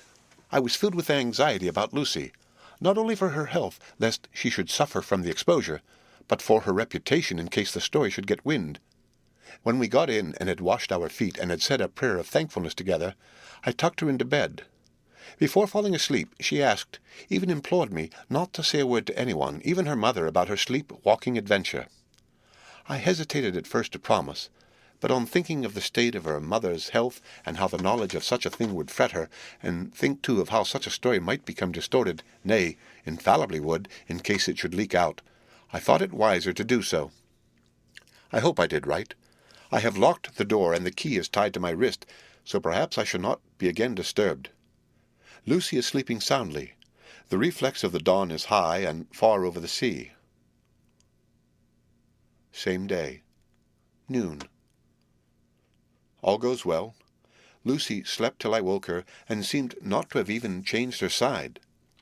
The adventure of the night does not seem to have harmed her. On the contrary, it has benefited her, for she looks better this morning than she has done for weeks. I was sorry to notice that my clumsiness with the safety pin hurt her. Indeed, it might have been serious, for the skin of her throat was pierced. I must have pinched up a piece of loose skin and have transfixed it, for there are 2 little red points, like pin-pricks, and on the band of her nightdress was a drop of blood. When I apologized and was concerned about it, she laughed and petted me and said she did not even feel it. Fortunately, it cannot leave a scar, as it is so tiny. Same day. Night. We passed a happy day. The air was clear and the sun bright, and there was a cool breeze. We took our lunch to Mulgrave Woods, Mrs. Westenra driving by the road, and Lucy and I walking by the cliff path and joining her at the gate. I felt a little sad myself, for I could not but feel how absolutely happy it would have been had Jonathan been with me. But there, I must only be patient. In the evening we strolled in the casino terrace and heard some good music by Spohr and Mackenzie, and went to bed early. Lucy seems more restful than she has been for some time, and fell asleep at once. I shall lock the door and secure the key the same as before, though I do not expect any trouble tonight. 12 August. My expectations were wrong, for twice during the night I was wakened by Lucy trying to get out. She seemed, even in her sleep, to be a little impatient at finding the door shut, and went back to bed under a sort of protest. I woke with the dawn and heard the birds chirping outside the window.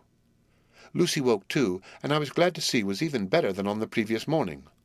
All her old gaiety of manner seemed to have come back, and she came and snuggled in beside me and told me all about Arthur. I told her how anxious I was about Jonathan, and then she tried to comfort me.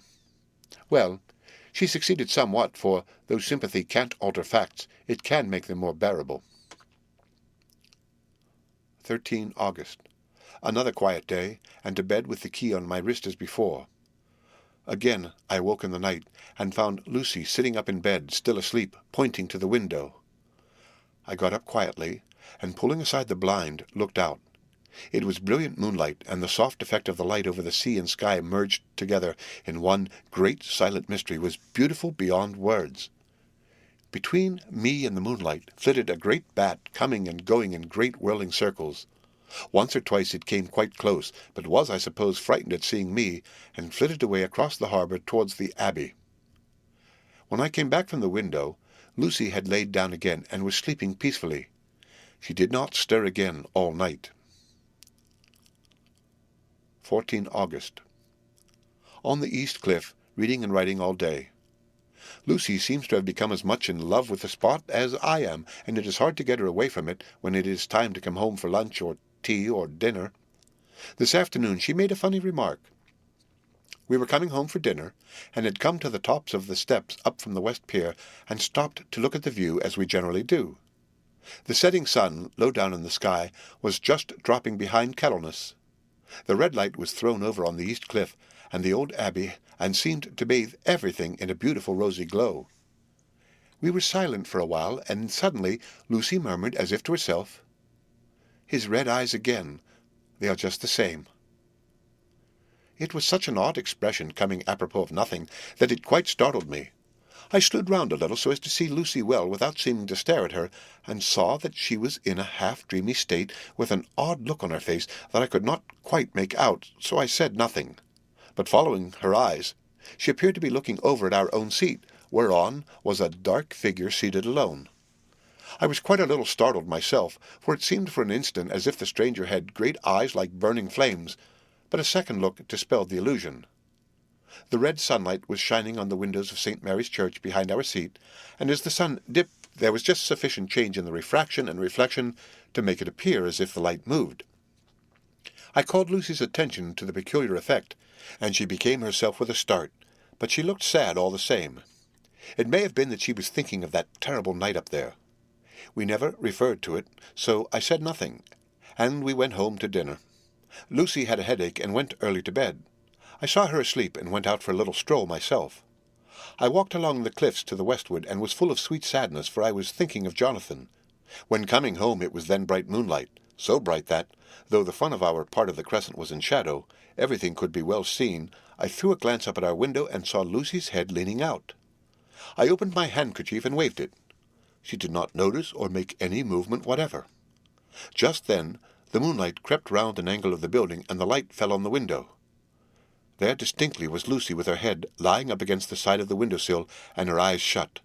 She was fast asleep, and by her, seated on the window-sill, was something that looked like a good-sized bird. I was afraid she might get a chill, so I ran upstairs, but as I came into the room she was moving back to her bed fast asleep and breathing heavily. She was holding her hand to her throat as though to protect it from the cold. I did not wake her, but tucked her up warmly.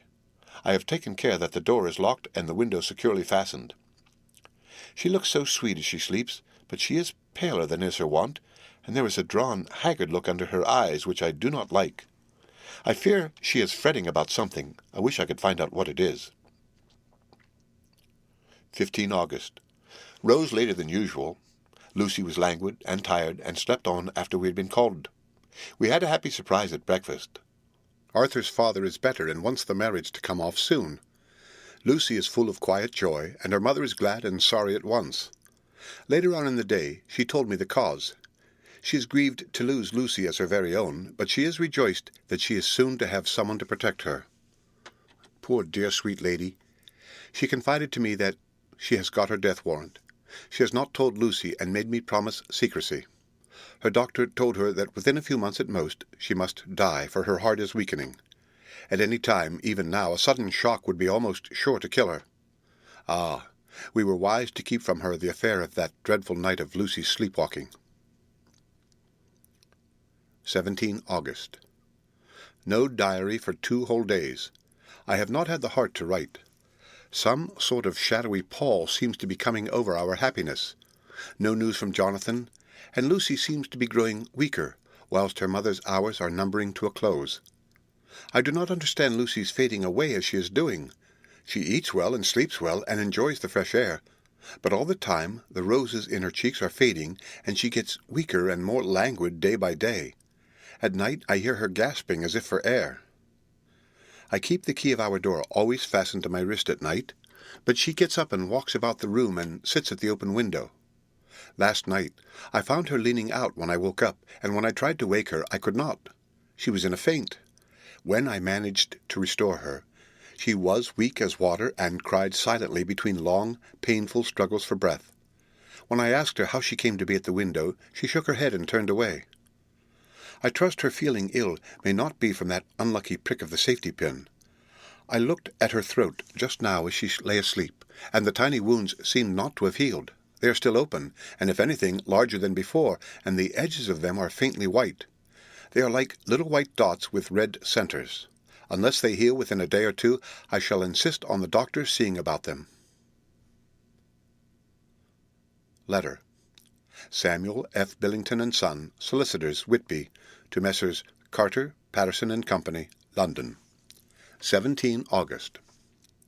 Dear Sirs, herewith please receive invoice of goods sent by Great Northern Railway. Same are to be delivered at Carfax, near Purfleet, immediately on receipt at goods station, King's Cross. The house is at present empty, but enclosed please find keys, all of which are labelled. You will please deposit the boxes, 50 in number, which form the consignment, in the partially ruined building forming part of the house and marked A on rough diagrams enclosed. Your agent will easily recognize the locality, as it is the ancient chapel of the mansion. The goods leave by the train at 9:30 tonight, and will be due at King's Cross at 4:30 tomorrow afternoon. As our client wishes the delivery made as soon as possible, we shall be obliged by your having teams ready at King's Cross at the time named, and forthwith conveying the goods to destination. In order to obviate any delays possible through any routine requirements as to payment in your departments, we enclose cheque herewith for £10, receipt of which please acknowledge. Should the charge be less than this amount, you can return balance. If greater, we shall at once send cheque for difference on hearing from you. You are to leave the keys on coming away in the main hall of the house, where the proprietor may get them on his entering the house by means of his duplicate key. Pray do not take us as exceeding the bounds of business courtesy in pressing you in all ways to use the utmost expedition. We are, dear sirs, faithfully yours, Samuel F. Billington and Son. Letter. Messrs. Carter, Patterson and Company, London, to Messrs. Billington and Son, Whitby, 21 August. Dear Sirs, we beg to acknowledge £10 received and to return cheque of £1, 17 shillings, 9 pence, amount of overplus as shown in receipted account herewith.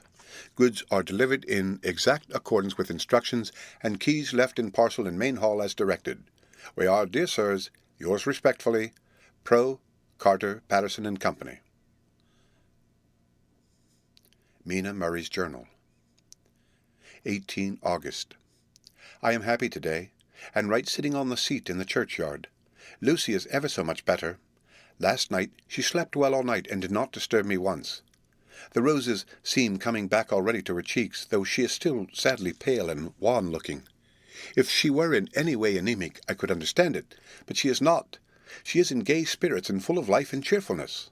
All the morbid reticence seems to have passed from her, and she has just reminded me, as if I needed any reminding, of that night, and that it was here on this very seat I found her asleep. As she told me, she tapped playfully with the heel of her boot on the stone slab and said, "My poor little feet didn't make much noise then. I dare say poor old Mr. Swales would have told me that it was because I didn't want to wake up Geordie." As she was in such a communicative humour, I asked her if she had dreamed at all that night. Before she answered, that sweet puckered look came into her forehead, which Arthur, I call him Arthur from her habit, says he loves, and indeed I don't wonder that he does. Then she went on in a half-dreaming kind of way, as if trying to recall it to herself. "I didn't quite dream, but it all seemed to be real. I only wanted to be here in this spot. I don't know why, for I was afraid of something, I don't know what. I remember, though, I suppose I was asleep, passing through the streets and over the bridge. A fish leaped as I went by, and I leaned over to look at it, and I heard a lot of dogs howling. The whole town seemed as if it must be full of dogs all howling at once as I went up the steps. Then I had a vague memory of something long and dark with red eyes, just as we saw in the sunset, and something very sweet and very bitter all around me at once. And then I seemed sinking into deep green water, and there was a singing in my ears as I have heard there is to drowning men, and then everything seemed passing away from me. My soul seemed to go out from my body and float about the air. I seem to remember that once the West Lighthouse was right under me, and then there was a sort of agonizing feeling, as if I were in an earthquake, and I came back and found you shaking my body. I saw you do it before I felt you." Then she began to laugh. It seemed a little uncanny to me, and I listened to her breathlessly. I did not quite like it, and thought it better not to keep her mind on the subject, so we drifted on to another subject, and Lucy was like her old self again. When we got home, the fresh breeze had braced her up, and her pale cheeks were really more rosy. Her mother rejoiced when she saw her, and we all spent a very happy evening together. 19 August. Joy, joy, joy. Although not all joy. At last, news of Jonathan. The dear fellow has been ill. That is why he did not write. I am not afraid to think it or to say it, now that I know. Mr. Hawkins sent me on the letter, and wrote himself, oh, so kindly. I am to leave in the morning and go over to Jonathan, and to help to nurse him if necessary, and to bring him home. Mr. Hawkins says it would not be a bad thing if we were to be married out there. I have cried over the good sister's letter till I can feel it wet against my bosom where it lies. It is of Jonathan, and must be near my heart, for he is in my heart. My journey is all mapped out, and my luggage ready. I am only taking one change of dress. Lucy will bring my trunk to London, and keep it till I send for it may be that I must write no more. I must keep it to say to Jonathan, my husband. The letter that he has seen and touched must comfort me till we meet. Letter. Sister Agatha, Hospital of St. Joseph and St. Mary Budapest, to Miss Wilhelmina Murray. 12 August. Dear Madam, I write by desire of Mr. Jonathan Harker, who is himself not strong enough to write, though progressing well, thanks to God and St. Joseph and St. Mary. He has been under our care for nearly 6 weeks, suffering from a violent brain fever. He wishes me to convey his love and to say that by this post I write for him to Mr. Peter Hawkins, Exeter, to say with his dutiful respects that he is sorry for his delay and that all of his work is completed. He will require some few weeks' rest in our sanatorium in the hills, but will then return. He wishes me to say that he has not sufficient money with him, and that he would like to pay for his staying here, so that others who need shall not be wanting for help. Believe me, yours, with sympathy and all blessings, Sister Agatha. P.S. My patient being asleep, I open this to let you know something more. He has told me all about you, and that you are shortly to be his wife. All blessings to you both. He has had some fearful shock, so says our doctor, and in his delirium his ravings have been dreadful of wolves and poison and blood, of ghosts and demons, and I fear to say of what. Be careful of him always, that there may be nothing to excite him of this kind for a long time to come. The traces of such an illness as his do not lightly die away.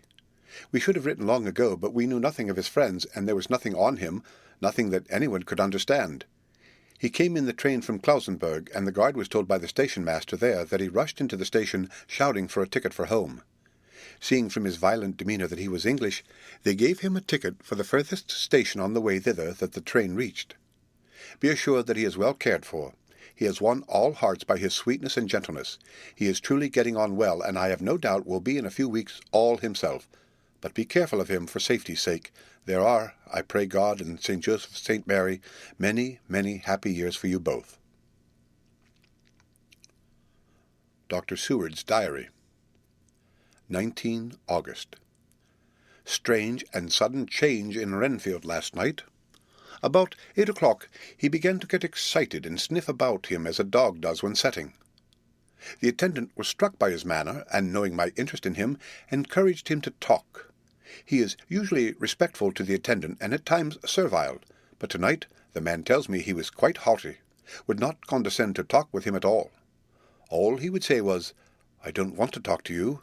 You don't count now. The master is at hand." The attendant thinks it is some sudden form of religious mania which has seized him. If so, we must look out for squalls, for a strong man with homicidal and religious mania at once might be dangerous. The combination is a dreadful one. At 9 o'clock I visited him myself. His attitude to me was the same as that to the attendant. In his sublime self-feeling, the difference between myself and the attendant seemed to him as nothing. It looks like religious mania, and he will soon think that he himself is God. These infinitesimal distinctions between man and man are too paltry for an omnipotent being. How these madmen give themselves away! The real God taketh heed lest a sparrow fall, but the God created from human vanity sees no difference between an eagle and a sparrow. Oh, if men only knew! For half an hour or more Renfield kept getting excited in greater and greater degree. I did not pretend to be watching him, but I kept strict observation all the same. All at once that shifty look came into his eyes, which we always see when a madman has seized an idea, and with it the shifty movement of the head and back which asylum attendants come to know so well. He became quite quiet, and went and sat on the edge of his bed resignedly, and looked into space with lacklustre eyes. I thought I would find out if his apathy were real or only assumed, and tried to lead him to talk of his pets, a theme which had never failed to excite his attention. At first he made no reply, but at length said testily, "Bother them all, I don't care a pin about them." "What?" I said. "You don't mean to tell me you don't care about spiders?" Spiders at present are his hobby, and the notebook is filling up with columns of small figures. To this he answered enigmatically, "The bride, maidens, rejoice the eyes that wait the coming of the bride. But when the bride draweth nigh, then the maidens shine not to the eyes that are filled." He would not explain himself, but remained obstinately seated on his bed all the time I remained with him. I am weary tonight and low in spirits. I cannot but think of Lucy and how different things might have been. If I don't sleep at once, chloral, the modern Morpheus, I must be careful not to let it grow into a habit. No, I shall take none tonight. I have thought of Lucy, and I shall not dishonour her by mixing the two. If need be, tonight shall be sleepless. Later. Glad I made the resolution, gladder that I kept to it. I had lain tossing about, and had heard the clock strike only twice, when the night watchman came to me, sent up from the ward to say that Renfield had escaped. I threw on my clothes and ran down at once. My patient is too dangerous a person to be roaming about. Those ideas of his might work out dangerously with strangers. The attendant was waiting for me. He said he had seen him not 10 minutes before, seemingly asleep in his bed, when he had looked through the observation trap in the door. His attention was called by the sound of the window being wrenched out. He ran back and saw his feet disappear through the window, and had at once sent up for me. He was only in his night gear, and cannot be far off. The attendant thought it would be more useful to watch where he should go than to follow him, as he might lose sight of him whilst getting out of the building by the door. He is a bulky man, and couldn't get through the window. I am thin, so with his aid I got out, but feet foremost, and as we were only a few feet above the ground, landed unhurt. The attendant told me the patient had gone to the left and had taken a straight line, so I ran as quickly as I could. As I got through the belt of trees, I saw a white figure scale the high wall which separates our grounds from those of the deserted house. I ran back at once, told the watchman to get 3 or 4 men immediately, and follow me into the grounds of Carfax in case our friend might be dangerous. I got a ladder myself, and crossing the wall, dropped down on the other side. I could see Renfield's figure just disappearing behind the angle of the house, so I ran after him. On the far side of the house, I found him pressed close against the old iron-bound oak door of the chapel. He was talking, apparently to someone, but I was afraid to go near enough to hear what he was saying, lest I might frighten him and he should run off. Chasing an errant swarm of bees is nothing to following a naked lunatic when the fit of escaping is upon him. After a few minutes, however, I could see that he did not take note of anything around him, and so ventured to draw near to him, the more so as my men had now crossed the wall and were closing him in. I heard him say, "I am here to do your bidding, master. I am your slave, and you will reward me, for I shall be faithful. I have worshipped you long and afar off. Now that you are near, I await your commands, and you will not pass me by, will you, dear master, in your distribution of good things?" He is a selfish old beggar, anyhow. He thinks of the loaves and fishes even when he believes his is in a real presence. His manias make a startling combination. When we closed in on him, he fought like a tiger. He is immensely strong, for he was more like a wild beast than a man. I never saw a lunatic in such a paroxysm of rage before, and I hope I shall not again. It is a mercy that we have found out his strength and his danger in good time. With strength and determination like his, he might have done wild work before he was caged. He is safe now at any rate. Jack Shepherd himself couldn't get free from the strait waistcoat that keeps him restrained, and he's chained to the wall in the padded room. His cries are at times awful, but the silences that follow are more deadly still, for he means murder in every turn and movement. Just now he spoke coherent words for the first time. "I shall be patient, master. It is coming, coming, coming." So I took the hint and came to. I was too excited to sleep, but this diary has quieted me, and I feel I shall get some sleep tonight. The end of Chapter 8. Read by Rick Kistner, for Lit to Go on the web at fcit.usf.edu.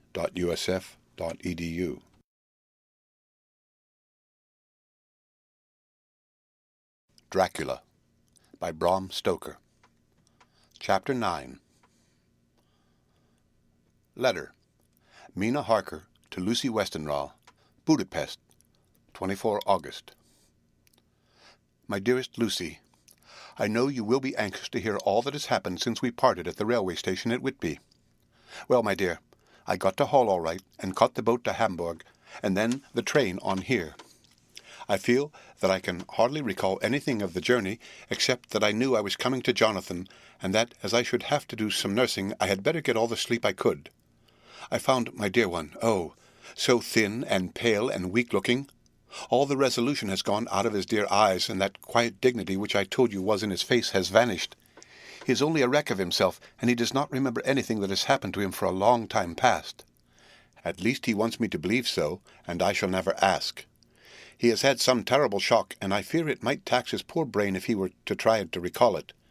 Sister Agatha, who is a good creature and a born nurse, tells me that he wanted her to tell me what they were, but she would only cross herself and say she would never tell. That the ravings of the sick were the secrets of God, and that if a nurse through her vocation should hear them, she should respect her trust.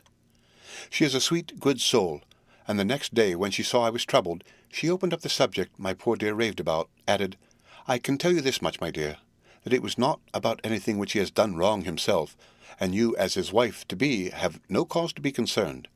He has not forgotten you or what he owes to you. His fear was of great and terrible things which no mortal can treat of. I do believe the dear soul thought I might be jealous, lest my poor dear should have fallen in love with any other girl. The idea of my being jealous about Jonathan! And yet, my dear, let me whisper, I felt a thrill of joy through me when I knew that no other woman was a cause for trouble. I am now sitting by his bedside, where I can see his face while he sleeps. He is waking. When he woke, he asked me for his coat, as he wanted to get something from the pocket. I asked Sister Agatha, and she brought all his things. I saw amongst them was his notebook, and was going to ask him to let me look at it, for I knew that I might find some clue to his trouble. But I suppose he must have seen my wish in my eyes, for he sent me over to the window, saying he wanted to be quite alone for a moment. Then he called me back, and he said to me very solemnly, "Wilhelmina."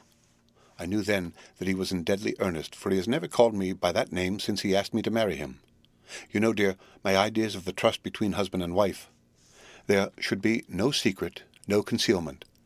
I have had a great shock, and when I try to think of what it is, I feel my head spin round, and I do not know if it was real or the dreaming of a madman. You know I had brain fever, and that is to be mad. The secret is here, and I do not want to know it. I want to take up my life here with our marriage. For, my dear, we had decided to be married as soon as the formalities are complete. Are you willing, Wilhelmina, to share my ignorance? Here is the book. Take it and keep it. Read it if you will, but never let me know unless, indeed, some solemn duty should come upon me to go back to the bitter hours, asleep or awake, sane or mad, recorded here. He fell back exhausted, and I put the book under his pillow and kissed him. I have asked Sister Agatha to beg the Superior to let our wedding be this afternoon, and am waiting her reply. She has come and told me that the chaplain of the English Mission Church has been sent for. We are to be married in an hour, or as soon after as Jonathan awakes. Lucy, the time has come and gone.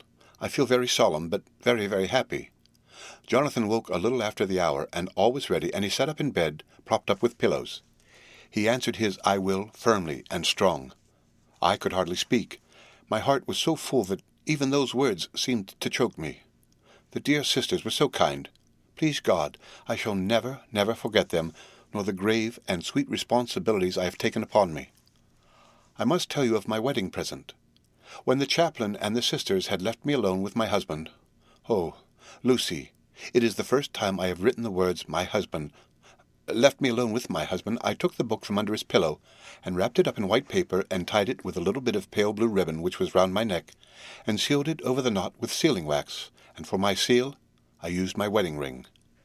Then I kissed it, and showed it to my husband, and told him that I would keep it so, and then it would be an outward and visible sign for us all our lives that we trusted each other, that I would never open it unless it were for his own dear sake, or for the sake of some stern duty. Then he took my hand in his, and oh, Lucy, it was the first time he took his wife's hand, and said that it was the dearest thing in all the wide world, and that he would go through all the past again to win it if need be. The poor dear meant to have said a part of the past, but he cannot think of time yet, and I shall not wonder if at first he mixes up not only the month but the year. Well, my dear, what could I say? I could only tell him that I was the happiest woman in all the wide world, and that I had nothing to give him except myself, my life, and my trust, and that with these went my love and duty for all the days of my life. And, my dear, when he kissed me and drew me to him with his poor weak hands, it was like a solemn pledge between us. Lucy, dear, do you know why I tell you all this? It is not only because it is all sweet to me, but because you have been and are very dear to me. It was my privilege to be your friend and guide when you came from the schoolroom to prepare for the world of life. I want you to see now, and with the eyes of a very happy wife, whither duty has led me, so that in your own married life you too may be all happy as I am. My dear, please Almighty God, your life may be all it promises, a long day of sunshine with no harsh wind, no forgetting duty, no distrust. I must not wish you no pain, for that can never be, but I do hope you will always be as happy as I am now. Goodbye, my dear. I shall post this at once, and perhaps write you very soon again. I must stop, for Jonathan is waking. I must attend my husband. Your ever-loving Mina Harker. Letter. Lucy Westenra to Mina Harker, Whitby, 30 August. My dearest Mina, oceans of love and millions of kisses, and may you soon be in your own home with your husband. I wish you were coming home soon enough to stay with us here. The strong air would soon restore Jonathan. It has quite restored me. I have an appetite like a cormorant, am full of life, and sleep well. You will be glad to know that I have quite given up walking in my sleep. I think I have not stirred out of my bed for a week, that is, when I once got into it at night. Arthur says I am getting fat. By the way, I forgot to tell you that Arthur is here. We have such walks and drives and rides and rowing and tennis and fishing together, and I love him more than ever. He tells me that he loves me more, but I doubt that, for at first he told me that he couldn't love me more than he did then. But this is nonsense. There he is, calling to me. So, no more just at present, from your loving Lucy. P.S. Mother sends her love. She seems better, poor dear. P.P.S. We are to be married on 28 September. Dr. Seward's Diary. 20 August. The case of Renfield grows even more interesting. He is now so far quieted that there are spells of cessation from his passion. For the first week after his attack he was perpetually violent. Then, one night, just as the moon rose, he grew quiet and kept murmuring to himself, "Now I can wait. Now I can wait." The attendant came to tell me, so I ran down at once to have a look at him. He was still in the strait waistcoat, and in the padded room, but the suffused look had gone from his face, and his eyes had something of their old pleading, I might almost say cringing, softness. I was satisfied with his present condition, and directed him to be relieved. The attendants hesitated, but finally carried out my wishes without protest. It was a strange thing that the patient had humour enough to see their distrust, for, coming close to me, he said in a whisper, all the while looking furtively at them, "They think I could hurt you. Fancy me hurting you, the fools!" It was soothing, somehow, to the feelings to find myself disassociated even in the mind of this poor madman from the others, but all the same I do not follow his thought. Am I to take it that I have anything in common with him, so that we are, as it were, to stand together? Or has he to gain from me some good so stupendous that my well-being is needful to him? I must find out later on. Tonight he will not speak. Even the offer of a kitten or even a full-grown cat will not tempt him. He will only say, "I don't take any stock in cats. I have more to think of now, and I can wait. I can wait." After a while I left him. The attendant tells me that he was quiet until just before dawn, and that then he began to get uneasy, and at length violent, until at last he fell into a paroxysm, which exhausted him so that he swooned into a sort of coma. 3 nights has the same thing happened, violent all day, then quiet from moonrise to sunrise. I wish I could get some clue to the cause. It would almost seem as if there was some influence which came and went. Happy thought. We shall tonight play sane wits against mad ones. He escaped before without our help. Tonight he shall escape with it. We shall give him a chance, and have the men ready to follow in case they are required. 23 August. The expected always happens. How well Disraeli knew life. Our bird, when he found the cage open, would not fly, so all our subtle arrangements were for naught. At any rate, we have proved one thing, that the spells of quietness last a reasonable time. We shall in future be able to ease his bonds for a few hours each day. I have given orders to the night attendant merely to shut him in the padded room, when once he is quiet until the hour before sunrise. The poor soul's body will enjoy the relief even if his mind cannot appreciate it. Hark! The unexpected again, I am called. The patient has once more escaped. Later. Another night adventure. Renfield artfully waited until the attendant was entering the room to inspect. Then he dashed out past him and flew down the passage. I sent word for the attendants to follow. Again he went into the grounds of the deserted house, and we found him in the same place, pressed against the old chapel door. When he saw me he became furious, and had not the attendant seized him in time, he would have tried to kill me. As we were holding him, a strange thing happened. He suddenly redoubled his efforts, and then as suddenly grew calm. I looked round instinctively, but could see nothing. Then I caught the patient's eye and followed it, but could trace nothing as it looked into the moonlight sky, except a big bat which was flapping its silent and ghostly way to the west. Bats usually wheel about, but this one seemed to go straight on, as if it knew where it was bound for, or had some intention of its own. The patient grew calmer almost every instant, and presently said, "You needn't tie me, I shall go quietly." Without trouble we came back to the house. I feel there is something ominous in his calm, and shall not forget this night. Lucy Westenra's Diary. Hillingham, 24 August. I must imitate Mina and keep writing things down. Then we can have long talks when we do meet. I wonder when it will be. I wish she were with me again, for I feel so unhappy. Last night I seemed to be dreaming again, just as I was at Whitby. Perhaps it is the change of air or getting home again. It is all dark and horrid to me, for I can remember nothing. But I am full of vague fear, and I feel so weak and worn out. When Arthur came to lunch, he looked quite grieved when he saw me, and I hadn't the spirit to try to be cheerful. I wonder if I could sleep in Mother's room tonight. I shall make an excuse to try. 25 August. Another bad night. Mother did not seem to take to my proposal. She seems not too well herself, and doubtless she fears to worry me. I tried to keep awake and succeeded for a while, but when the clock struck 12, it waked me from a doze, so I must have been falling asleep. There was a sort of scratching or flapping at the window, but I did not mind it, and as I remember no more, I suppose I must have fallen asleep. More bad dreams. I wish I could remember them. This morning I am horribly weak. My face is ghastly pale, and my throat pains me. It must be something wrong with my lungs, for I don't seem to be getting air enough. I shall try to cheer up when Arthur comes, or else I know he will be miserable to see me so. Letter. Arthur to Dr. Seward, Albemarle Hotel, 31 August. My dear Jack, I want you to do me a favour. Lucy is ill. That is, she has no specific disease, but she looks awful and is getting worse every day. I have asked her if there is any cause. I do not dare to ask her mother, for to disturb the poor lady's mind about her daughter in her present state of health would be fatal. Mrs. Westenra has confided to me that her doom is spoken, disease of the heart, though poor Lucy does not know it yet.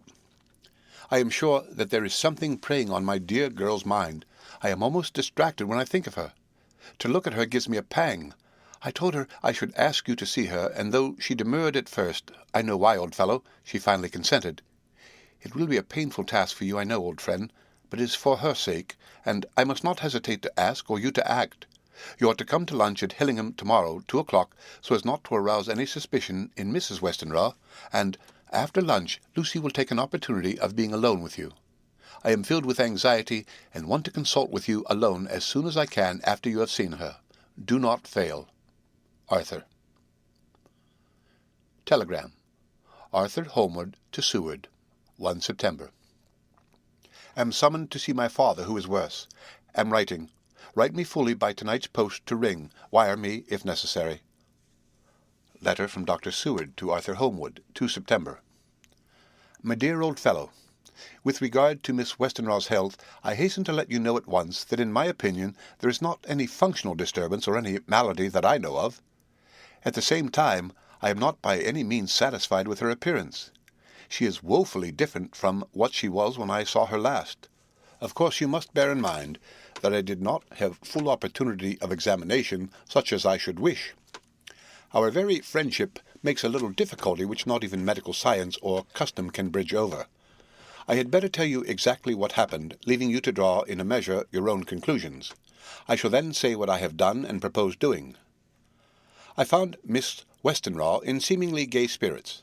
Her mother was present, and in a few seconds I made up my mind that she was trying all she knew to mislead her mother and prevent her from being anxious. I have no doubt she guesses, if she does not know what need of caution there is. We lunched alone, and as we all exerted ourselves to be cheerful, we got, as some kind of reward for our labours, some real cheerfulness amongst us. Then Mrs. Westenra went to lie down, and Lucy was left with me. We went into her boudoir, and till we got her there gaiety remained, for the servants were coming and going. As soon as the door was closed, however, the mask fell from her face, and she sank down into a chair with a great sigh and hid her eyes with her hand. When I saw that her high spirits had failed, I at once took advantage of her reaction to make a diagnosis. She said to me very sweetly, "I cannot tell you how I loathe talking about myself." I reminded her that a doctor's confidence was sacred, but that you were grievously anxious about her. She caught on to my meaning at once, and settled that matter in a word. "Tell Arthur everything you choose. I do not care for myself, but for him, so I am quite free." I could easily see that she was somewhat bloodless, but I could not see the usual anemic signs, and by the chance I was able to test the actual quality of her blood. For in opening a window which was stiff, a cord gave way, and she cut her hand slightly with broken glass. It was a slight matter in itself, but it gave me an evident chance, and I secured a few drops of the blood and have analyzed them. The qualitative analysis give a quite normal condition, and shows, I should infer in itself, a vigorous state of health. In other physical matters I was quite satisfied that there is no need for anxiety, but as there must be a cause somewhere, I have come to the conclusion that it must be something mental. She complains of difficulty breathing satisfactorily at times, and of heavy lethargic sleep with dreams that frighten her, but regarding which she can remember nothing. She says that as a child she used to walk in her sleep, and that when in Whitby the habit came back, and that once she walked out in the night and went to Eastcliff, where Miss Murray found her. But she assures me that of late the habit has not returned. I am in doubt, and so have done the best thing I know of. I have written to my old friend and master, Professor Van Helsing of Amsterdam, who knows as much about obscure diseases as anyone in the world. I have asked him to come over, and as you told me that all things were to be at your charge, I have mentioned to him who you are and your relations to Miss Westenra. This, my dear fellow, is in obedience to your wishes, for I am only too proud and happy to do anything I can for her. Van Helsing would, I know, do anything for me for a personal reason, so no matter on what ground he comes, we must accept his wishes. He is a seemingly arbitrary man. This is because he knows what he is talking about better than anyone else. He is a philosopher and a metaphysician, and one of the most advanced scientists of his day, and he has, I believe, an absolutely open mind. This, with an iron nerve, a temper of the ice-brook, and indomitable resolution, self-command, and toleration, exalted from virtues to blessings, and the kindliest and truest heart that beats, these form his equipment for the noble work that he is doing for mankind, work both in theory and practice, for his views are as wide as his all-embracing sympathy. I tell you these facts that you may know why I have such confidence in him. I have asked him to come at once. I shall see Miss Westenra tomorrow again. She is to meet me at the stores, so that I may not alarm her mother by too early a repetition of my call. Yours always, John Seward. Letter. Abraham Van Helsing, M.D., Ph.D., Doctor of Literature, etc., etc., to Dr. Seward, 2 September. My good friend, when I received your letter, I am already coming to you. By good fortune I can leave just at once without wrong to any of those who have trusted me. Were fortune other, then it were bad for these who have trusted, for I come to my friend when he calls to me to aid those he holds dear. Tell your friend that when that time you suck from my wound so swiftly the poison of the gangrene from that knife that our other friend, too nervous, let slip, you did more for him when he wants my aids, and you call for them all his great fortune could do. But it is pleasure added to do for him your friend, it is to you that I come. Have near at hand, and please it so arrange that we may see the young lady not too late on tomorrow, for it is likely that I may have to return here that night. But if need be, I shall come again in 3 days, and stay longer if it must. Till then, good-bye, my friend, John Van Helsing. Letter, Dr. Seward, to Honourable Arthur Holmwood, 3 September. My dear Art, Van Helsing has come and gone. He came on with me to Hillingham, and found that by Lucy's discretion her mother was lunching out, so that we were alone with her. Van Helsing made a very careful examination of the patient. He is to report to me, and I shall advise you, for of course I was not present all the time. He is, I fear, much concerned, but says he must think. When I told him of our friendship, and how you trust to me in the matter, he said, "You must tell him all you think. Tell him what I think, if you can guess it, if you will. Nay, I am not jesting. This is no jest, but life and death, perhaps more." I asked what he meant by that, for he was very serious. This was when we had come back to town, and he was having a cup of tea before starting on his return to Amsterdam. He would not give me any further clue. You must not be angry with me, Art, because his very reticence means that all his brains are working for her good. He will speak plainly enough when the time comes, be sure. So I told him I would simply write an account of our visit, just as if I were doing a descriptive special article for the Daily Telegraph. He seemed not to notice, but remarked that the smuts of London were not quite so bad as they used to be when he was a student here. I am to get his report tomorrow, if he can possibly make it. In any case, I am to have a letter. Well, as to the visit, Lucy was more cheerful than on the day I first saw her, and certainly looked better.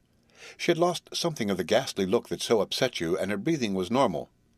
She was very sweet to the professor, as she always is, and tried to make him feel at ease, though I could see the poor girl was making a hard struggle for it. I believe Van Helsing saw it, too, for I saw the quick look under his bushy brows that I knew of old. Then he began to chat of all things, except ourselves and diseases, and with such infinite geniality that I could see poor Lucy's pretence of animation merge into reality. Then, without any seeming change, he brought the conversation gently round to his visit, and suavely said, "My dear young miss, I have the so great pleasure because you are so much beloved. That is much, my dear, even were there that which I do not see. They told me you were down in the spirit, and that you were of a ghastly pale. To them I say, poof!" And he snapped his fingers at me and went on. "But you and I shall show them how wrong they are.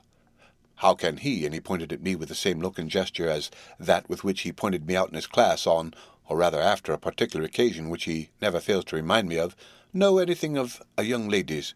He has his madmen to play with, and to bring them back to happiness, and to those that love them. It is much to do, and oh, but there are rewards in that we can bestow such happiness. But the young ladies, he has no wife nor daughter, and the young do not tell themselves to the young, but to the old like me, who have known so many sorrows and the causes of them. So, my dear, we will send him away to smoke the cigarette in the garden, whilst you and I have a little talk all to ourselves." I took the hint, and strolled about, and presently the professor came to the window and called me in. He looked grave, but said, "I have made careful examination, but there is no functional cause. With you I agree that there has been much blood lost. It has been, but is not. But the conditions of her are in no way anemic. I have asked her to send me her maid, that I may ask just one or two questions, that so I may not chance to miss nothing. I know well that what she will say, and yet there is cause. There is always cause for everything. I must go back home and think. You must send me the telegram every day, and if there be cause I shall come again. The disease, for not to be well is a disease, interests me, and the sweet young dear, she interests me too. She charmed me, and for her, if not for you or disease, I come." As I tell you, he would not say a word more, even when we were alone, and so now, Art, you know all I know. I shall keep stern watch. I trust your poor father is rallying. It must be a terrible thing to you, my dear old fellow, to be placed in such a position between two people who are both so dear to you. I know your idea of duty to your father, and you are right to stick to it. But if need be, I shall send you word to come at once to Lucy, so do not be over-anxious unless you hear from me. Dr. Seward's Diary. 4 September. A zoophagous patient still keeps up our interest in him. He had only one outburst, and that was yesterday at an unusual time. Just before the stroke of noon, he began to grow restless. The attendant knew the symptoms, and at once summoned aid. Fortunately, the men came at a run, and were just in time, for at the stroke of noon he became so violent that it took all their strength to hold him. In about 5 minutes, however, he began to get more quiet, and finally sank into a sort of melancholy, in which state he has remained up to now. The attendant tells me that his screams whilst in the paroxysm were really appalling. I found my hands full when I got in, attending to some of the other patients who were frightened by him. Indeed, I can quite understand the effect, for the sounds disturbed even me, though I was some distance away. It is now after the dinner hour of the asylum, and as yet my patient sits in a corner brooding, with a dull, sullen, woe-begone look in his face, which seems rather to indicate than to show something directly. I cannot quite understand it. Later. Another change in my patient. At 5 o'clock I looked in on him and found him seemingly as happy and contented as he used to be. He was catching flies and eating them, and was keeping note of his capture by making nail marks on the edge of the door between the ridges of padding. When he saw me, he came over and apologized for his bad conduct, and asked me in a very humble, cringing way to be led back to his own room, and to have his notebook again. I thought it well to humour him, so he is back in his room with the window open. He has the sugar of his tea spread out on the window-sill, and is reaping quite a harvest of flies. He is not now eating them, but putting them into a box as of old, and is already examining the corners of his room to find a spider. I tried to get him to talk about the past few days, for any clue to his thoughts would be of immense help to me, but he would not rise. For a moment or two he looked very sad, and said in a sort of far-away voice, as though saying it rather to himself than to me, "All over. All over. He has deserted me. No hope for me now unless I do it myself." Then, suddenly turning to me in a resolute way, he said, "Doctor, won't you be very good to me and let me have a little more sugar? I think it would be very good for me." "And the flies?" I said.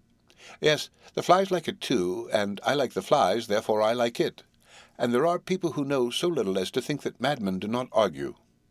I procured him a double supply, and left him as happy a man as, I suppose, any in the world. I wish I could fathom his mind. Midnight. Another change in him. I had been to see Miss Westenra, whom I found much better, and had just returned, and was standing at our own gate looking at the sunset, when once more I heard him yelling. As his room is on this side of the house, I could hear it better than in the morning. It was a shock to me to turn from the wonderful smoky beauty of a sunset over London, with its lurid lights and inky shadows, and all the marvellous tints that come on foul clouds, even as on foul water, and to realize all the grim sternness of my own cold stone building, with its wealth of breathing misery, and my own desolate heart to endure it all. I reached him just as the sun was going down, and from his window saw the red disk sink. As it sank, he became less and less frenzied, and just as it dipped, he slid from the hands that held him, an inert mass on the floor. It is wonderful, however, that intellectual recuperative power lunatics have, for within a few minutes he stood up quite calmly and looked around him. I signalled to the attendants not to hold him, for I was anxious to see what he would do. He went straight over to the window and brushed out the crumbs of sugar. Then he took his fly-box and emptied it outside, and threw away the box. Then he shut the window, and crossing over sat down on his bed. All this surprised me, so I asked him, "Are you going to keep flies any more?" "No," said he, "I am sick of all that rubbish." He certainly is a wonderfully interesting study. I wish I could get some glimpse of his mind, or of the cause of his sudden passion. Stop. There may be a clue after all, if we can find why today his paroxysm came on at high noon and at sunset. Can it be that there is a malign influence of the sun at periods which affect certain natures, as at times the moon does others? We shall see. Telegram. Seward, London, to Van Helsing, Amsterdam. 4 September. Patient still better today. Telegram. Seward, London, to Van Helsing, Amsterdam. 5 September.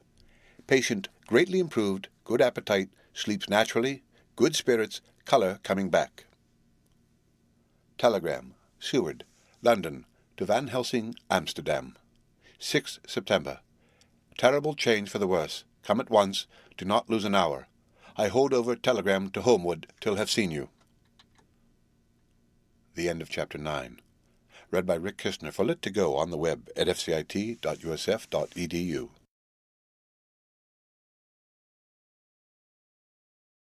Dracula by Bram Stoker.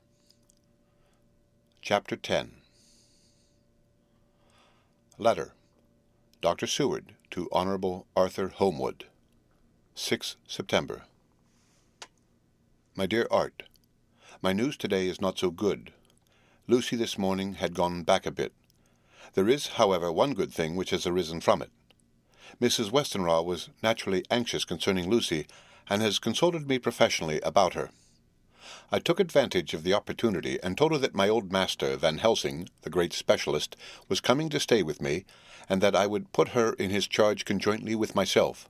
So now we can come and go without alarming her unduly, for a shock to her would mean sudden death, and this, in Lucy's weak condition, might be disastrous to her. We are hedged in with difficulties, all of us, my poor fellow, but please God, we shall come through them all right.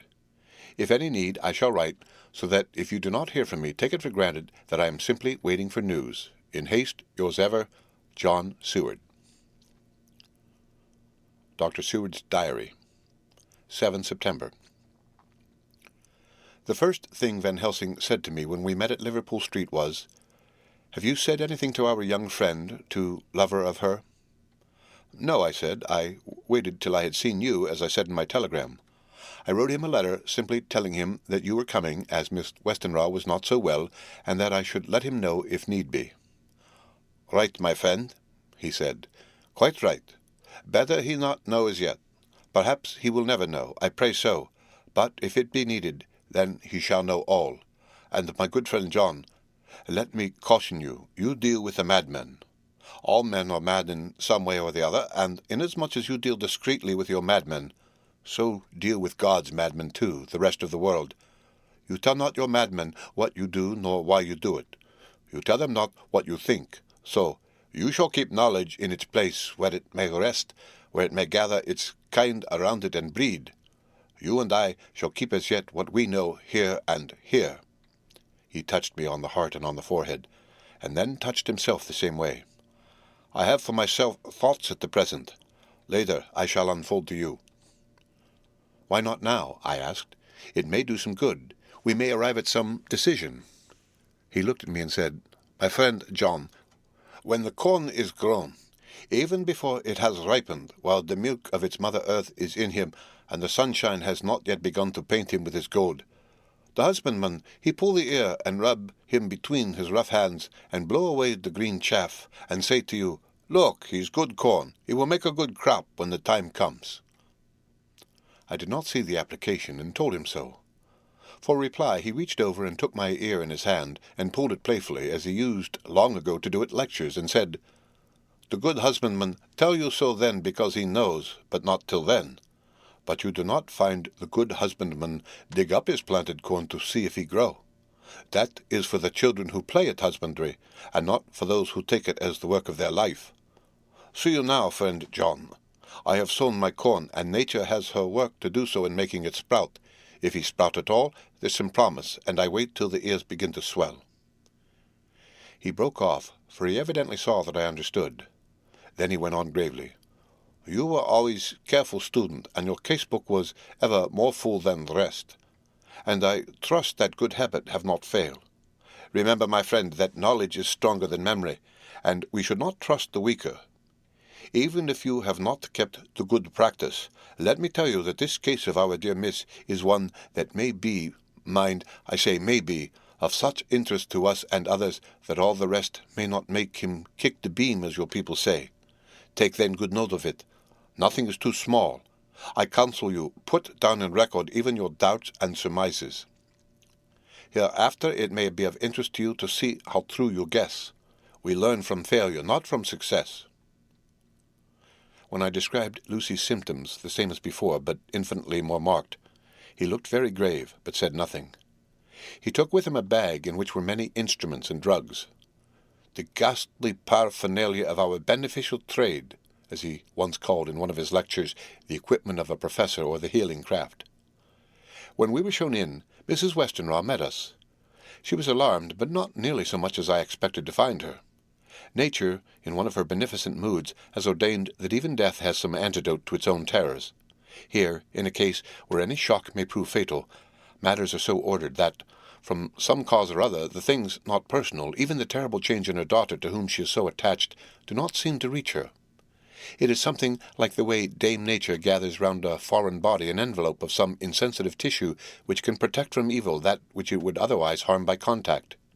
If this be an ordered selfishness, then we should pause before we condemn anyone for the vice of egoism, for there may be deeper root for its causes than we have knowledge of. I used my knowledge of this phase of spiritual pathology, and set down a rule that she should not be present with Lucy, or think of her illness more than was absolutely required. She assented readily, so readily that I saw again the hand of nature fighting for life. Van Helsing and I were shown up to Lucy's room. If I was shocked when I saw her yesterday, I was horrified when I saw her today. She was ghastly, chalkily pale. The red seemed to have gone even from her lips and gums, and the bones of her face stood out prominently. Her breathing was painful to see or hear. Van Helsing's face grew set as marble, and his eyebrows converged till they almost touched over his nose. Lucy lay motionless, and did not seem to have strength to speak, so for a while we were all silent. Then Van Helsing beckoned to me, and we went gently out of the room. The instant we had closed the door, he stepped quickly along the passage to the next door, which was open. Then he pulled me quickly in with him and closed the door. "My God," he said, "this is dreadful. There is not time to be lost. She will die for sheer want of blood to keep the heart's action as it should be. There must be a transfusion of blood at once. Is it you or me?" "I am younger and stronger, Professor. It must be me." "Then get ready at once. I will bring up my bag. I am prepared." I went downstairs with him, and as we were going there was a knock at the hall door. When we reached the hall, the maid had just opened the door, and Arthur was stepping quickly in. He rushed up to me, saying in an eager whisper, "Jack, I was so anxious. I read between the lines of your letter and have been in an agony. The dad was better, so I ran down here to see for myself. Is not that gentleman Dr. Van Helsing? I am so thankful to you, sir, for coming." When first the professor's eye had lit upon him, he had been angry at his interruption at such a time. But now, as he took in his stalwart proportions and recognized the strong young manhood which seemed to emanate from him, his eyes gleamed. Without a pause, he said to him as he held out his hand, "Sir, you have come in time. You are the lover of our dear miss. She is bad, very, very bad. Nay, my child, do not go like that." For he suddenly grew pale and sat down on a chair, almost fainting. "You ought to help her. You can do more than any that live, and your courage is your best help." "What can I do?" asked Arthur hoarsely. "Tell me, and I shall do it.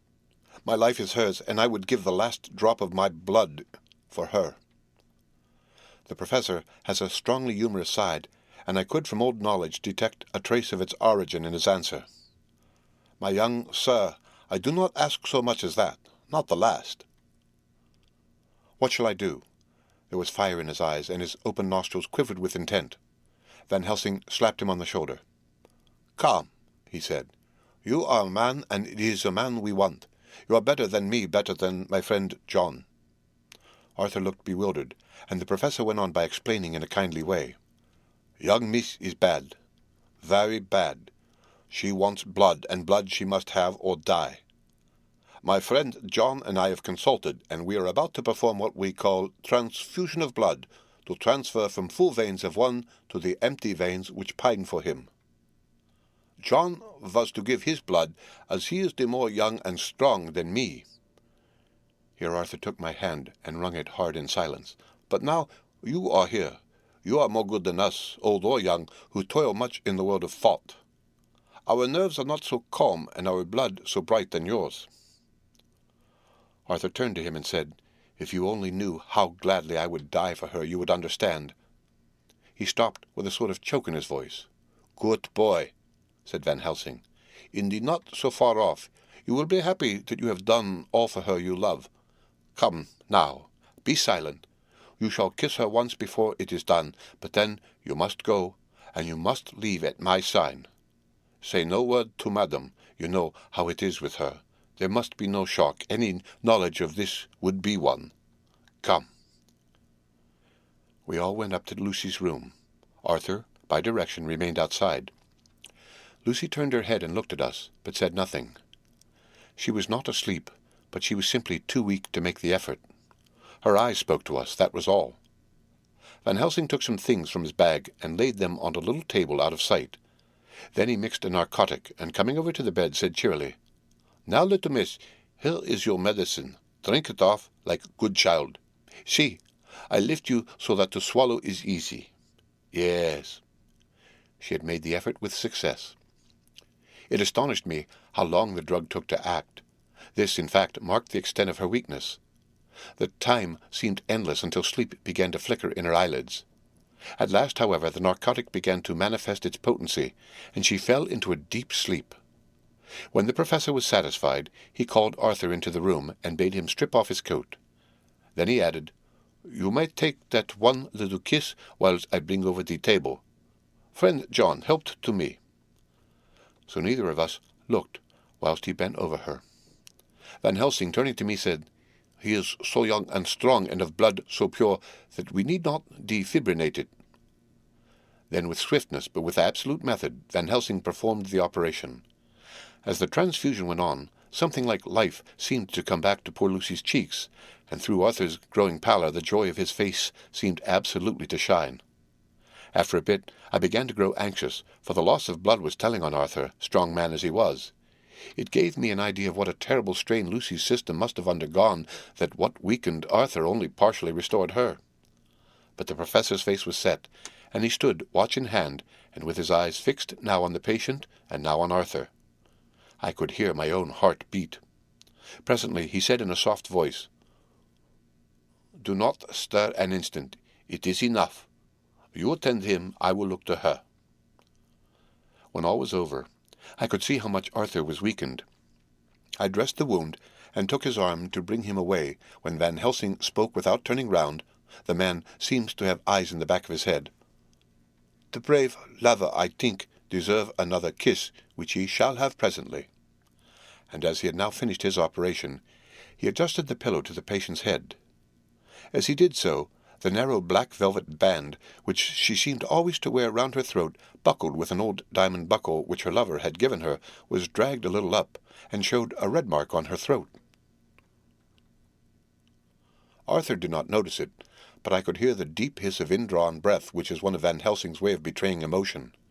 He said nothing at the moment, but turned to me, saying, "Now take down our brave young lover, give him of the port wine, and let him lie down a while. He must then go home and rest, sleep much and eat much, that he may be recruited of what he has given so to his love. He must not stay here. Hold a moment. I may take it, sir, that you are anxious of result. Then bring it with you, that in all ways the operation is successful. You have saved her life this time, and you can go home and rest easy in mind that all that can be is. I shall tell her all when she is well. She shall love you none the less for what you have done. Goodbye." When Arthur had gone, I went back to the room. Lucy was sleeping gently, but her breathing was stronger. I could see the counterpane move as her breast heaved. By the bedside sat Van Helsing, looking at her intently. The velvet band again covered the red mark. I asked the professor in a whisper, "What do you make of that mark on her throat?" "What do you make of it?" "I have not examined it yet," I answered, and then and there proceeded to loose the band. Just over the external jugular vein there were 2 punctures, not large, but not wholesome-looking. There was no sign of disease, but the edges were white and worn-looking, as if by some trituration. It at once occurred to me that this wound, or whatever it was, might be the means of that manifest loss of blood. But I abandoned the idea as soon as it formed, for such a thing could not be. The whole bed would have been drenched to a scarlet with the blood which the girl must have lost to leave such a pallor as she had before the transfusion. "Well?" said Van Helsing. "Well," said I can make nothing of it." The professor stood up. "I must go back to Amsterdam tonight," he said. "There are books and things there which I want. You must remain here all night, and you must not let your sight pass from her." "Shall I have a nurse?" I asked. "We are the best nurses, you and I. You keep watch all night. See that she is well fed, and that nothing disturbs her. You must not sleep all the night. Later on, we can sleep, you and I. I shall be back as soon as possible, and then we may begin." "May begin?" I said. "What on earth do you mean?" "We shall see," he answered as he hurried out. He came back a moment later and put his head inside the door, and said with a warning finger held up, "Remember, she is your charge. If you leave her and harm befall, you shall not sleep easy hereafter." Dr. Seward's diary continued. 8 September. I sat up all night with Lucy. The opiate worked itself off towards dusk, and she waked naturally. She looked a different being from what she had been before the operation. Her spirits even were good, and she was full of a happy vivacity.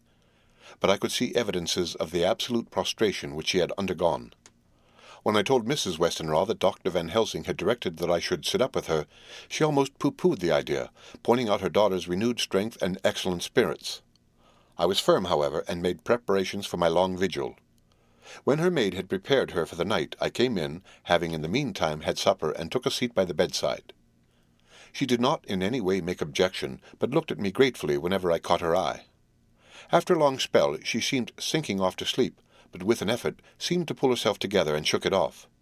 It was apparent that she did not want to sleep, so I tackled the subject at once. "You do not want to sleep?" "No. I am afraid." "Afraid to go to sleep? Why so? It is the boon we all crave for." "Ah, not if you were like me, if sleep was to you a presage of horror." "A presage of horror? What on earth do you mean?" "I don't know. Oh, I don't know, and that is what is so terrible. All this weakness comes to me in sleep, until I dread the very thought." "But, my dear girl, you may sleep tonight. I am here watching you, and I can promise that nothing will happen." "Ah, I can trust you," she said. I seized the opportunity and said, "I promise that if I see any evidence of bad dreams, I will wake you at once." "You will? Oh, will you, really? How good you are to me. Then I will sleep." And almost at the word she gave a deep sigh of relief and sank back asleep. All night long I watched by her. She never stirred, but slept on and on in a deep, tranquil, life-giving, health-giving sleep. Her lips were slightly parted, and her breast rose and fell with the regularity of a pendulum. There was a smile on her face, and it was evident that no bad dreams had come to disturb her peace of mind. In the early morning her maid came, and I left her in her care and took myself back home, for I was anxious about many things. I sent a short wire to Van Helsing and to Arthur, telling them of the excellent result of the operation. My own work, with its manifold arrears, took me all day to clear off. It was dark when I was able to inquire about my zoophagus patient. The report was good. He had been quite quiet for the past day and night. A telegram came from Van Helsing at Amsterdam whilst I was at dinner, suggesting that I should be at Hillingham tonight, as it might be well to be at hand, and stating that he was leaving by the night mail and would join me early in the morning. 9 September. I was pretty tired and worn out when I got to Hillingham. For 2 nights I had hardly had a wink of sleep, and my brain was beginning to feel that numbness which marks cerebral exhaustion. Lucy was up and in cheerful spirits. When she shook hands with me, she looked sharply in my face and said, "No sitting up tonight for you. You are worn out." "I am quite well again. Indeed, I am, and if there is to be any sitting up, it is I who will sit up with you." I would not argue the point, but went and had my supper. Lucy came with me, and, enlivened by her charming presence, I made an excellent meal, and had a couple of glasses of the more than excellent port. Then Lucy took me upstairs, and showed me a room next to her own, where a cosy fire was burning. "Now," she said, "you must stay here. I shall leave this door open, and my door too. You can lie on the sofa, for I know that nothing would induce any of you doctors to go to bed whilst there is a patient above the horizon. If I want anything, I shall call out, and you can come to me at once." I could not but acquiesce, for I was dog-tired and could not have sat up had I tried. So, on her renewing her promise to call me if she should want anything, I lay on the sofa and forgot all about everything. Lucy Westenra's Diary. 9 September. I feel so happy tonight. I have been so miserably weak that to be able to think and move about is like feeling sunshine after a long spell of east wind out of a steel sky. Somehow Arthur feels very, very close to me. I seem to feel his presence warm about me. I suppose it is that sickness and weakness are selfish things and turn our inner eyes and sympathy on ourselves, whilst health and strength give love rein, and in thought and feeling he can wander where he wills. I know where my thoughts are. If only Arthur knew. My dear, your ears must tingle as you sleep as mine do waking. Oh, the blissful rest of last night! How I slept with that dear good Dr. Seward watching me! And tonight I shall not fear to sleep, since he is close at hand and within call. Thank everybody for being so good to me. Thank God. Good night, Arthur. Dr. Seward's Diary. 10 September. I was conscious of the professor's hand on my head, and started awake all in a second. That is one of the things that we learn in an asylum, at any rate. And how is our patient?" "Well when I left her, or rather when she left me," I answered. "Come, let us see," he said, and together we went into the room. The blind was down, and I went over to raise it gently, whilst Van Helsing stepped with his soft, cat-like tread over to the bed. As I raised the blind and the morning sunlight flooded the room, I heard the Professor's low hiss of inspiration, and knowing its rarity, a deadly fear shot through my heart. As I passed over, he moved back, and his exclamation of horror, "Gott in Himmel!" needed no enforcement from his agonized face. He raised his hand and pointed to the bed, and his iron face was drawn and ashen white. I felt my knees begin to tremble. There, on the bed, seemingly in a swoon, lay poor Lucy, more horribly white and wan-looking than ever. Even the lips were white, and the gums seemed to have shrunken back from the teeth, as we sometimes see in a corpse after a prolonged illness. Van Helsing raised his foot to stamp in anger, but the instinct of his life and all the long years of habit stood to him, and he put it down again softly. "Quick," he said, "bring the brandy." I flew to the dining-room and returned with a decanter. He wetted the poor white lips with it, and together we rubbed palm and wrist and heart. He felt her heart, and after a few moments of agonizing suspense said, "It is not too late. It beats, though but feebly. All our work is undone. We must begin again. There is no young Arthur here now. I have to call on you yourself this time, friend John." As he spoke, he was dipping into his bag and producing the instruments of transfusion. I had taken off my coat and rolled up my shirt-sleeve. There was no possibility of an opiate just at present, and no need of one, and so, without a moment's delay, we began the operation. After a time, it did not seem a short time either, for the draining away of one's blood, no matter how willingly it be given, is a terrible feeling. Van Helsing held up a warning finger. "Do not stir," he said, "but I fear that with growing strength she may wake, and that would make danger, oh, so much danger. But I shall precaution take. I shall give hypodermic injection of morphia." He proceeded then, swiftly and deftly, to carry out his intent. The effect on Lucy was not bad, for the faint seemed to merge subtly into the narcotic sleep. It was with a feeling of personal pride that I could see a faint tinge of color steal back into the pallid cheeks and lips. No man knows till he experiences it what it is to feel his own life-blood drawn away into the veins of the woman he loves. The Professor watched me critically. "That will do," he said. "Already?" I remonstrated.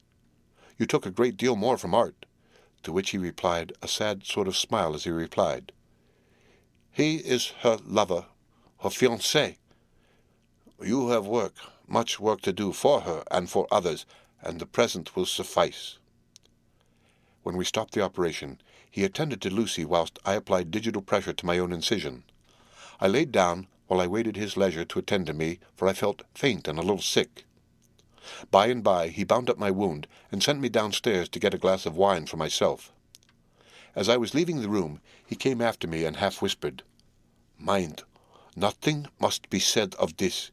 If our young lover should turn up unexpected as before, no word to him. It would at once frighten him and jealous him too. There must be none. So." When I came back, he looked at me carefully and then said, "You're not much the worse. Go into the room and lie on your sofa and rest a while, then have much breakfast and come here to me."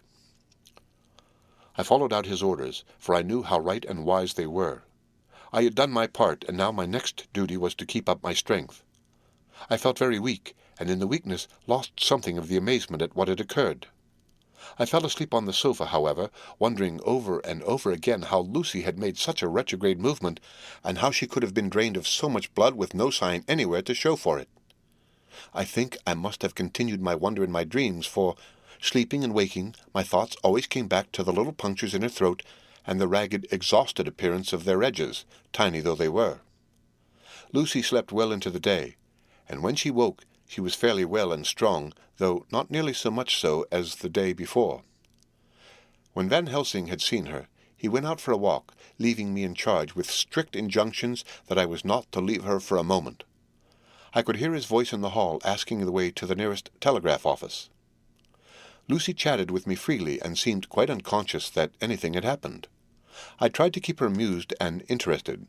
When her mother came up to see her, she did not seem to notice any change whatever, but said to me gratefully, "We owe you so much, Dr. Seward, for all you have done, but you really must now take care not to overwork yourself. You are looking pale yourself. You want a wife to nurse and look after you a bit, that you do." As she spoke, Lucy turned crimson, though it was only momentarily, for her poor wasted veins could not stand for long an unwanted drain to her head. The reaction came in excessive pallor as she turned imploring eyes on me. I smiled and nodded, and laid my finger on my lips. With a sigh, she sank back amid her pillows. Van Helsing returned in a couple of hours, and presently said to me, "Now you go home and eat much and drink enough. Make yourself strong. I stay here tonight, and I shall sit up with little miss myself. You and I must watch the case, and we must have none other to know. I have grave reasons. No, do not ask me. Think what you will. Do not fail to think even the most not improbable. Good night." In the hall, 2 of the maids came to me, and asked if they or either of them might not sit up with Miss Lucy. They implored me to let them, and when I said it was Dr. Van Helsing's wish that either he or I should sit up, they asked me quite piteously to intercede with the foreign gentleman. I was touched by their kindness. Perhaps it is because I am weak at present, and perhaps because it was on Lucy's account that their devotion was manifested. For over and over again have I seen similar instances of women's kindness. I got back here in time for a late dinner, went my rounds, all well, and set this down whilst waiting for sleep. It is coming. 11 September. This afternoon I went over to Hillingham, found Van Helsing in excellent spirits, and Lucy much better. Shortly after I had arrived, a big parcel from abroad came for the professor. He opened it with much impressment, assumed of course, and showed a great bundle of white flowers. "These are for you, Miss Lucy," he said. "For me, oh, Dr. Van Helsing?" "Yes, my dear, but not for you to play with. These are medicines." Here Lucy made a wry face. "Nay, but they are not to take in a decoction or in nauseous form, so you need not snub that so charming nose, or I shall point out to my friend Arthur what woes he may have to endure in seeing so much beauty that he so loves so much distort. Ah, my pretty miss, that bring the so nice nose all straight again. This is medicinal, but you do not know how. I put him in your window, I make pretty wreath, and hang him round your neck, so you sleep well." "Oh, yes, they, like lotus flower, make your trouble forgotten. It smells so like the waters of Lethe, and of that fountain of youth that the conquistadores sought for in the Floridas, and find him all too late." Whilst he was speaking, Lucy had been examining the flowers and smelling them. Now she threw them down, saying with half laughter and half disgust, "Oh, Professor, I believe you are only putting up a joke on me. Why, these flowers are only common garlic." To my surprise, Van Helsing rose up and said with all his sternness, his iron jaw set and his bushy eyebrows meeting, "No trifling with me, I never jest. There is grim purpose in what I do, and I warn you that you do not thwart me. Take care for the sake of others, if not for your own." Then, seeing poor Lucy scared, as she might well be, he went on more gently, "Oh, little miss, my dear, do not fear me, I only do for your good. But there is much virtue to you in those so common flowers. See, I place them myself in your room. I make myself the wreath that you ought to wear, but hush! No telling to others that make so inquisitive questions. We must obey, and silence is a part of obedience, and obedience is to bring you strong and well into loving arms that wait for you. Now, sit still a while. Come with me, friend John, and you shall help me deck the room with my garlic, which is all the way from Haarlem, where my friend Van der Poel raised herb in his glass houses all the year. I had to telegraph yesterday, or they would not have been here." We went into the room, taking the flowers with us. The professor's actions were certainly odd, and not to be found in any pharmacopoeia that I ever heard of. First, he fastened up the windows and latched them very securely. Next, taking a handful of the flowers, he rubbed them all over the sashes, as though to ensure that every whiff of air that might get in would be laden with the garlic smell. Then, with the wisp, he rubbed all over the jamb of the door, above, below, and at each side, and round the fireplace in the same way. It all seemed grotesque to me, and presently I said, "Well, Professor, I know you always have a reason for what you do, but this certainly puzzles me. It is well we have no skeptic here, or he would say that you are working some spell to keep out an evil spirit." "Perhaps I am," he answered quickly and quietly as he began to make the wreath which Lucy was to wear around her neck. We then waited whilst Lucy made her toilet for the night, and when she was in bed, he came and fixed himself the wreath of garlic around her neck. The last words he said to her were, "Take care you do not disturb it, and even if the room feel close, do not tonight open the window or the door." "I promise," said Lucy, "and thank you both 1,000 times for all your kindness to me. Oh, what have I done to be blessed with such friends?" As we left the house in my fly, which was waiting, Van Helsing said, "Tonight I can sleep in peace, and sleep I want. 2 nights of travel, much reading in the day between, and much anxiety on the day to follow, and a night to sit up without to wink. Tomorrow, in the morning early, you call for me, and we come together here to see our pretty miss, so much more strong for my spell which I have work. Ha ha, ho ho." He seemed so confident that I, remembering my own confidence 2 nights before, and with the baneful result, felt awe and vague terror. It must have been my weakness that made me hesitate to tell it to my friend, but I felt it all the more, like unshed tears. The end of Chapter 10. Read by Rick Kistner for Lit2Go on the web at fcit.usf.edu.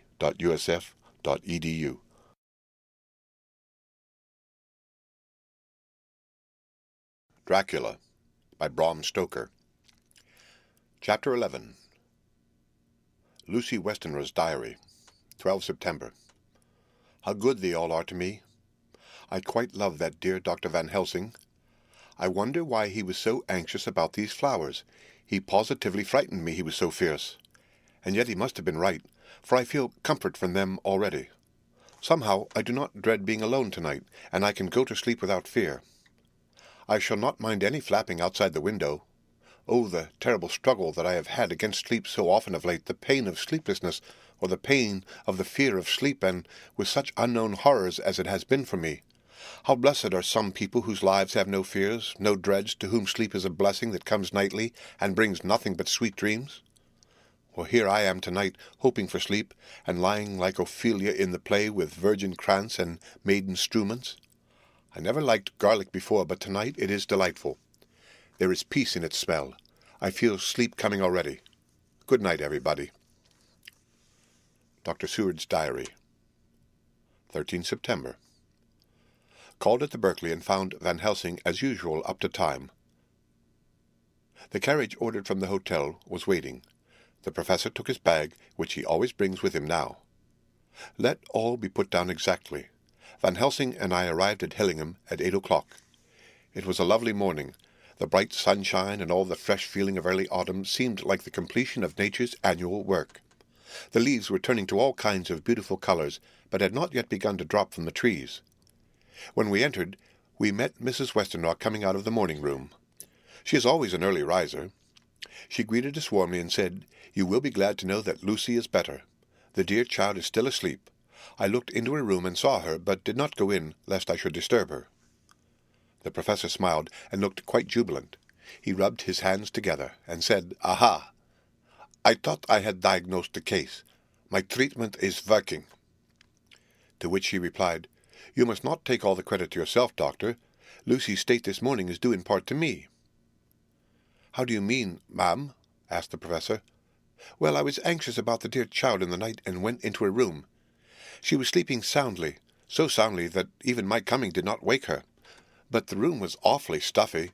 There were a lot of those horrible, strong-smelling flowers about everywhere, and she had actually a bunch of them around her neck. I feared that the heavy odor would be too much for the dear child in her weak state, so I took them all away and opened a bit of the window to let in a little fresh air. You will be pleased with her, I am sure." She moved off into her boudoir, where she usually breakfasted early. As she had spoken, I watched the professor's face and saw it turn ashen gray. He had been able to restrain his self-command whilst the poor lady was present, for he knew her state and how mischievous a shock would be. He actually smiled on her as he held open the door for her to pass into her room. But the instant she had disappeared, he pulled me suddenly and forcibly into the dining-room and closed the door. Then, for the first time in my life, I saw Van Helsing break down. He raised his hands over his head in a sort of mute despair, and then beat his palms together in a hapless way. Finally, he sat down on a chair and, putting his hands before his face, began to sob with loud, dry sobs that seemed to come from the very racking of his heart. Then he raised his arms again as though appealing to the whole universe. "God, God, God," he said, "what have we done? What has this poor thing done that we are so sore beset? Is there fate amongst us still, sent down from the pagan world of old, that such things must be, and in such way? This poor mother, all unknowing, and all for the best as she think, does such thing as lose her daughter body and soul, and we must not tell her, we must not even warn her, or she die, then both die. Oh, how we are beset! How are all the powers of the devils against us?" Suddenly he jumped to his feet. "Come," he said, "come, we must see and act. Devils or no devils, or all the devils at once, it matters not, we must fight him all the same." He went to the hall door for his bag, and together we went up to Lucy's room. Once again I drew up the blind, whilst Van Helsing went towards the bed. This time he did not start as he looked on the poor face with the same awful waxen pallor as before. He wore a look of stern sadness and infinite pity. "As I expected," he murmured, with that hissing inspiration of his which meant so much. Without a word he went and locked the door, and then began to set out on the little table the instruments for yet another operation of transfusion of blood. I had long ago recognized the necessity, and began to take off my coat, but he stopped me with a warning hand. "No," he said, "today you must operate. I shall provide. You are weakened already." As he spoke he took off his coat and rolled up his shirt-sleeve. Again the operation. Again the narcotic. Again some return of colour to the ashy cheeks and the regular breathing of healthy sleep. This time I watched whilst Van Helsing recruited himself and rested. Presently he took an opportunity of telling Mrs. Westenra that she must not remove anything from Lucy's room without consulting him, that the flowers were of medicinal value, and that the breathing of their odour was a part of the system of cure. Then he took over the care of the case himself, saying that he would watch this night and the next, and would send me word when to come. After another hour, Lucy waked from her sleep, fresh and bright, and seemingly not much the worse for her terrible ordeal. What does it all mean? I am beginning to wonder if my long habit of life amongst the insane is beginning to tell upon my own brain. Lucy Westenra's Diary. 17 September. 4 days and nights of peace. I am getting so strong again that I hardly know myself. It is as if I had passed through some long nightmare and had just awakened to see the beautiful sunshine and feel the fresh air of the morning round me. I have a dim half-remembrance of long, anxious times of waiting and fearing, darkness in which there was not even the pain of hope to make present distress more poignant, and then long spells of oblivion and the rising back to life as a diver coming up through a great press of water. Since, however, Dr. Van Helsing has been with me, all this bad dreaming seems to have passed away. The noises that used to frighten me out of my wits, the flapping against the windows, the distant voices which seemed so close to me, the harsh sounds that came from I know not where and commanded me to do I know not what, have all ceased. I go to bed now without any fear of sleep. I do not even try to keep awake. I have grown quite fond of the garlic, and a boxful arrives for me every day from Haarlem. Today Dr. Van Helsing is going away, as he has to be for a day in Amsterdam. But I need not be watched. I am well enough to be left alone. Thank God for Mother's sake and dear Arthur's, and for all our friends who have been so kind. I shall not even feel the change, for last night Dr. Van Helsing slept in his chair a lot of the time. I found him asleep twice when I awoke, but I did not fear to go to sleep again, although the bowls or bats or something flapped almost angrily against the window-panes. The Pall Mall Gazette, 18 September. The Escaped Wolf Perilous Adventure of Our Interview with the Keeper in the Zoological Gardens. After many inquiries and almost as many refusals, and perpetually using the word Pall Mall Gazette as a sort of talisman, I managed to find the keeper of the section of the Zoological Gardens in which the wolf department is included. Thomas Builder lives in one of the cottages in the enclosure behind the elephant house, and was just sitting down to his tea when I found him. Thomas and his wife are hospitable folk, elderly and without children, and if the specimen I enjoyed of their hospitality be of the average kind, their lives must be pretty comfortable. The keeper would not enter on what he called business until the supper was over, and we were all satisfied. Then, when the table was cleared and he had lit his pipe, he said, "Now, sir, you can go on and ask me what you want. You'll excuse me refusing to talk of professional subjects afore meals. I gives the wolves and the jackals and the hyenas in all our section their tea afore I begins to ask them questions." "How do you mean, ask them questions?" I queried, wishful to get him into a talkative humour. "Hitting of them over the head with a pole is one way.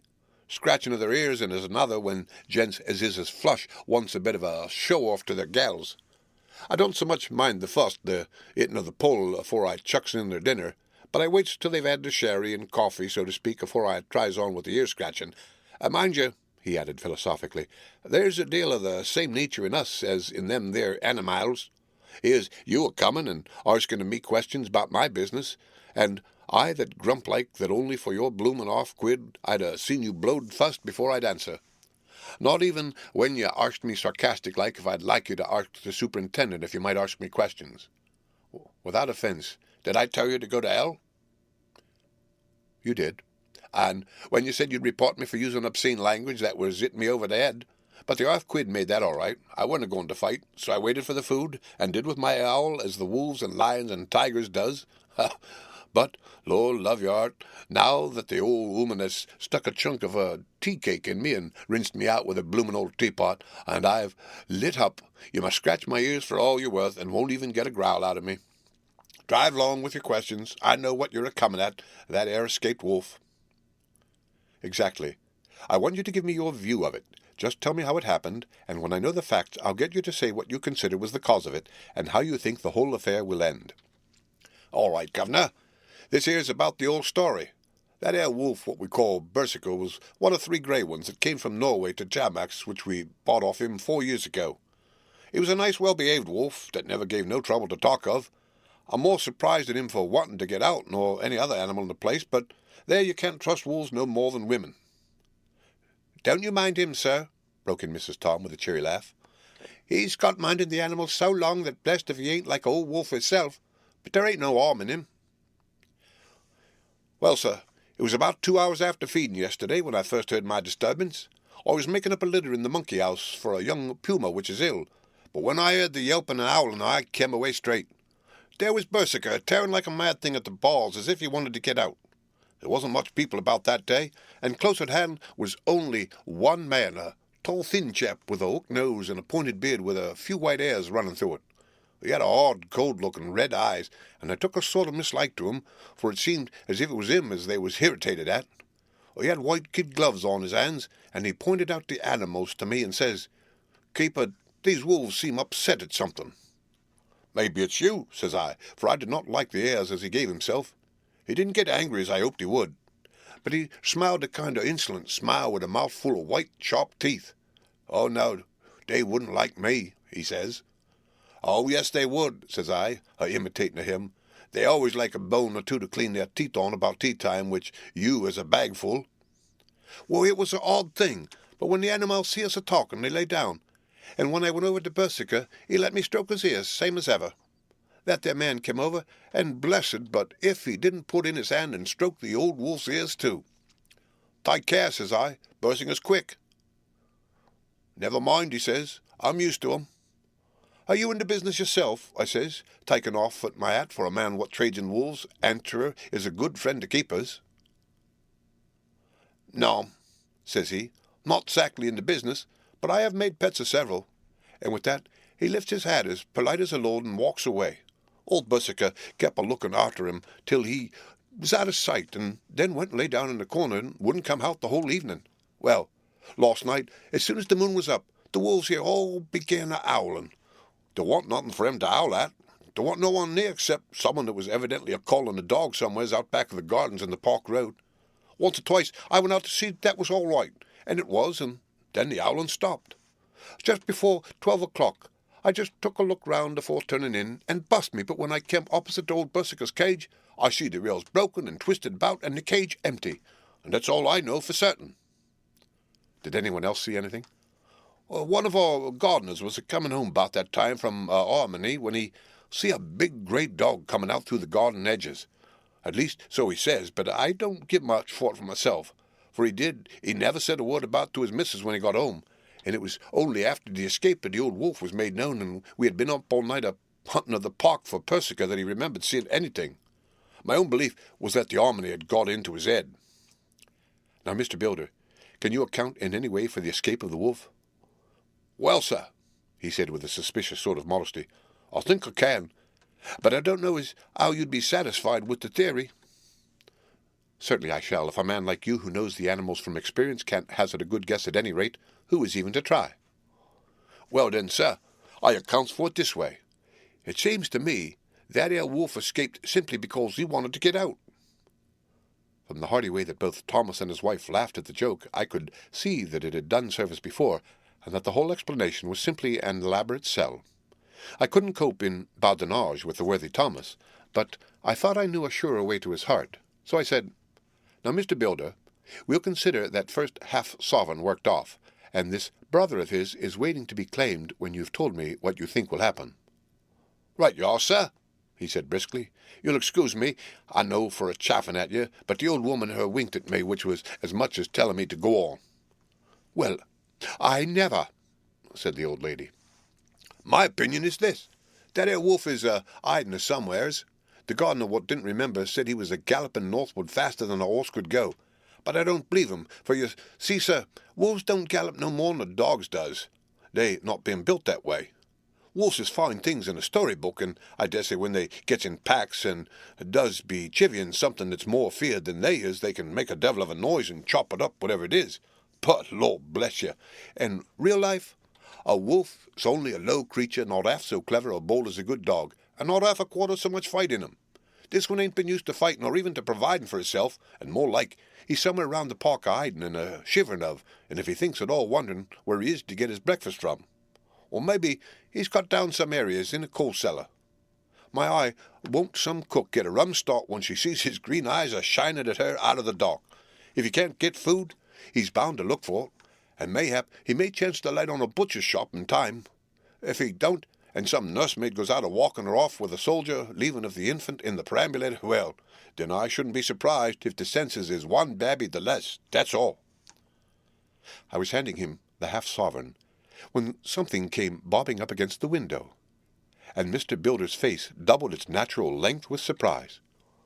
God bless me, he said, if there ain't old Berserker come back by hisself. He went to the door and opened it, a most unnecessary proceeding it seemed to me. I have always thought that a wild animal never looks so well as when some obstacle of pronounced durability is between us. A personal experience has intensified rather than diminished that idea. After all, however, there is nothing like a custom, for neither Builder nor his wife thought any more of the wolf than I should of a dog. The animal itself was a peaceful and well-behaved as that father of all picture-wolves, Red Riding Hood's quondam friend, whilst moving her confidence in masquerade. The whole scene was an unutterable mixture of comedy and pathos.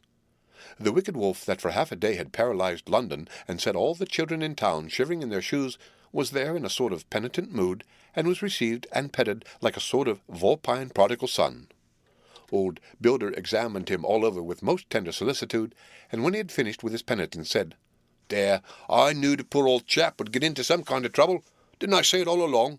He has his head all cut and full of broken glass. He's been a-getting over some bloomin' wall or other. It's a shame that people are allowed to top their walls with broken bottles. This is what comes of it. Come along, Berserker. He took the wolf and locked him up in a cage with a piece of meat that satisfied in quantity at any rate the elementary conditions of the fatted calf, and went off to report. I came off, too, to report the only exclusive information that is given today regarding the strange escapade at the zoo. Dr. Seward's Diary, 17 September. I was engaged after dinner in my study, posting up my books, which, through press of other work, and the many visits to Lucy, had fallen sadly into arrear. Suddenly the door was burst open, and in rushed my patient with his face distorted with passion.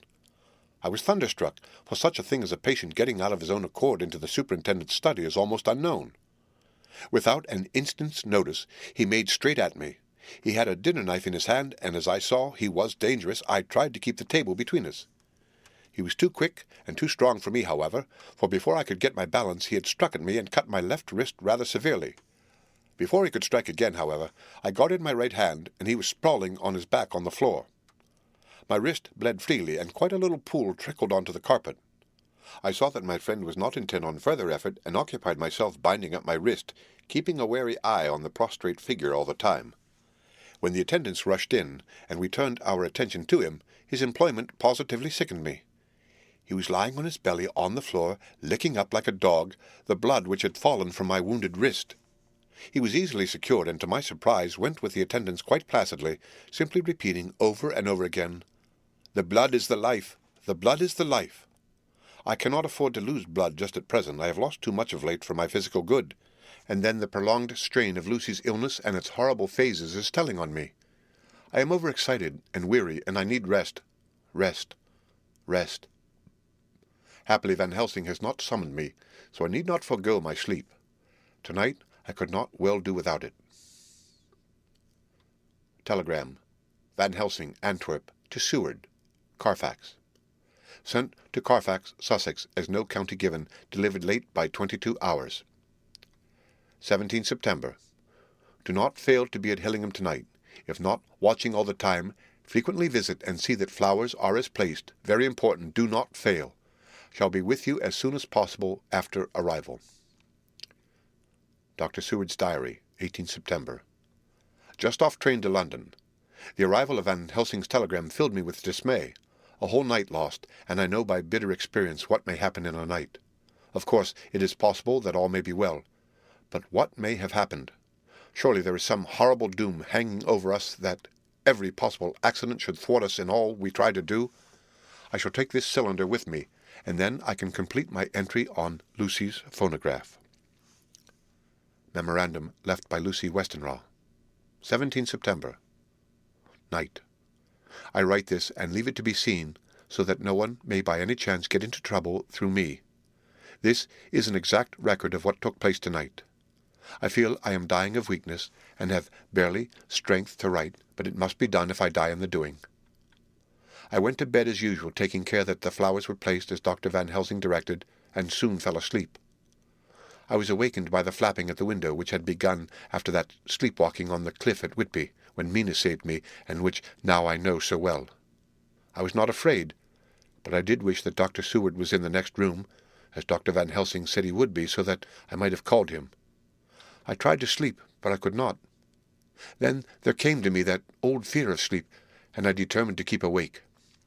Perversely, sleep would try to come, then, when I did not want it. So as I feared to be alone, I opened my door and called out, "Is there anybody there?" There was no answer. I was afraid to wake Mother, and so closed my door again. Then outside in the shrubbery, I heard a sort of howl like a dog's, but more fierce and deeper. I went to the window and looked out, but could see nothing except a big bat, which had evidently been buffeting its wings against the window. So I went back to bed again, but determined not to go to sleep. Presently the door opened, and Mother looked in. Seeing by my moving that I was not asleep, she came in and sat by me. She said to me even more sweetly and softly than her wont, "I was uneasy about you, darling, and came in to see that you were all right." I feared she might catch cold sitting there, and asked her to come in and sleep with me.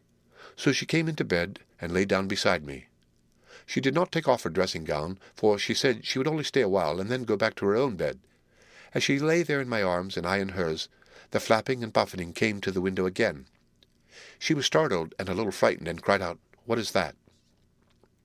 I tried to pacify her, and at last succeeded, and she lay quiet. But I could hear her poor heart still beating terribly.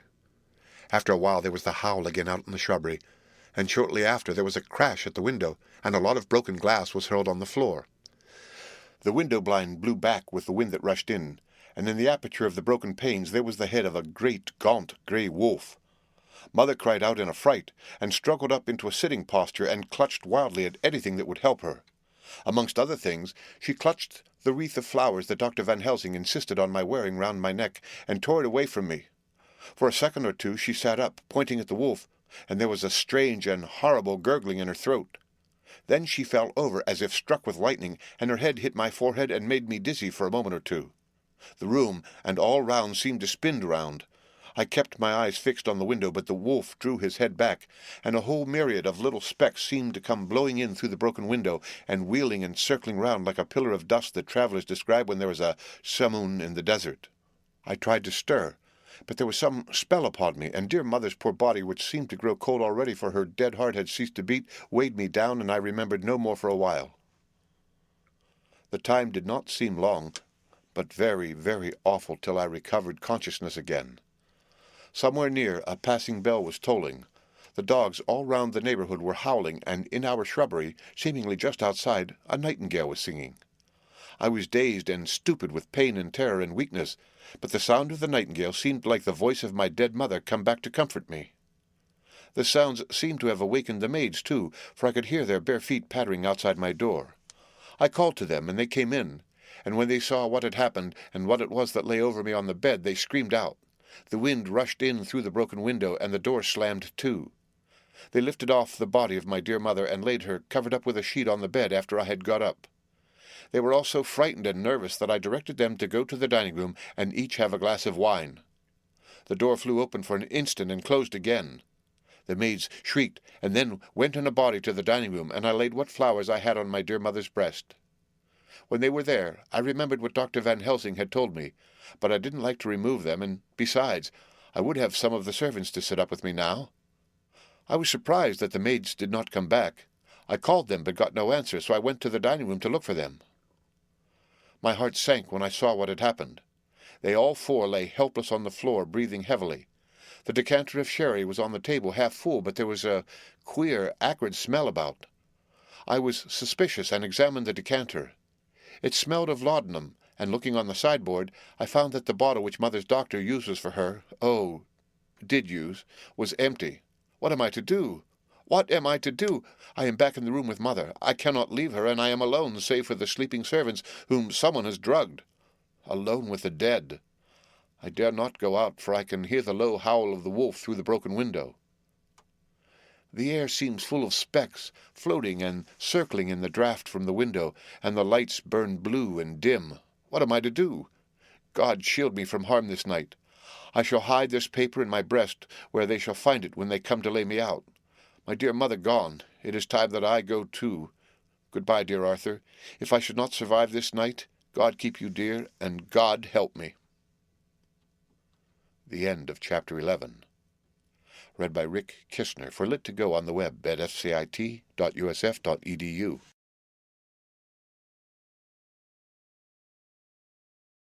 Dracula by Bram Stoker. Chapter 12. Dr. Seward's Diary. 18 September. I drove at once to Hillingham and arrived early. Keeping my cab at the gate, I went up the avenue alone. I knocked gently and rang as quietly as possible, for I feared to disturb Lucy or her mother, and hoped to only bring a servant to the door. After a while, finding no response, I knocked and rang again. Still no answer. I cursed the laziness of the servants that they should lie abed at such an hour, for it was now 10 o'clock, and so rang and knocked again, but more impatiently, but still without response. Hitherto I had blamed only the servants, but now a terrible fear began to assail me. Was this desolation but another link in the chain of doom which seemed drawing tight around us? Was it indeed a house of death to which I had come too late? I know that minutes, even seconds of delay might mean hours of danger to Lucy if she had had again one of those frightful relapses, and I went round the house to try if I could find by chance an entry anywhere. I could find no means of ingress. Every window and door was fastened and locked, and I returned baffled to the porch. As I did so, I heard the rapid pit-pat of a swiftly driven horse's feet. They stopped at the gate, and a few seconds later I met Van Helsing running up the avenue. When he saw me, he gasped out, "Then it was you, and just arrived. How is she? Are we too late? Did you not get my telegram?" I answered as quickly and coherently as I could that I had only got his telegram early in the morning, and had not omitted in coming here, and that I could not make anyone in the house hear me. He paused and raised his hat as he said solemnly, "Then I fear we are too late. God's will be done." With his usual recuperative energy, he went on, "Come. If there be no way open to get in, we must make one. Time is all in all to us now." We went round to the back of the house, where there was a kitchen window. The professor took a small surgical saw from his case, and handing it to me, pointed to the iron bars which guarded the window. I attacked them at once, and had very soon cut through 3 of them. Then, with a long, thin knife, we pushed back the fastening of the sashes and opened the window. I helped the professor in and followed him. There was no one in the kitchen or in the servants' rooms, which were close at hand. We tried all the rooms as we went along, and in the dining room, dimly lit by rays of light through the shutters, found 4 servant women lying on the floor.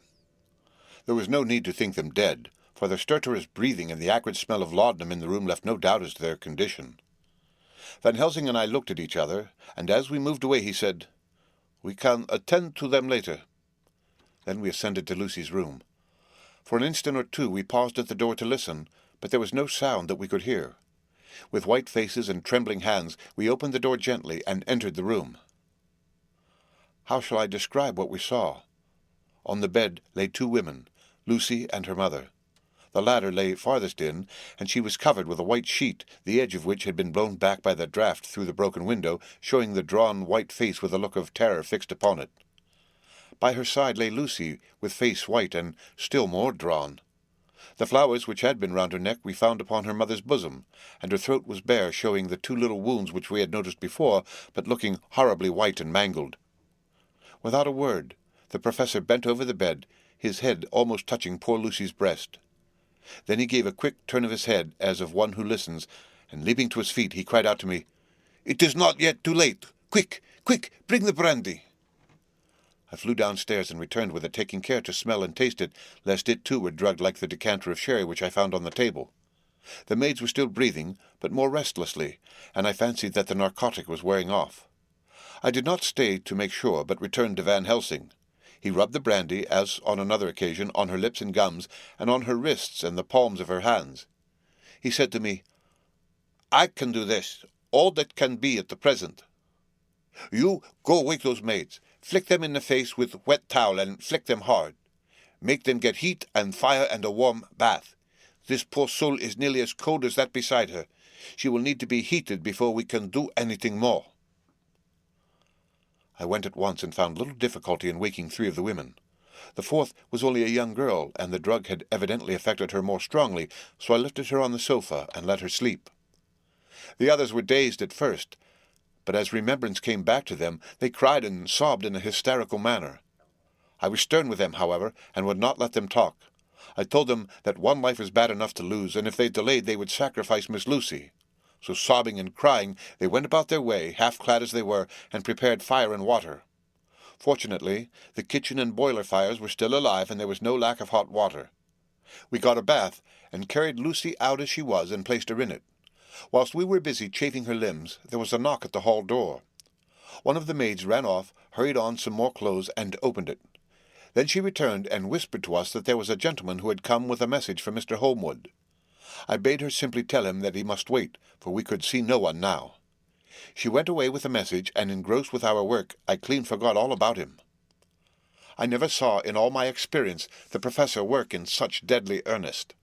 I knew, as he knew, that it was a stand-up fight with death, and in a pause told him so. He answered me in a way that I did not understand, but with the sternest look that his face could wear. "If that were all, I would stop here where we are now and let her fade away into peace, for I see no light in life over her horizon." He went on with his work with, if possible, renewed and more frenzied vigor. Presently we both began to be conscious that the heat was beginning to be of some effect. Lucy's heart beat a trifle more audibly to the stethoscope, and her lungs had a perceptible movement. Van Helsing's face almost beamed, and as we lifted her from the bath and rolled her in a hot sheet to dry her, he said to me, "The first gain is ours. Check to the king." We took Lucy into another room, which had by now been prepared, and laid her in bed and forced a few drops of brandy down her throat. I noticed that Van Helsing tied a soft silk handkerchief round her throat. She was still unconscious, and was quite as bad as, if not worse than, we had ever seen her. Van Helsing called in one of the women and told her to stay with her and not to take her eyes off her till we returned, and then beckoned me out of the room. "We must consult as to what is to be done," he said as we descended the stairs. In the hall he opened the dining-room door, and we passed in, he closing the door carefully behind him. The shutters had been opened, but the blinds were already down with that obedience to the etiquette of death which the British women of the lower classes always rigidly observes. The room was therefore dimly dark. It was, however, light enough for our purposes. Van Helsing's sternness was somewhat relieved by a look of perplexity. He was evidently torturing his mind about something, so I waited for an instant, and he spoke. "What are we to do now? Where are we to turn for help? We must have another transfusion of blood, and that soon, or that poor girl's life won't be worth an hour's purchase. You are exhausted already. I am exhausted too. I fear to trust those women, even if they would have courage to submit. What are we to do for someone who will open his veins for her?" "What's the matter with me, anyhow?" The voice came from the sofa across the room, and its tones brought relief and joy to my heart, for they were those of Quincey Morris. Van Helsing started angrily at the first sound, but his face softened, and a glad look came into his eyes as I cried out, "Quincey Morris!" and rushed towards him with outstretched hands. "What brought you here?" I cried as our hands met. "I guess art is the cause." He handed me a telegram. "Have not heard from Seward for 3 days, and am terribly anxious. Cannot leave. Father still in same condition. Send me word how Lucy is. Do not delay. Homeward." "I think I came just in the nick of time. You know, you have only to tell me what to do." Van Helsing strode forward and took his hand, looking him straight in the eyes as he said, "A brave man's blood is the best thing on this earth when a woman is in trouble. You're a man and no mistake. Well, the devil may work against us for all he's worth, but God sends us men when we want them." Once again, we went through that ghastly operation. I have not the heart to go through with the details. Lucy had got a terrible shock, and it told on her more than before, for though plenty of blood went into her veins, her body did not respond to the treatment as well as on the other occasions. Her struggle back into life was something frightful to see and hear. However, the action of both heart and lungs improved, and Van Helsing made a subcutaneous injection of morphia as before, and with good effect. Her faint became a profound slumber. The professor watched whilst I went downstairs with Quincey Morris, and sent one of the maids to pay off one of the cabmen who were waiting. I left Quincey lying down after having a glass of wine, and told the cook to get ready a good breakfast. Then a thought struck me, and I went back to the room where Lucy now was. When I came softly in, I found Van Helsing with a sheet or two of notepaper in his hand. He had evidently read it, and was thinking it over as he sat with his hand to his brow. There was a look of grim satisfaction in his face, as of one who has had a doubt solved. He handed me the paper, saying only, "It dropped from Lucy's breast when we carried her to the bath." When I had read it, I stood looking at the professor, and after a pause asked him, "In God's name, what does it all mean? Was she, or is she mad, or what sort of horrible danger is it?" I was so bewildered that I did not know what to say more. Van Helsing put out his hand and took the paper, saying, "Do not trouble about it now. Forget it for the present. You shall know and understand it all in good time, but it will be later. And now, what is it that you came to me to say?" This brought me back to fact, and I was all myself again. "I came to speak about the certificate of death. If we do not act properly and wisely, there may be an inquest, and that paper would have to be produced. I am in hopes that we need have no inquest, for if we had, it surely would kill poor Lucy, if nothing else did. I know, and you know, and the other doctor who attended her knows, that Mrs. Westenra had a disease of the heart, and we can certify that she died of it. Let us fill up the certificate at once, and I shall take it to myself to the registrar, and go on to the undertaker." "Good! Oh, my friend John, well thought of. Truly, Miss Lucy, if she be sad in the foes that beset her, is at least happy in the friends that love her. 1, 2, 3, all open their veins for her, besides one old man. Ah, yes, I know, friend John. I am not blind. I love you all the more for it. Now go. In the hall I met Quincy Morris with a telegram for Arthur, telling him that Mrs. Westenra was dead, that Lucy also had been ill, but was now going on better, and that Van Helsing and I were with her. I told him where I was going, and he hurried me out, but as I was going, said, "When you come back, Jack, may I have 2 words with you all to ourselves?" I nodded in reply and went out. I found no difficulty about the registration, and arranged with the local undertaker to come up in the evening to measure for the coffin and to make arrangements. When I got back, Quincy was waiting for me. I told him I would see him as soon as I knew about Lucy, and went up to her room. She was still sleeping, and the professor seemingly had not moved from his seat at her side. From his putting his finger to his lips, I gathered that he expected her to wake before long, and was afraid of forestalling nature. So I went down to Quincy and took him into the breakfast-room where the blinds were not drawn down, and which was a little more cheerful, or rather less cheerless, than the other rooms. When we were alone, he said to me, "Jack Seward, I don't want to shove myself in anywhere where I've no right to be, but this is no ordinary case. You know I loved that girl and wanted to marry her, but although that's all past and gone, I can't help feeling anxious about her all the same. What is it that's wrong with her? The Dutchman, and a fine old fellow he is, I can see that, said that time you 2 came into the room that you must have another transfusion of blood, and that both you and he were exhausted. Now I know well that you medical men speak in camera, and that a man must not expect to know what they consult about in private. But this is no common matter, and whatever it is, I have done my part. Is not that so?" "That's so," I said, and he went on. "I take it that both you and Van Helsing have done already what I did today. Is not that so?" "That's so. And I guess Art was in it too. When I saw him 4 days ago down at his own place, he looked queer. I have not seen anything pulled down so quick since I was on the pampas and had a mare that I was fond of go to grass all in a night. One of those big bats that they call vampires had got at her in the night, and what with his gorge and the vein left open, there wasn't enough blood in her to let her stand up, and I had to put a bullet through her as she lay. Jack, if you may tell me without betraying confidence, Arthur was the first. Is not that so?" As he spoke, the poor fellow looked terribly anxious. He was in a torture of suspense regarding the woman he loved, and his utter ignorance of the terrible mystery which seemed to surround her intensified his pain. His very heart was bleeding, and it took all the manhood of him, and there was a royal lot of it too, to keep him from breaking down. I paused before answering, for I felt that I must not betray anything which the professor wished kept secret, but already he knew so much, and guessed so much, that there could be no reason for not answering, so I answered in the same phrase. "That's so." "And how long has this been going on?" "About 10 days. 10 days! Then I guess, Jack Seward, that poor pretty creature that we all love has had to put into her veins within that time the blood of 4 strong men. Man alive, her whole body wouldn't hold it."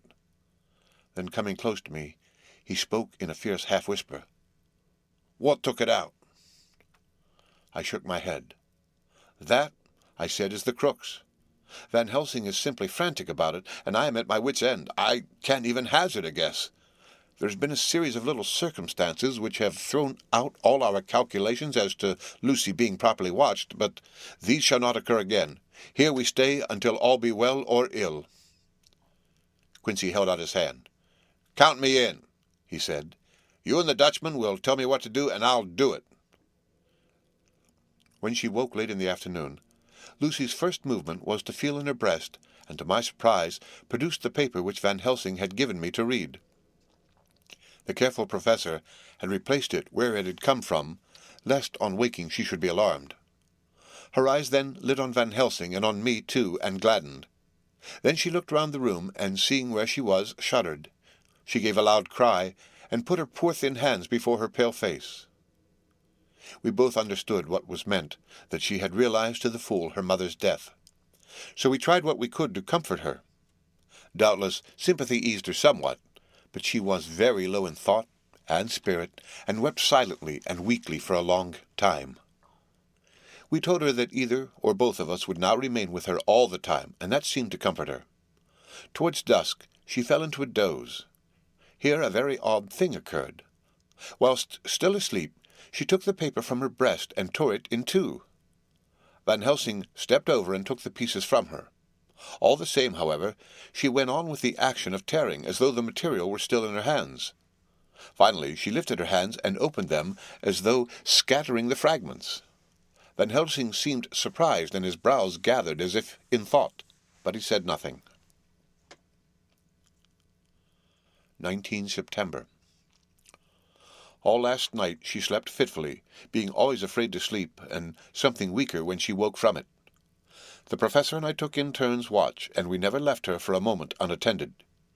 Quincy Morris said nothing about his intention, but I knew that all night long he patrolled round and round the house.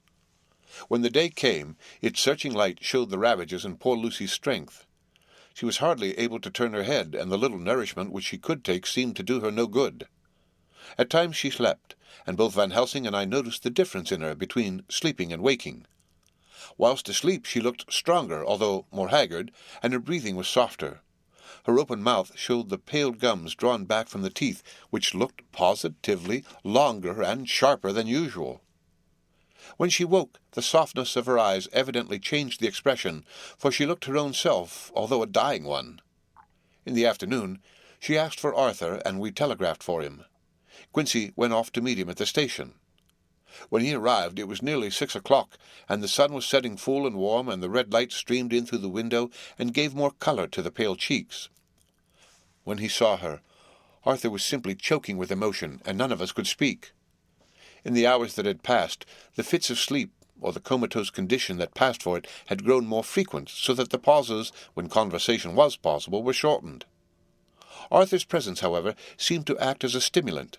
She rallied a little, and spoke to him more brightly than she had done since we arrived. He too pulled himself together, and spoke as cheerily as he could, so that the best was made of everything. It is now nearly 1 o'clock, and he and Van Helsing are sitting with her. I am to relieve them in a quarter of an hour, and I am entering this on Lucy's phonograph. Until 6 o'clock they are to try to rest. I fear that tomorrow will end our watching, for the shock has been too great. The poor child cannot rally. God help us all. Letter, Mina Harker, to Lucy Westenra, unopened by her. 17 September. My dearest Lucy, it seems an age since I heard from you, or indeed since I wrote. You will pardon me, I know, for all my faults when you have read all my budget of news. Well, I got my husband back all right. When we arrived at Exeter, there was a carriage waiting for us, and in it, though he had an attack of gout, Mr. Hawkins. He took us to his house, where there were rooms for us all nice and comfortable, and we dined together. After dinner, Mr. Hawkins said, My dears, I want to drink your health and prosperity, and may every blessing attend you both. I know you both from children, and have with love and pride seen you grow up. Now I want you to make your home here with me. I have left to me neither chick nor child. All are gone, and in my will I have left you everything. I cried, Lucy, dear, as Jonathan and the old man clasped hands. Our evening was a very, very happy one. So here we are, installed in this beautiful old house, and from both my bedroom and the drawing-room I can see the great elms of the cathedral close, with their great black stems standing out against the old yellow stone of the cathedral, and I can hear the rooks overhead cawing and chattering and gossiping all day, after the manner of rooks and humans. I am busy, I need not tell you, arranging things and housekeeping. Jonathan and Mr. Hawkins are busy all day, for now that Jonathan is a partner, Mr. Hawkins wants to tell him all about the clients. How is your dear mother getting on? I wish I could run up to town for a day or two to see you, dear, but I dare not go yet, with so much on my shoulders, and Jonathan wants looking after still. He is beginning to put some flesh on his bones again, but he was terribly weakened by the long illness. Even now he sometimes starts out of his sleep in a sudden way, and awakes all trembling until I can coax him back to his usual placidity. However, thank God, these occasions grow less frequent as the days go on, and they will in time pass away altogether, I trust. And now I have told you my news, let me ask yours. When are you to be married? And where and who is to perform the ceremony? And what are you to wear? And is it to be a public or private wedding? Tell me all about it, dear. Tell me all about everything, for there is nothing which interests you which will not be dear to me. Jonathan asks me to send his respectful duty, but I do not think that is good enough from the junior partner of the important firm, Hawkins and Harker. And so, as you love me, and he loves me, and I love you with all the moods and tenses of the verb, I send you simply his love instead. Goodbye, my dearest Lucy, and blessings on you. Yours, Mina Harker. Report from Patrick Hennessy, M.D., MRCSLK, QCPI, etc., etc., to John Seward, M.D. 20 September. My dear Sir, in accordance with your wishes, I enclose report of the conditions of everything left in my charge. With regard to patient Renfield, there is more to say. He has had another outbreak which might have had a dreadful ending, but which, as it fortunately happened, was unattended with any unhappy results. This afternoon a carrier's cart with 2 men made a call at the empty house whose grounds abut on ours, the house to which you will remember the patient twice ran away. The men stopped at our gate to ask the porter their way, as they were strangers. I was myself looking out of the study window, having a smoke after dinner, and saw one of them come up to the house. As he passed the window of Renfield's room, the patient began to rate him from within, and called him all the foul names he could lay his tongue to. The man, who seemed a decent fellow enough, contented himself by telling him to shut up for a foul-mouthed beggar, whereupon our man accused him of robbing him and wanting to murder him, and said that he would hinder him if he were to swing for it. I opened the window and signed to the man not to notice, so he contented himself after looking the place over and making up his mind as to what kind of place he had got to buy, saying, "Lord bless you, sir, I wouldn't mind what was said to me in a bloomin' madhouse. I pity ye and the governor for having to live in the house with a wild beast like that." Then he asked his way civilly enough, and I told him where the gate of the empty house was. He went away, followed by threats and curses and revilings from our man. I went down to see if I could make out any cause for his anger, since he is usually such a well-behaved man, and except his violent fits, nothing of the kind had ever occurred. I found him, to my astonishment, quite composed, and most genial in his manner. I tried to get him to talk of the incident, but he blandly asked me questions as to what I meant, and led me to believe that he was completely oblivious of the affair. It was, I am sorry to say, however, only another instance of his cunning, for within half an hour I heard of him again. This time he had broken out through the window of his room and was running down the avenue. I called to the attendants to follow me, and ran after him, for I feared he was intent on some mischief. My fear was justified when I saw the same cart which had passed before coming down the road, having on it some great wooden boxes. The men were wiping their foreheads, and were flushed in the face as if with violent exercise. Before I could get up to him, the patient rushed at them, and pulling one of them off the cart began to knock his head against the ground. If I had not seized him just at the moment, I believe he would have killed the man there and then. The other fellow jumped down and struck him over the head with the butt end of his heavy whip. It was a horrible blow, but he did not seem to mind it, but seized him also, and struggled with the 3 of us, pulling us to and fro as if we were kittens. You know I am no lightweight, and the others were both burly men. At first he was silent in his fighting, but as we began to master him, and the attendants were putting a straight waistcoat on him, he began to shout, "I'll frustrate them! They shan't rob me! They shan't murder me by inches! I'll fight for my lord and master!" and all sorts of similar incoherent ravings. It was with very considerable difficulty that they got him back to the house and put him in the padded room. One of the attendants, Hardy, had a finger broken. However, I set it all right, and he is going on well. The 2 carriers were at first loud in their threats of actions for damages, and promised to rain all the penalties of the law on us. Their threats were, however, mingled with some sort of indirect apology for the defeat of the 2 of them by a feeble madman. They said that if it had not been for the way their strength had been spent in carrying and raising the heavy boxes to the cart, they would have made short work of him. They gave as another reason for their defeat the extraordinary state of drought to which they had been reduced by the dusty nature of their occupation, and the reprehensible distance from the scene of their labours of any place of public entertainment. I quite understood their drift, and after a stiff glass of strong grog, or rather more of the same, and with each a sovereign in hand, they made light of the attack, and swore that they would encounter a worse madman any day for the pleasure of meeting so bloomin' good a bloke as your correspondent. I took their names and addresses in case they might be needed. They are as follows: Jack Smollett, of Dudding's Rents, King George's Road, Great Walworth, and Thomas Snelling, Peter Farley's Row, Guide Court, Bethnal Green. They are both in the employment of Harris & Sons Moving and Shipment Company, Orange Masters Yard, Soho. I shall report to you any matter of interest occurring here, and shall wire you at once if there is anything of importance.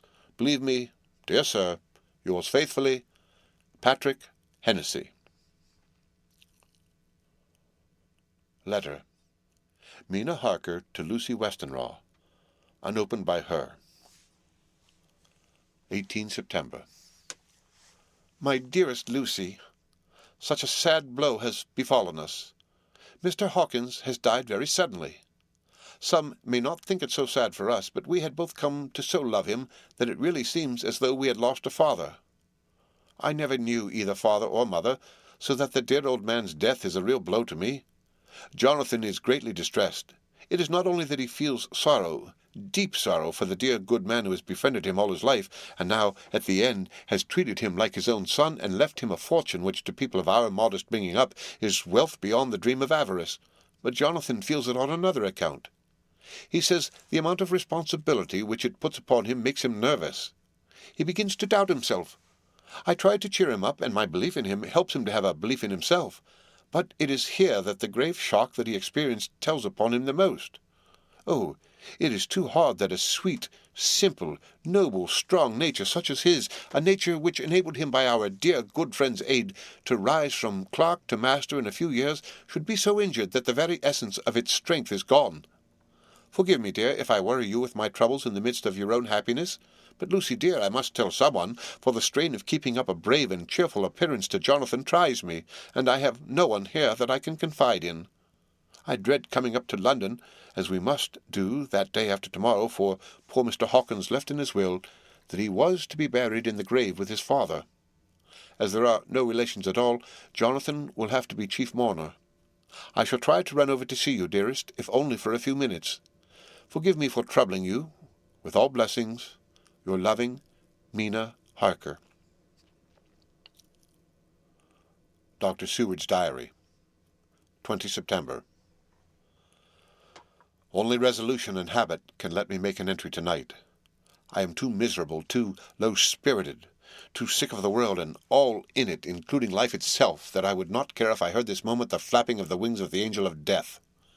And he has been flapping those grim wings to some purpose of late, Lucy's mother, and Arthur's father, and now let me get on with my work. I duly relieved Van Helsing in his watch over Lucy. We wanted Arthur to go to rest also, but he refused at first. It was only when I told him that we should want him to help us during the day, and that we must not all break down for want of rest, lest Lucy should suffer, that he agreed to go. Van Helsing was very kind to him. "Come, my child," he said. "Come with me. You are sick and weak, and have had much sorrow and much mental pain, as well as that tax on your strength that we know of. You must not be alone, for to be alone is to be full of fears and alarms. Come to the drawing-room, where there is a big fire and there are 2 sofas.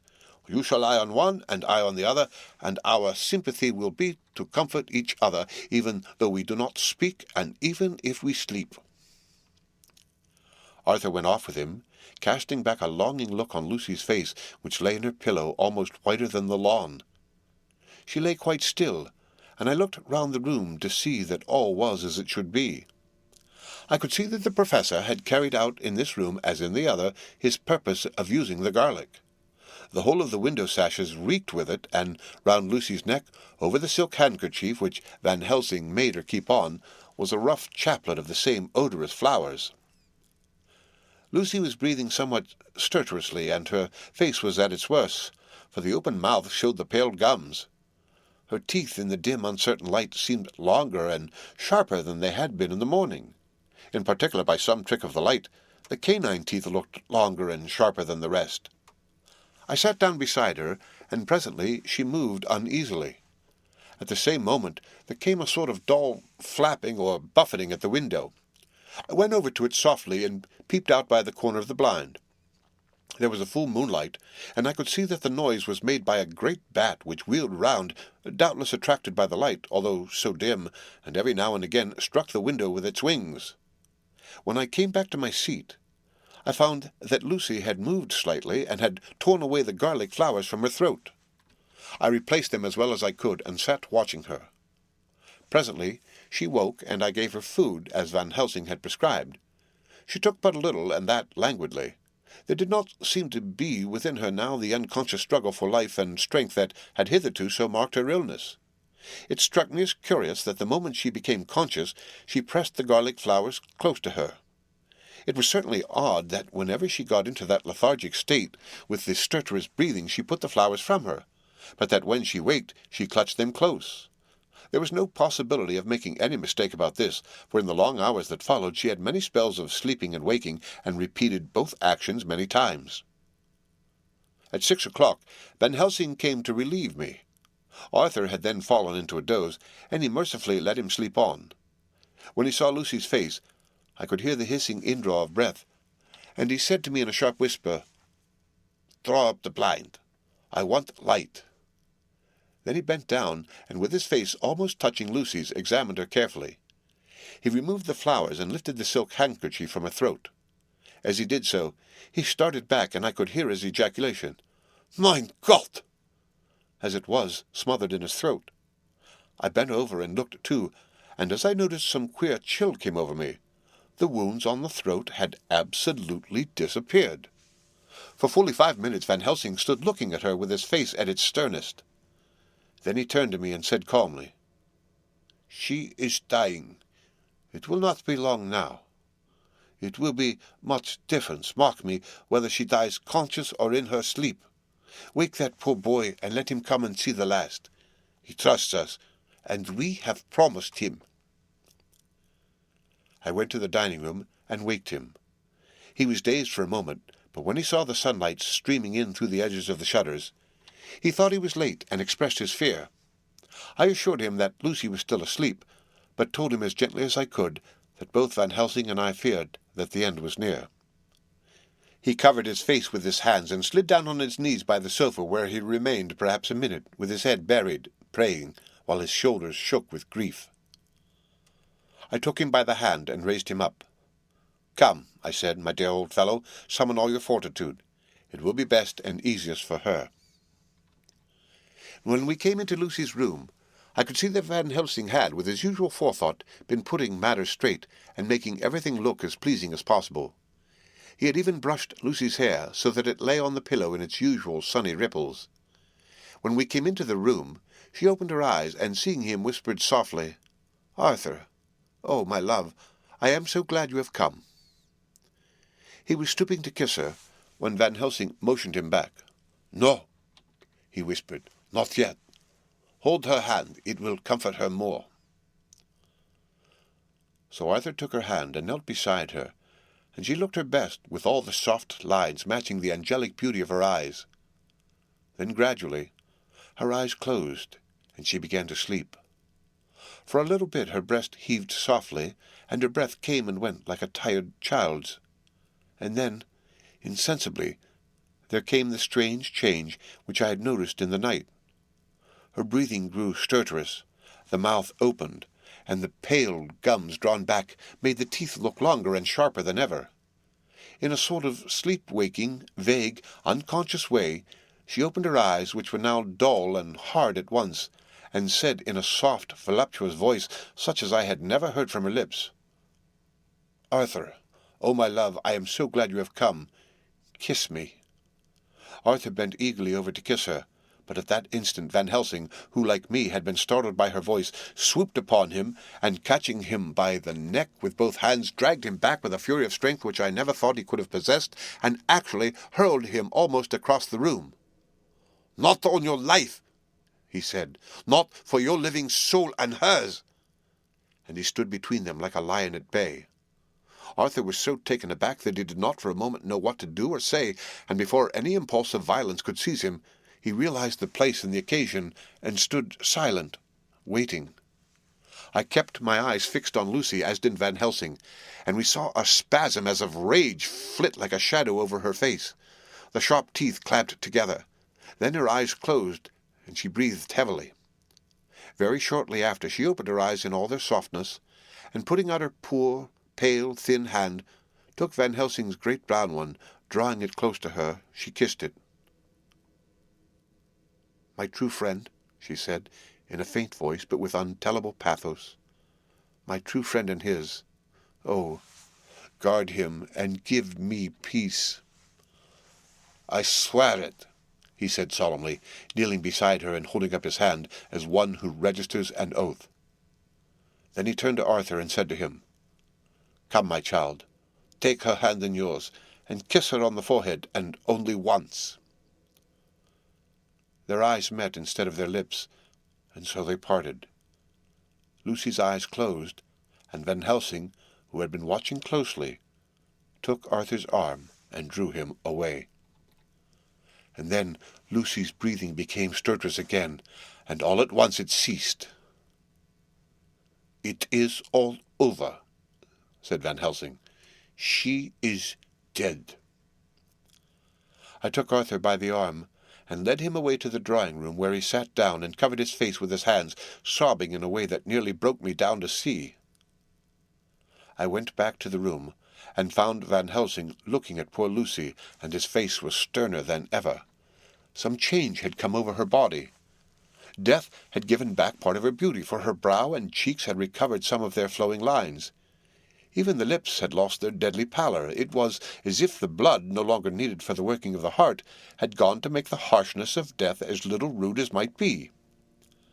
We thought her dying while she slept, and sleeping when she died. I stood beside Van Helsing and said, Ah, well, poor girl, there is peace for her at last. It is the end. He turned to me and said with grave solemnity, Not so. Alas, not so. It is only the beginning. When I asked him what he meant, he only shook his head and answered, We can do nothing as yet. Wait and see.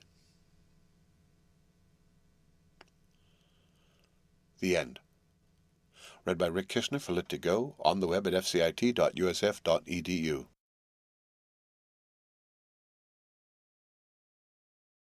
Dracula by Bram Stoker. Chapter 13.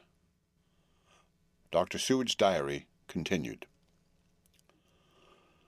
The funeral was arranged for the next succeeding day so that Lucy and her mother might be buried together.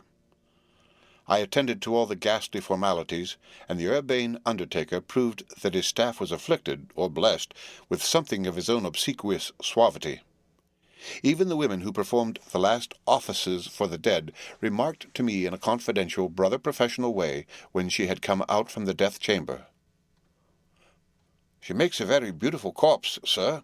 It's quite a privilege to attend on her. It's not too much to say that she will do credit to our establishment. I noticed that Van Helsing never kept far away.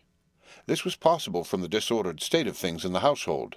There were no relatives at hand, and as Arthur had to be back the next day to attend at his own father's funeral, we were unable to notify anyone who should have been bidden. Under the circumstances, Van Helsing and I took it upon ourselves to examine papers and so forth. He insisted upon looking over Lucy's papers himself. I asked him why, for I feared that he, being a foreigner, might not be quite aware of English legal requirements, and so might in ignorance make some unnecessary trouble. He answered me, I know. You forget that I am a lawyer as well as a doctor. But this is not altogether for the law. You knew that when you avoided the coroner. I have more than him to avoid. There may be papers, more, such as this. As he spoke, he took from his pocket-book the memorandum which had been in Lucy's breast and which she had torn in her sleep. When you find anything of the solicitor who is for the late Mrs. Westenra, seal all her papers and write him tonight. For me, I watch here in the room and in Miss Lucy's old room all night, and I myself search for what may be. It is not well that her very thoughts go into the hands of strangers. I went on with my part of the work, and in another half-hour had found the name and address of Mrs. Westenra's solicitor, and had written to him. All the poor lady's papers were in order. Explicit directions regarding the place of burial were given. I had hardly sealed the letter when, to my surprise, Van Helsing walked into the room, saying, "Can I help you, friend John? I am free, and if I may, my service is to you."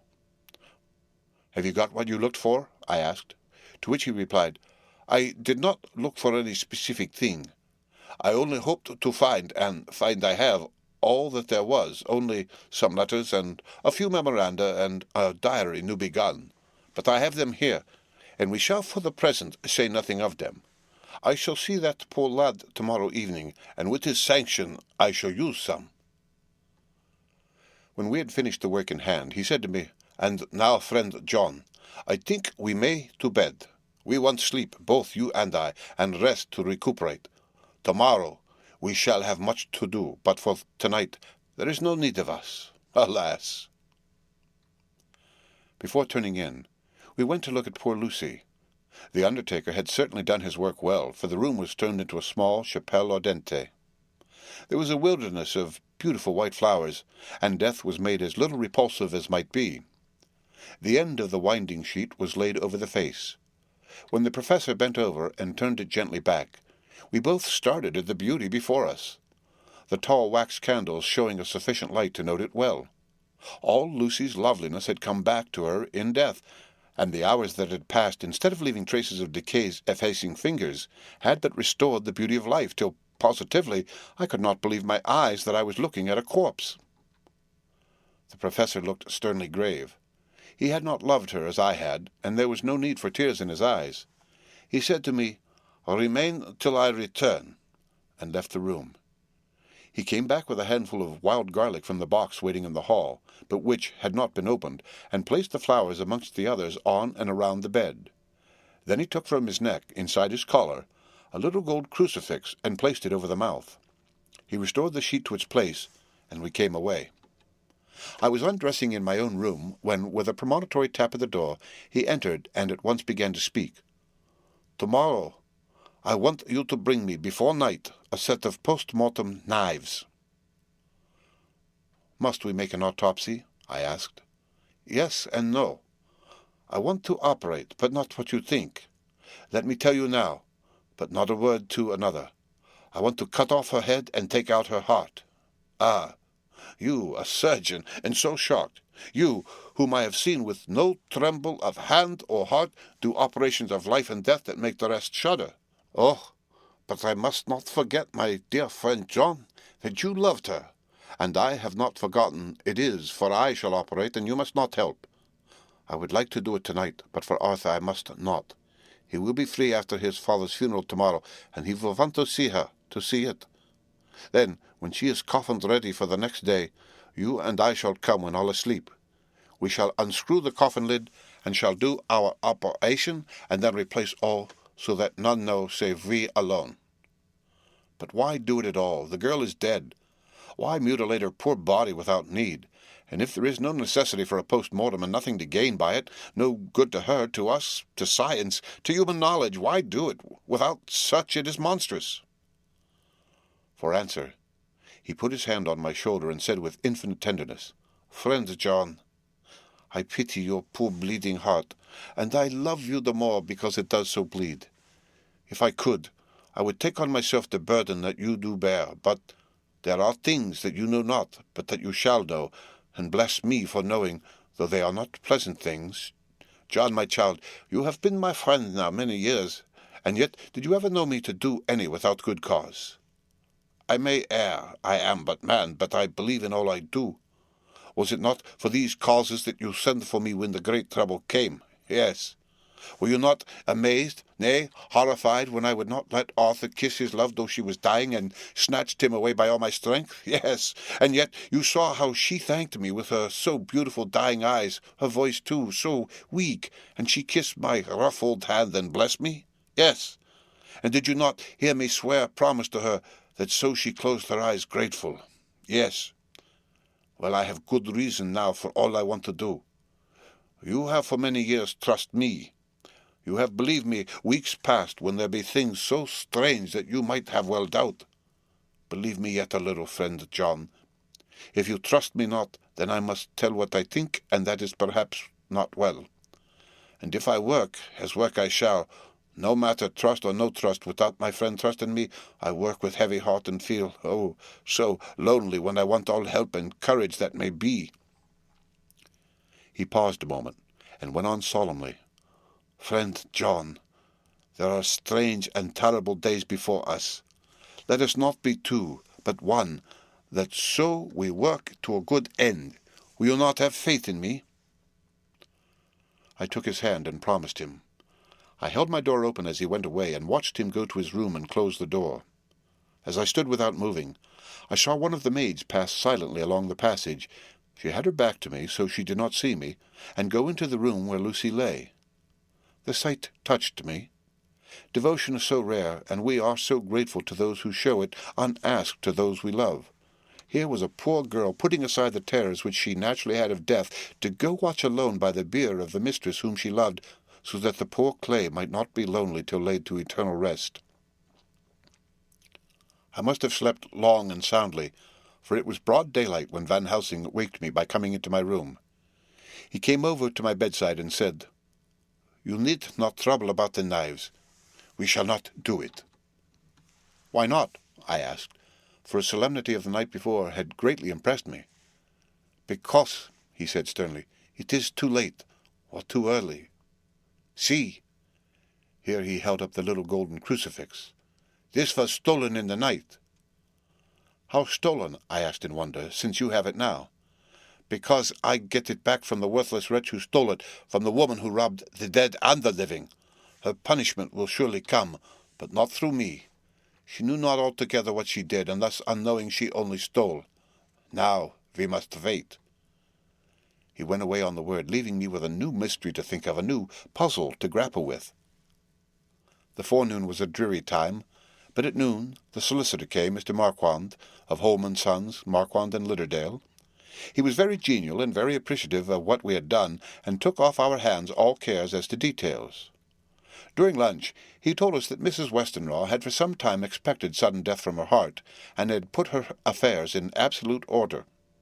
He informed us that, with the exception of a certain entailed property of Lucy's father, which now, in default of direct issue, went back to a distant branch of the family, the whole estate, real and personal, was left absolutely to Arthur Holmwood.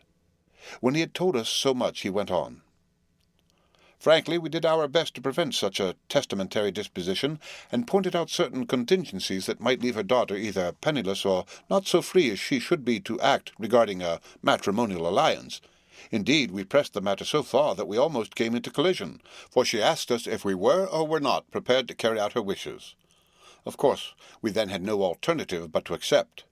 We were right in principle, and 99 times out of 100 we should have proved, by the logic of events, the accuracy of our judgment. Frankly, however, I must admit that in this case any other form of disposition would have rendered impossible the carrying out of her wishes.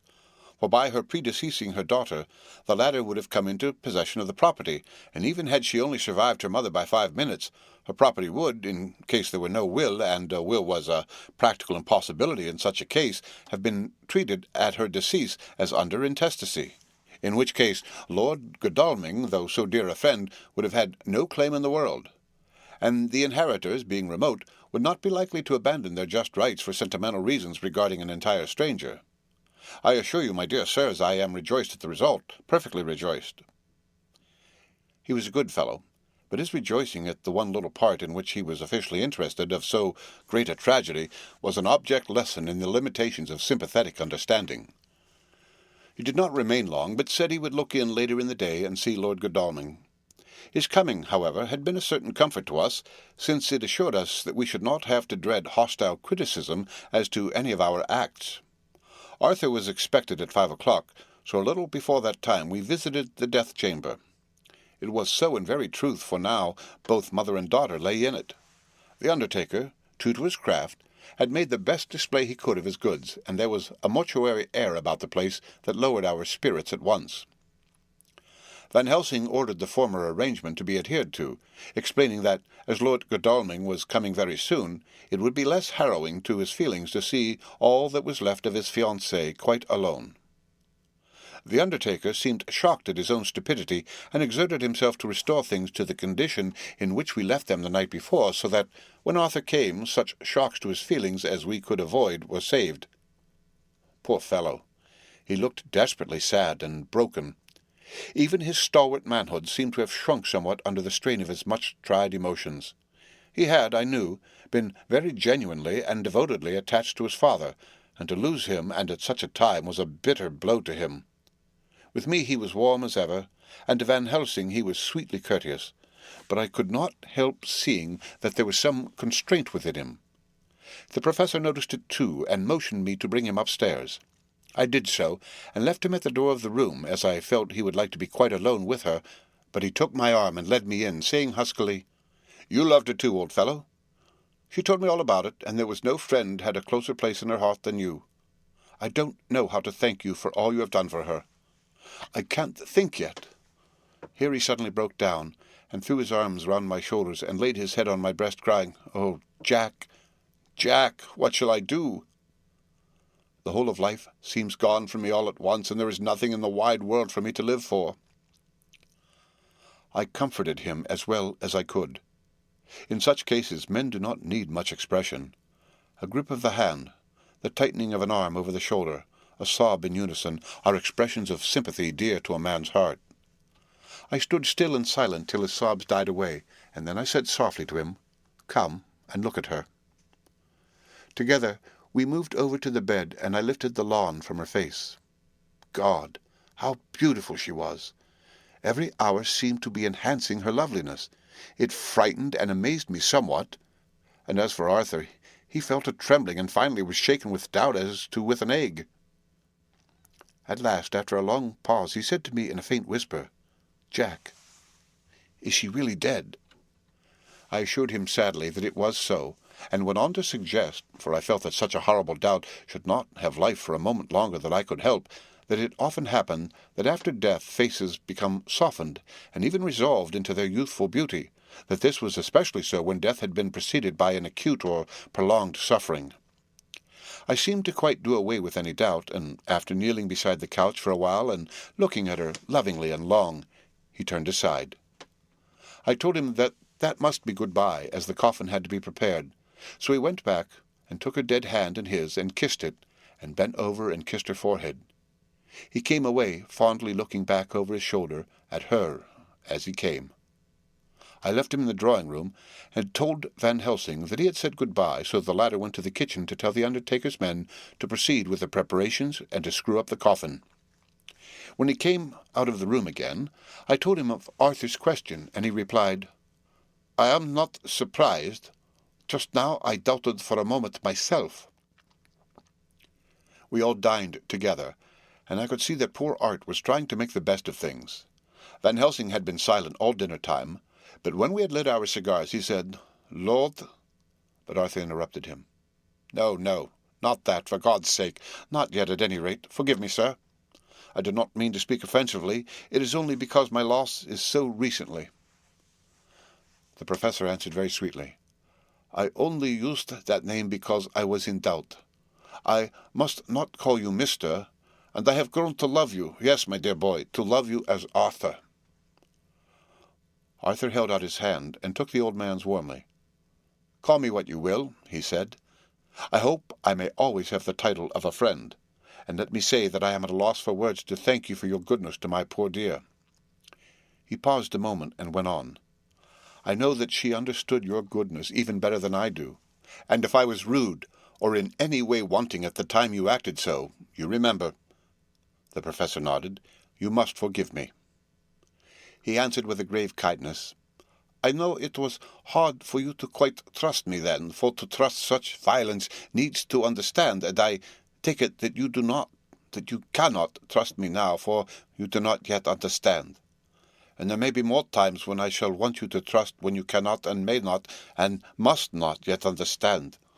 But the time will come when your trust shall be whole and complete in me, and when you shall understand as though the sunlight shone himself through, then you shall bless me from first to last for your own sake, and for the sake of others, and for her dear sake, to whom I swore to protect."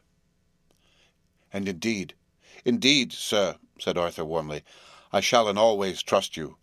I know and believe you have a very noble heart, and you are Jack's friend, and you were hers. You shall do what you like." The professor cleared his throat a couple of times, as though about to speak, and finally said, "May I ask you something now?" "Certainly."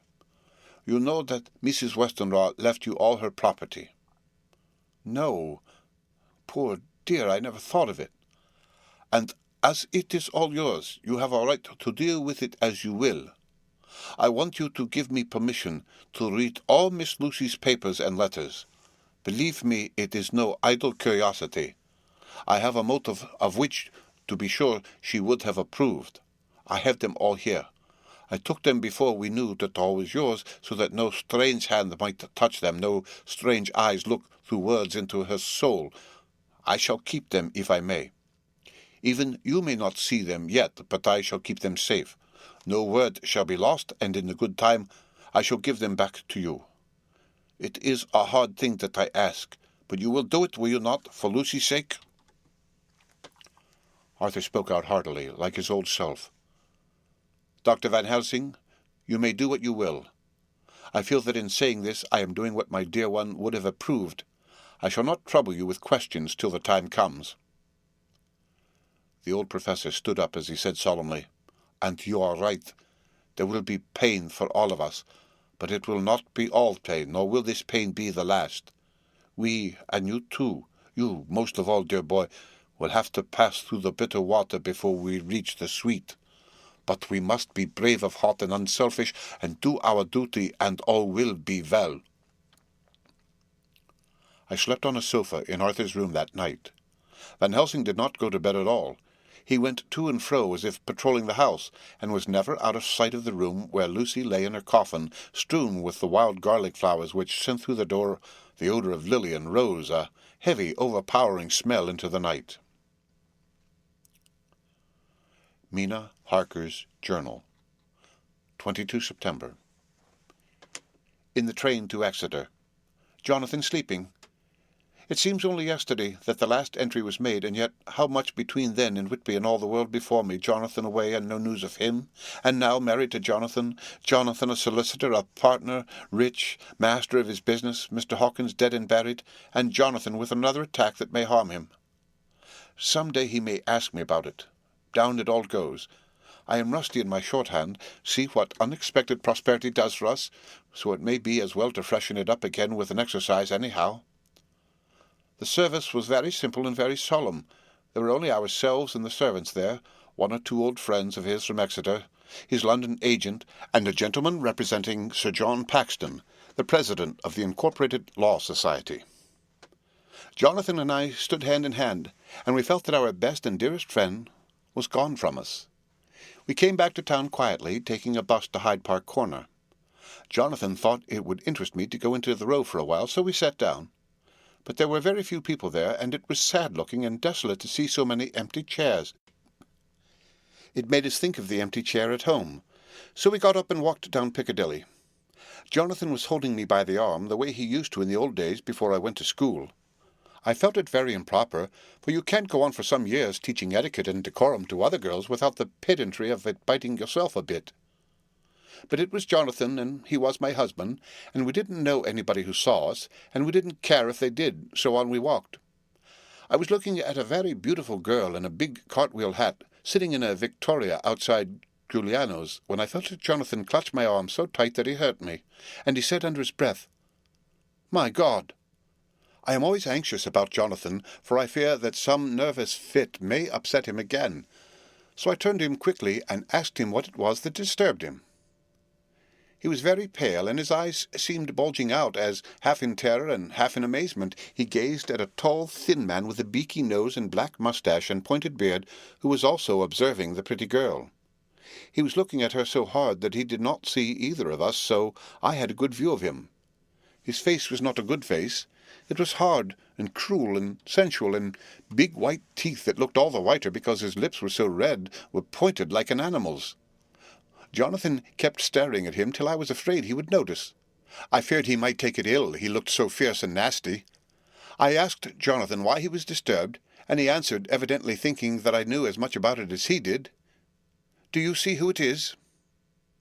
"No, dear," I said. "I don't know him. Who is it?"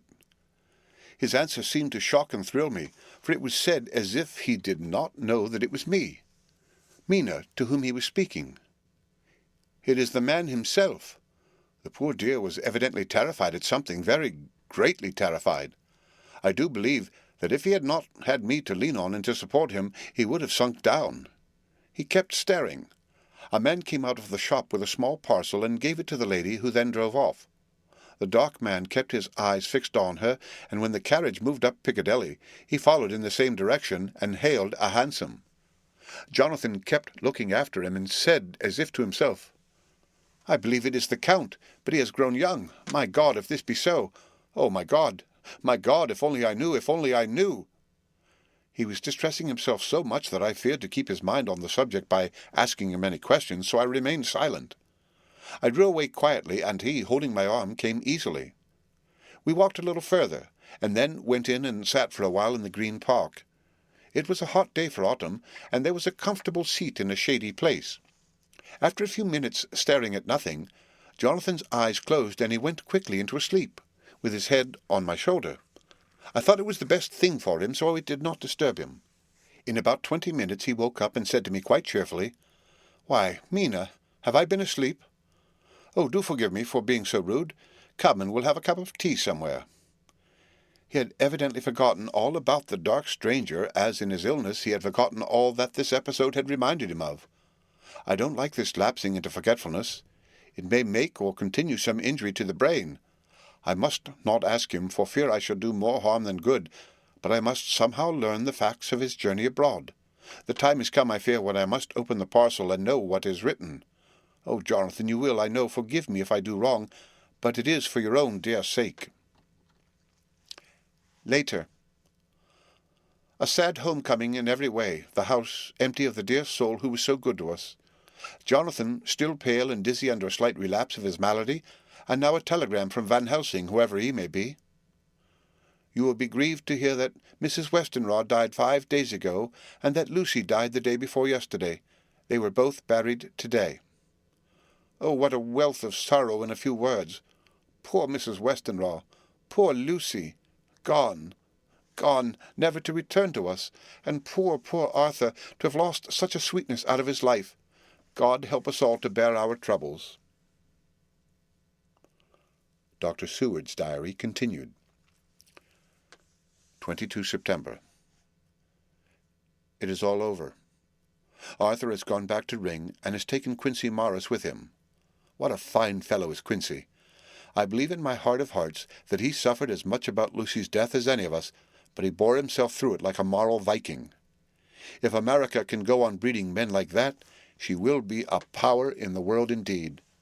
Van Helsing is lying down, having a rest preparatory to his journey.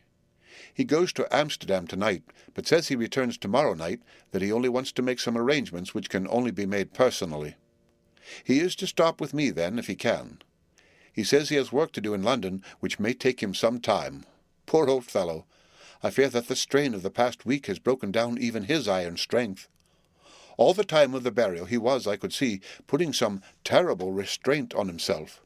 When it was all over, we were standing beside Arthur, who, poor fellow, was speaking of his part in the operation where his blood had been transfused to his Lucy's veins. I could see Van Helsing's face grow white and purple by turns. Arthur was saying that he felt since then as if they two had been really married, and that she was his wife in the sight of God. None of us said a word of the other operations, and none of us ever shall. Arthur and Quincy went away together to the station, and Van Helsing and I came on here. The moment we were alone in the carriage, he gave way to a regular fit of hysterics. He has denied to me since that it was hysterics, and insisted that it was only his sense of humour asserting itself under very terrible conditions. He laughed till he cried, and I had to draw down the blinds lest anyone should see us and misjudge. And then he cried till he laughed again, and laughed and cried together just as a woman does. I tried to be stern with him, as one is to a woman under the circumstances, but it had no effect. Men and women are so different in manifestations of nervous strength or weakness.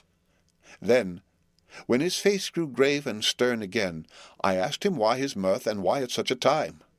His reply was in a way characteristic of him, for it was logical and forceful and mysterious. He said, "Ah, you don't comprehend, friend John. Do not think that I am not sad, though I laugh. See, I have cried even when the laugh did choke me. But no more think that I am all sorry when I cry, for the laugh he come just the same. Keep it always with you that laughter who knock at your door and say, "May I come in?" is not true laughter. No, he is a king, and he come when and how he like. He ask no person, he choose no time of suitability. He say, "I am here. Behold an example, I grieve my heart out for that so sweet young girl. I give my blood for her, though I am old and worn. I give my time, my skill, my sleep. I let my other sufferers want, that she may have all. And yet I can laugh at her very grave, laugh when the clay from the spade of the sexton drop upon her coffin, and say, thud, thud, to my heart, till it send back the blood from my cheek. My heart bleed for that poor boy, that dear boy, so of the age of mine own boy, had I been so blessed that he lived, and with his hair and eyes the same. There, you know now why I love him so.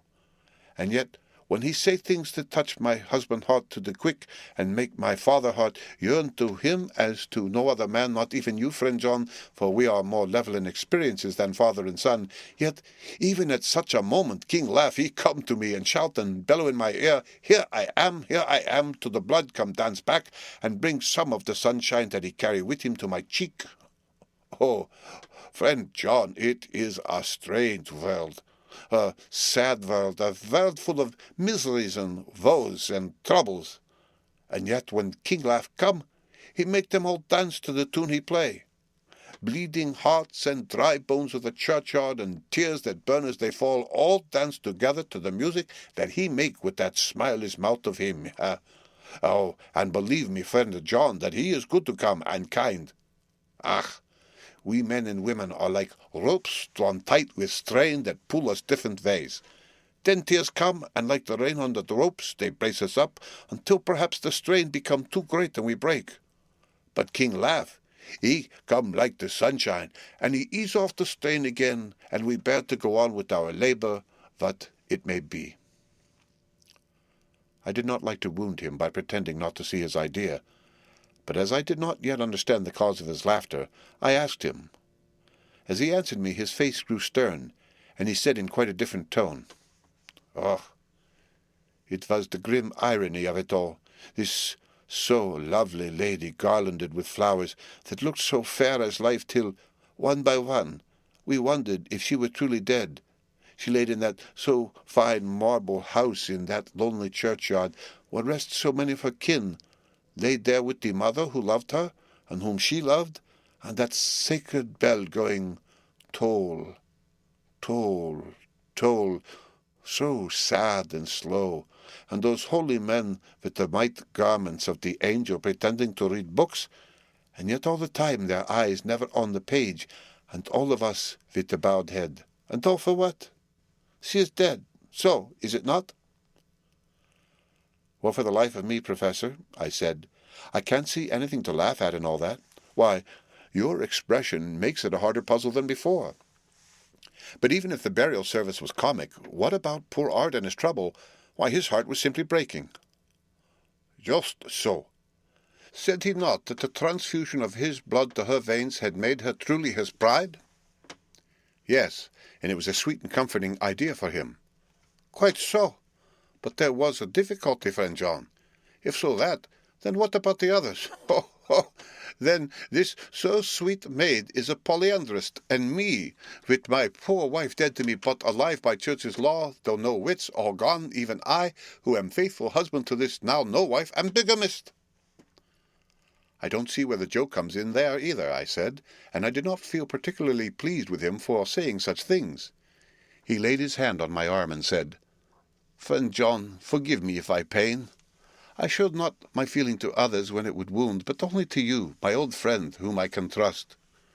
If you could have looked into my heart then when I want to laugh, if you could have done so when the laugh arrived, if you could do so now when King Laugh have packed up his crown and all that is to him, for he go far, far away from me, and for a long, long time, maybe you would perhaps pity me the most of all."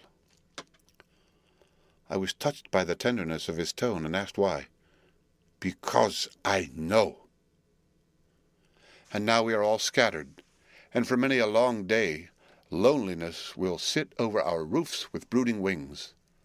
Lucy lies in the tomb of her kin, a lordly death-house in a lonely churchyard, away from teeming London, where the air is fresh, and the sun rises over Hampstead Hill, and where wildflowers grow of their own accord.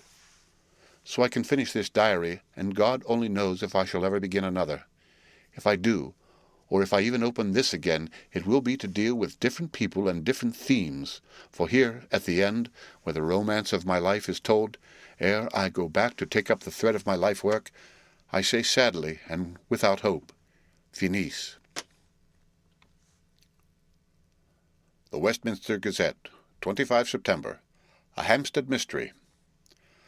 The neighbourhood of Hampstead is just at present exercised with a series of events which seem to run on lines parallel to those of what was known to the writers of headlines as the Kensington Horror, or the Stabbing Woman, or the Woman in Black. During the past 2 or 3 days, several cases have occurred of young children straying from home or neglecting to return from their playing on the heath. In all these cases, the children were too young to give any properly intelligible account of themselves, but the consensus of their excuses is that they have been with a bloofer lady. It has always been late in the evening when they have been missed, and on 2 occasions the children have not been found until early in the morning the following day. It is generally supposed in the neighbourhood that, as the first child missed gave as his reason for being away that a bloofer lady had asked him to come for a walk, the others had picked up the phrase and used it as occasion served. This is the more natural, as the favourite game of the little ones at present is luring each other away by wiles. A correspondent writes us that to see some of the tiny tots pretending to be the bloofer lady is supremely funny. Some of our caricaturists might, he says, take a lesson in the irony of grotesque by comparing the reality and the picture. It is only in accordance with general principles of human nature that the bloofer lady should be the popular role at these al fresco performances. Our correspondent naively says that even Ellen Terry could not be so winningly attractive as some of these grubby-faced little children pretend and even imagine themselves to be. There is, however, possibly a serious side to the question, for some of the children, indeed all who have been missed at night, have been slightly torn or wounded in the throat. The wounds seem such as might be made by a rat or a small dog, and although of not much importance individually, would tend to show that whatever animal inflicts them has a system or method of its own. The police of the division have been instructed to keep a sharp lookout for straying children, especially when very young, in and around Hampstead Heath, and for any stray dog which may be about. The Westminster Gazette, 25 September. Extra Special. The Hampstead Horror, another child injured, the bloofer lady. We have just received intelligence that another child missing last night was only discovered late in the morning under a furze bush at the Shooter's Hillside of Hampstead Heath, which is perhaps less frequented than the other parts. It has the same tiny wound in the throat as has been noticed in other cases. It was terribly weak and looked quite emaciated. It, too, when partially restored, had the common story to tell of being lured away by the bloofer lady. The end of Chapter 13. Read by Rick Kistner for Lit to Go on the web at fcit.usf.edu.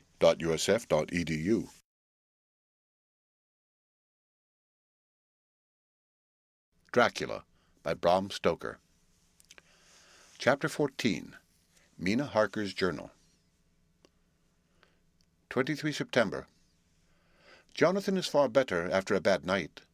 I am so glad that he has plenty of work to do, for that keeps his mind off the terrible things, and oh, I am rejoiced that he is not now weighed down with the responsibility of his new position. I knew he would be true to himself, and now how proud I am to see my Jonathan rising to the height of his advancement and keeping pace in all ways with the duties that come upon him. He will be away all day till late, for he said he could not lunch at home. My household work is done, so I shall take his foreign journal and lock myself up in my room and read it. 24 September. I hadn't the heart to write last night. That terrible record of Jonathan's upset me so. Poor dear! How he must have suffered, whether it be true or only imagination. I wonder if there is any truth in it at all. Did he get his brain fever and then write all these terrible things, or had he some cause for it all? I suppose I shall never know, for I dare not open the subject to him. And yet that man we saw yesterday, he seemed quite certain of him, poor fellow. I suppose it was the funeral upset him and sent his mind back on some train of thought. He believes it all himself. I remember how on our wedding day he said, Unless some solemn duty come upon me to go back to the bitter hours, asleep or awake, mad or sane, there seems to be through it all some thread of continuity. That fearful Count was coming to London. If it should be, and he came to London with its teeming millions, there may be a solemn duty, and if it come, we must not shrink from it. I shall be prepared. I shall get my typewriter this very hour and begin transcribing.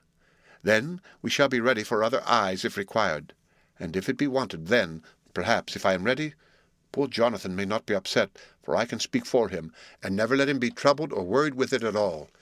If ever Jonathan quite gets over the nervousness, he may want to tell me of it all, and I can ask him questions and find out things, and see how I may comfort him. Letter. Van Helsing to Mrs. Harker, 24 September, in confidence. Dear Madam, I pray you to pardon my writing in that I am so far friend as that I sent to you sad news of Miss Lucy Westenra's death. By the kindness of Lord Godalming, I am empowered to read her letters and papers, for I am deeply concerned about certain matters vitally important. In them I find some letters from you, which show how great friends you were and how you love her. Oh, Madam Mina, by that love I implore you help me. It is for others' good that I ask to redress great wrong, and to lift much and terrible troubles that may be more great than you can know. May it be that I see you. You can trust me. I am friend of Dr. John Seward and of Lord Godalming. That was Arthur of Miss Lucy. I must keep it private for the present from all. I should come to Exeter to see you at once if you tell me I am privileged to come, and where and when. I implore your pardon, madam. I have read your letters to poor Lucy, and know how good you are, and how your husband suffer. So I pray you, if it may be, enlighten him not, lest it may harm. Again your pardon, and forgive me, Van Helsing.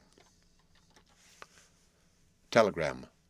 Mrs. Harker to Van Helsing, 25 September.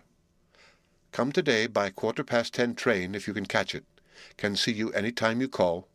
Wilhelmina Harker. Mina Harker's Journal, 25 September. I cannot help feeling terribly excited as the time draws near for the visit of Dr. Van Helsing, for somehow I expect that it will throw some light upon Jonathan's sad experience, and as he attended poor dear Lucy in her last illness, he can tell me all about her. That is the reason of his coming. It is concerning Lucy and her sleepwalking, and not about Jonathan. Then I shall never know the real truth now. How silly I am! That awful journal gets hold of my imagination and tinges everything with something of its own colour. Of course, it is about Lucy. That habit came back to the poor dear, and that awful night on the cliff must have made her ill. I had almost forgotten in my own affairs how ill she was afterwards. She must have told him of her sleepwalking adventure on the cliff, and that I knew all about it, and now he wants me to tell him what I know, so that he may understand.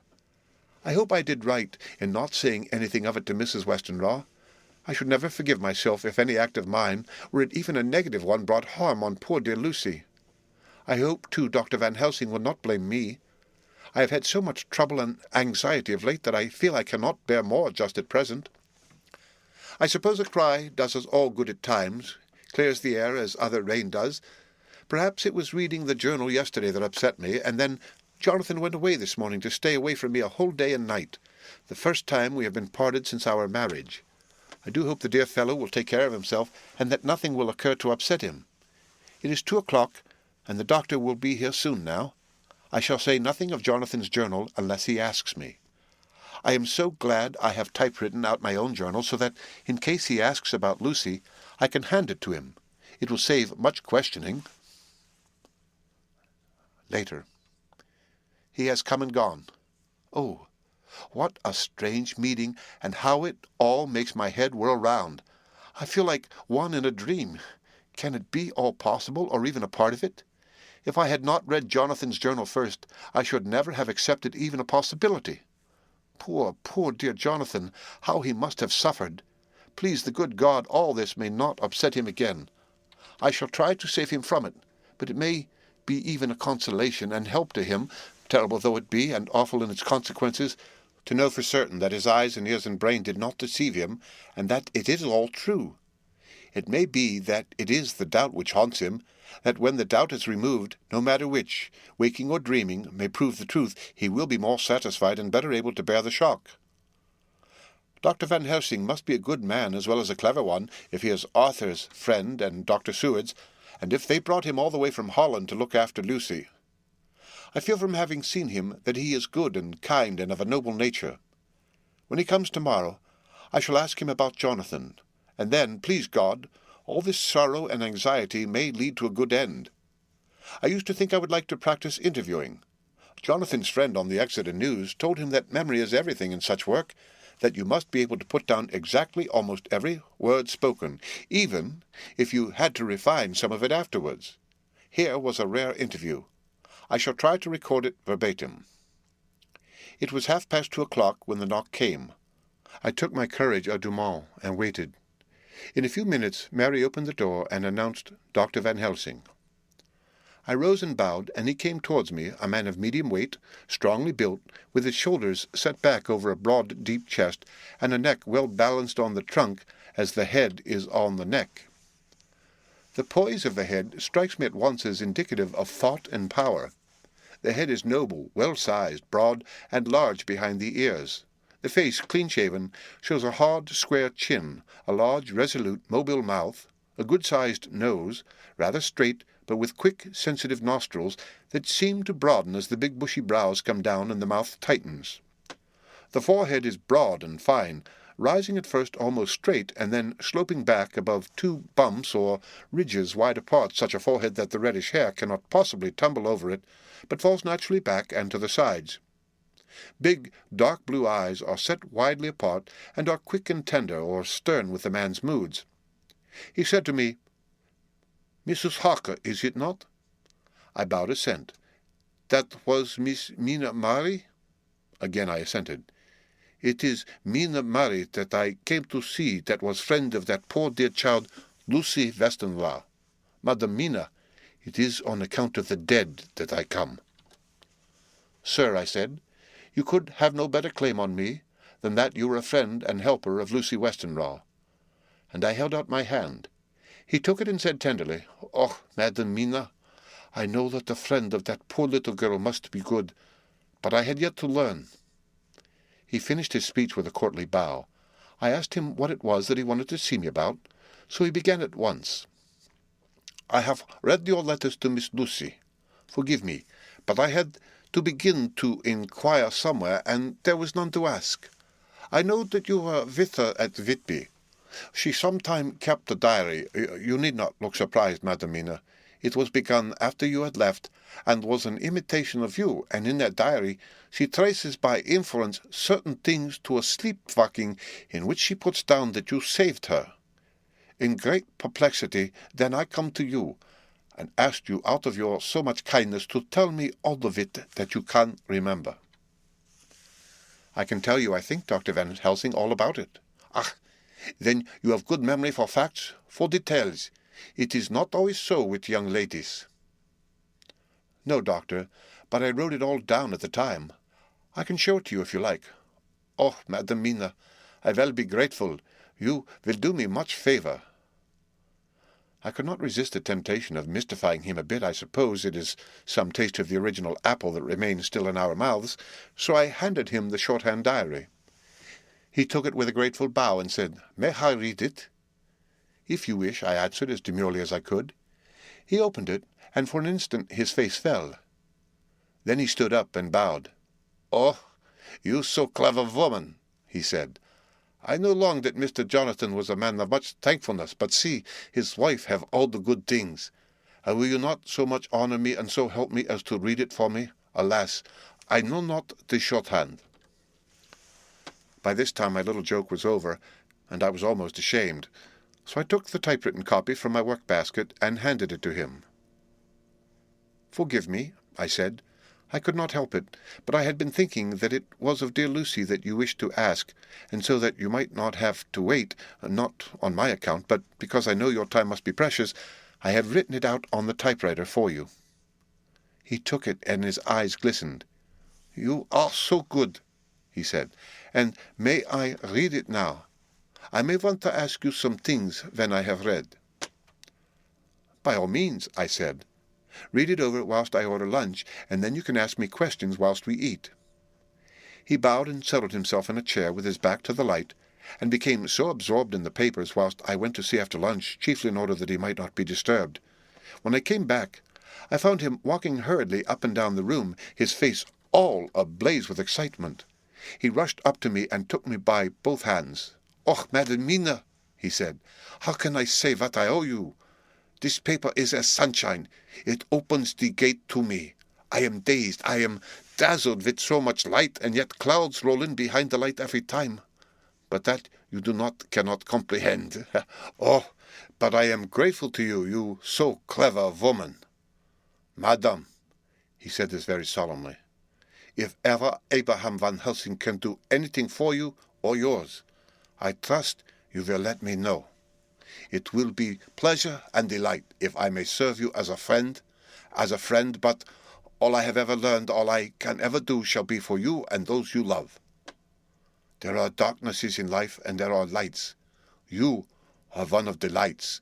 You will have a happy life and a good life, and your husband will be blessed in you."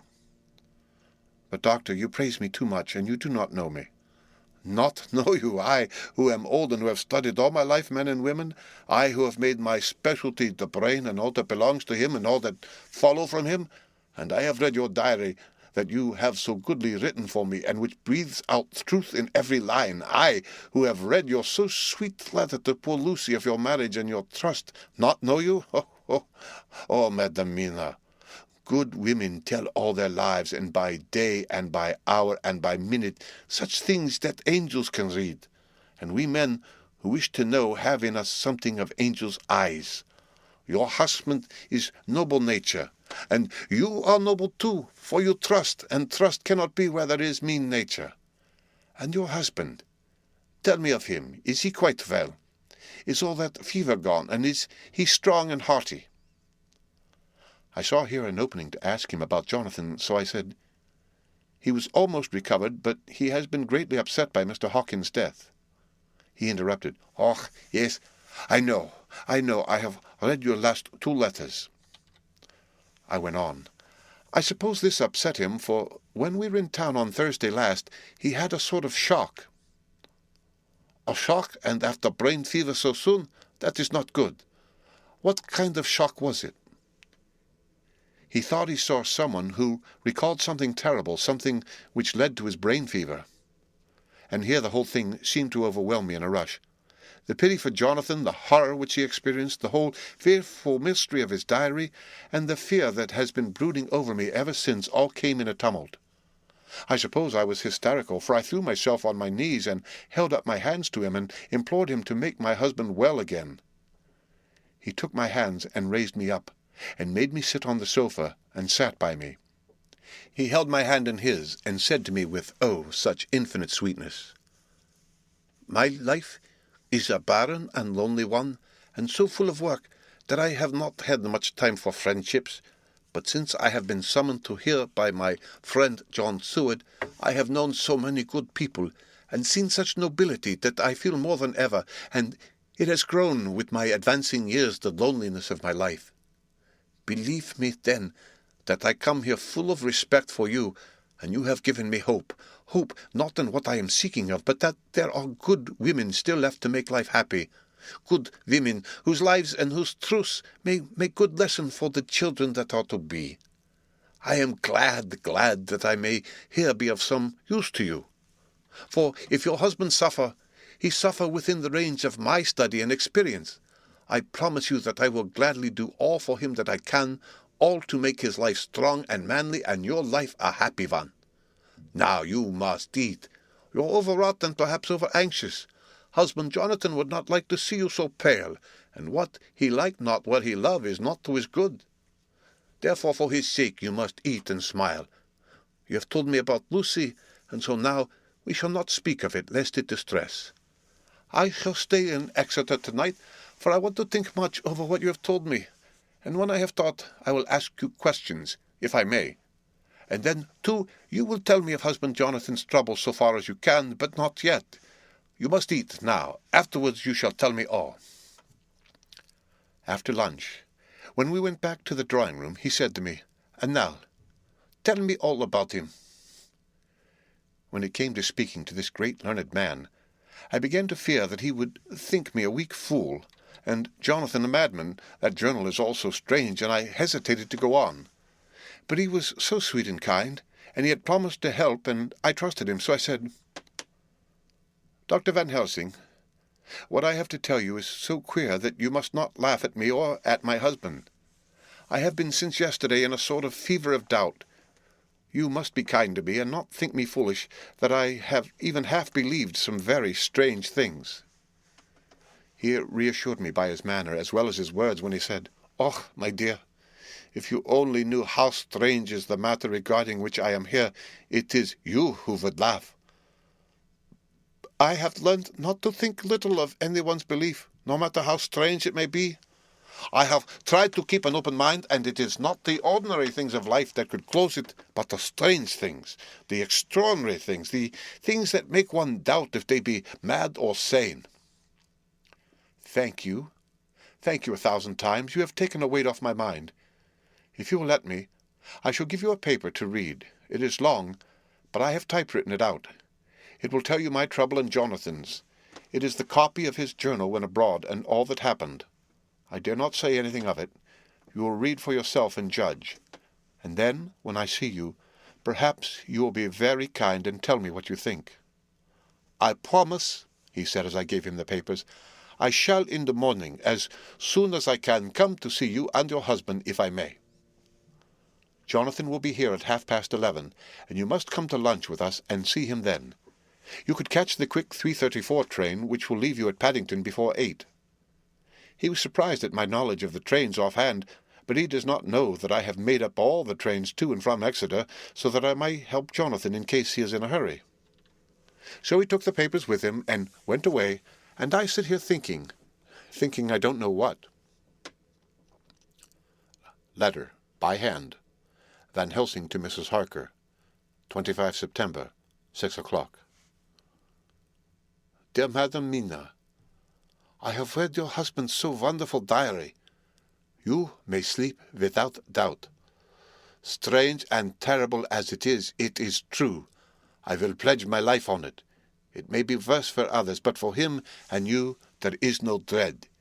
He is a noble fellow, and let me tell you from experience of men, that one who would do as he did in going down that wall and to that room, aye, and going a second time, is not one to be injured in permanence by a shock.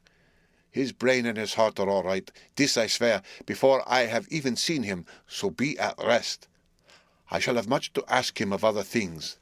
I am blessed that today I come to see you, for I have learned all at once so much that again I am dazzled more than ever, and I must think. Yours, the most faithful, Abraham Van Helsing. Letter. Mrs. Harker to Van Helsing, 25 September, 6:30 p.m. My dear Dr. Van Helsing, 1,000 thanks for your kind letter, which has taken a great weight off my mind. And yet, if it be true, what terrible things there are in the world, and what an awful thing to think if that man, that monster, be really in London. I fear to think. I have this moment, whilst writing, had a wire from Jonathan, saying that he leaves by the 6:25 tonight from Launceston, and will be here at 10:18, so that I shall have no fear tonight. Will you therefore, instead of lunching with us, please come to breakfast at 8 o'clock? If this be not too early for you, you can get away if you are in a hurry by the 10:30 train, which will bring you to Paddington by 2:35. Do not answer this, as I shall take it that if I do not hear, you will come to breakfast. Believe me, your faithful and grateful friend, Mina Harker. Jonathan Harker's Journal, 26 September. I thought never to write in this diary again, but the time has come. When I got home last night, Mina had supper ready, and when we had supped, she told me of Van Helsing's visit, and of her having given him the 2 diaries copied out, and of how anxious she has been about me. She showed me in the doctor's letter that all I wrote down was true. It seems to have made a new man of me. It was the doubt as to the reality of the whole thing that knocked me over. I felt impotent, and in the dark, and distrustful. But now that I know, I am not afraid even of the Count. He has succeeded after all then in his design to getting to London, and it was he I saw. He has got younger, and how? Van Helsing is the man to unmask him and hunt him out if he is anything like what Mina says. We sat late and talked it over. Mina is dressing, and I shall call at the hotel in a few minutes and bring him over. He was, I think, surprised to see me. When I came into the room where he was and introduced myself, he took me by the shoulder and turned my face round to the light, and said after a sharp scrutiny, "But Madam Mina told me you were ill, that you had had a shock." It was so funny to hear my wife called Madam Mina by this kindly, strong-faced old man. I smiled and said, "I was ill. I have had a shock, but you have cured me already." "And how?" "By your letter to Mina last night. I was in doubt, and then everything took a hue of unreality, and I did not know what to trust, even the evidence of my own senses. Not knowing what to trust, I did not know what to do, and so had only to keep on working in what had hitherto been the groove of my life. The groove ceased to avail me, and I mistrusted myself. Doctor, you don't know what it is to doubt everything, even yourself. No, you don't. You couldn't with eyebrows like yours." He seemed pleased, and laughed as he said, "So, you are a physiognomist. I learn more here with each hour. I am with so much pleasure coming to you to breakfast, and, oh, sir, you will pardon praise from an old man, but you are blessed in your wife." I would listen to him go on praising Mina for a day, so I simply nodded and stood silent. "She is one of God's women, fashioned by his own hand to show us men and other women that there is a heaven where we can enter, and that its light can be here on earth. So true, so sweet, so noble, so little an egoist, and that, let me tell you, is much in this age so sceptical and selfish, and you, sir, I have read all the letters to poor Miss Lucy, and some of them speak of you. So I know you since some days from the knowing of others, but I have seen your true self since last night. You will give me your hand, will you not, and let us be friends for all our lives." We shook hands, and he was so earnest and so kind that it made me quite choky. "And now," he said, "may I ask you for some more help? I have a great task to do, and at the beginning it is to know. You can help me here. Can you tell me what went before your going to Transylvania? Later on I may ask more help and of a different kind, but at first this will do." "Look here, sir," I said, "does what you have to do concern the Count?" "It does," he said solemnly. "Then I am with you heart and soul. As you go by the 10:30 train, you will not have time to read them, but I shall get the bundle of papers. You can take them with you and read them in the train." After breakfast, I saw him to the station. When we were parting, he said, "Perhaps you will come to town if I send for you and take Madam Mina too?" "We shall both come when you will," I said. I had got him the morning papers and the London papers of the previous night, and while we were talking at the carriage window, waiting for the train to start, he was turning them over. His eyes suddenly seemed to catch something in one of them. The Westminster Gazette. I knew it by the colour, and he grew quite white. He read something intently, groaning to himself. Mein Gott, so soon, so soon." I do not think he remembered me at the moment. Just then the whistle blew, and the train moved off. This recalled him to himself, and he leaned out of the window and waved his hand, calling out, "Love to Madam Mina, I shall write so soon as ever I can." Dr. Seward's Diary. 26 September. Truly there is no such thing as finality. Not a week since I said finis, and yet here I am, starting fresh again, or rather going on with the record. Until this afternoon, I had no cause to think of what is done. Renfield had become to all intents as sane as he ever was. He was already well ahead with his fly business, and he had just started in the spider line also, so he had not been of any trouble to me. I had a letter from Arthur, written on Sunday, and from it I gather that he is bearing up wonderfully well.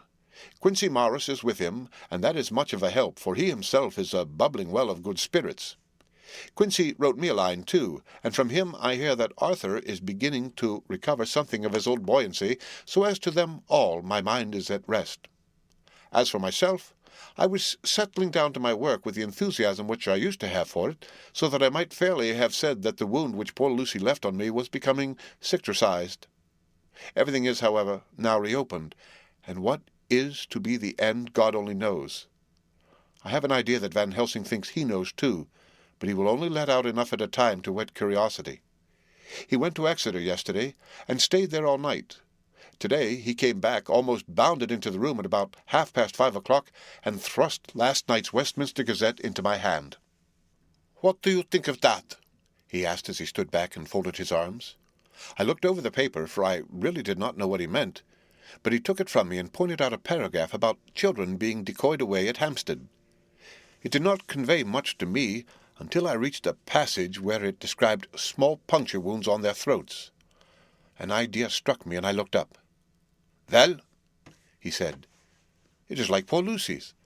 And what do you make of it?" "Simply that there is some cause in common.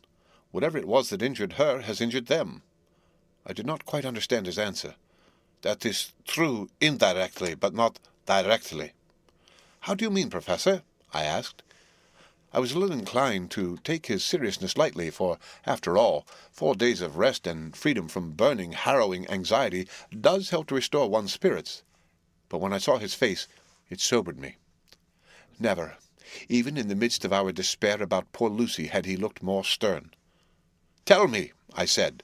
"I can hazard no opinion. I do not know what to think, and I have no data on which to found a conjecture."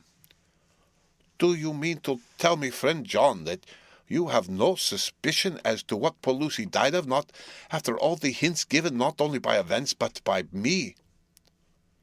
"Of nervous prostration following a great loss or waste of blood." "And how was the blood lost or wasted?" I shook my head. He stepped over and sat down beside me and went on. "You are a clever man, friend John. You reason well, and your wit is bold, but you are too prejudiced. You do not let your eyes see nor your ears hear, and that which is outside your daily life is not of account to you. Do you not think that there are things which you cannot understand, and yet which are, that some people see things that others cannot? But there are things, old and new, which must not be contemplated by men's eyes, because they know or think they know some things which other men have told them. Ah, it is the fault of our science that it wants to explain all, and if it explain not, then it says there is nothing to explain. But yet we see around us every day the growth of new beliefs, which think themselves new, and which are yet but the old, which pretend to be young, like the fine ladies at the opera. I suppose now you do not believe in corporeal transference, no? Nor in materialization, no? Nor in astral bodies, no? Nor in the reading of thought, no? Nor in hypnotism? Yes, I said. Charcot has proved that pretty well. He smiled as he went on. Then you are satisfied as to it, yes? And of course then you understand how it acts, and can follow the mind of the great Charcot, alas, that he is no more, into the very soul of the patient that he influenced? No. Then, friend John, am I to take it that you simply accept fact and are satisfied to let from premise to conclusion be a blank? No. Then tell me, for I am student of brain, how you accept hypnotism and reject the thought reading. Let me tell you, my friend, that there are things done today in electrical science which would have been deemed unholy by the very man who discovered electricity, who would themselves not so long before been burned as wizards. There are always mysteries in life. Why was it that Methuselah lived 900 years, and old Pa 169, and yet that poor Lucy, with 4 men's blood in her poor veins, could not live even 1 day? For had she lived only 1 more day, we could save her. Do you know all the mystery of life and death? Do you know the altogether of comparative anatomy, and can say wherefore the qualities of brutes are in some men and not in others? Can you tell me why, when other spiders die small and soon, that one great spider lived for centuries in the tower of the old Spanish church, and grew till on descending he could drink the oil of all the church lamps? Can you tell me why in the pampas, aye, and elsewhere, there are bats that come out at night and open the veins of cattle and horses and suck dry their veins? How in some islands of the western seas there are bats which hang on trees all day, and those who have seen describe as like giant nuts or pods, and that when sailors sleep on deck because that is hot, flit down on them, and then in the morning are found dead men, white as even Miss Lucy was. Good God, Professor, I said, starting up. Do you mean to tell me that Lucy was bitten by such a bat, and that such a thing is here in London in the 19th century? He waved his hand for silence and went on. Can you tell me why the tortoise lives more long than generations of men, why the elephant goes on and on till he have seen dynasties, and why parrot never die only of bite of cat, of dog, or other complaint? Can you tell me why men believe in all ages and places that there are men and women who cannot die? We all know, because science has vouched for the fact that there have been toads shut up in rocks for thousands of years, shut in one so small hole that only hold him since the youth of world. Can you tell me how the Indian fakir can make himself to die and have been buried, and his grave sealed and corn sowed on it, and the corn reaped and be cut down and sown and reaped and cut again, and then men come and take away the unbroken seal, and that there lie the Indian fakir, not dead, but that rise up and walk amongst them as before? Here I interrupted him. I was getting bewildered. He so crowded on my mind his list of nature's eccentricities and possible impossibilities that my imagination was getting fired. I had a dim idea that he was teaching me some lesson, as long ago he used to do in his study at Amsterdam. But he used them to tell me the thing so that I could have the object of thought in mind all the time. But now I was without his help, yet I wanted to follow him, so I said, Professor, let me be your pet student again. Tell me the thesis, so that I may apply your knowledge as you go on. At present I am going in my mind from point to point as a madman, and not a sane one follows an idea. I feel like a novice lumbering through a bog, and amidst jumping from one tussock to another in the mere blind effort to move on without knowing where I am going. That is good image, he said. Well, I shall tell you. My thesis is this. I want you to believe. To believe what? To believe in things that you cannot. Let me illustrate. I heard once of an American who so defined faith, that faculty which enables us to believe things which we know to be untrue. For one, I followed that man. He meant that we shall have an open mind and not let a little bit of truth check the rush of the big truth like a small rock does a railway truck. We get the small truth first, good. We keep him, we value him, but all the same, we must not let him think himself all truth in the universe. Then you want me not to let some previous conviction inure the receptivity of my mind with regard to some strange matter? Do I read your lesson aright? Ah, you are my favorite pupil still. It is worth to teach you. Now that you are willing to understand, you have taken the first step to understand. You think, then, that those so small holes in the children's throats were made by the same that made the holes in Miss Lucy? I suppose so. He stood up solemnly and said, Then you are wrong. Oh, would it were so. But alas, no, it is worse. Far, far worse. In God's name, Professor Van Helsing, what do you mean? I cried. He threw himself with a despairing gesture into a chair and placed his elbows on the table, covering his face with his hands as he spoke. They were made die, Miss Lucy. The end of chapter 14. Read by Rick Kistner, for Lit to Go on the web at fcit.usf.edu.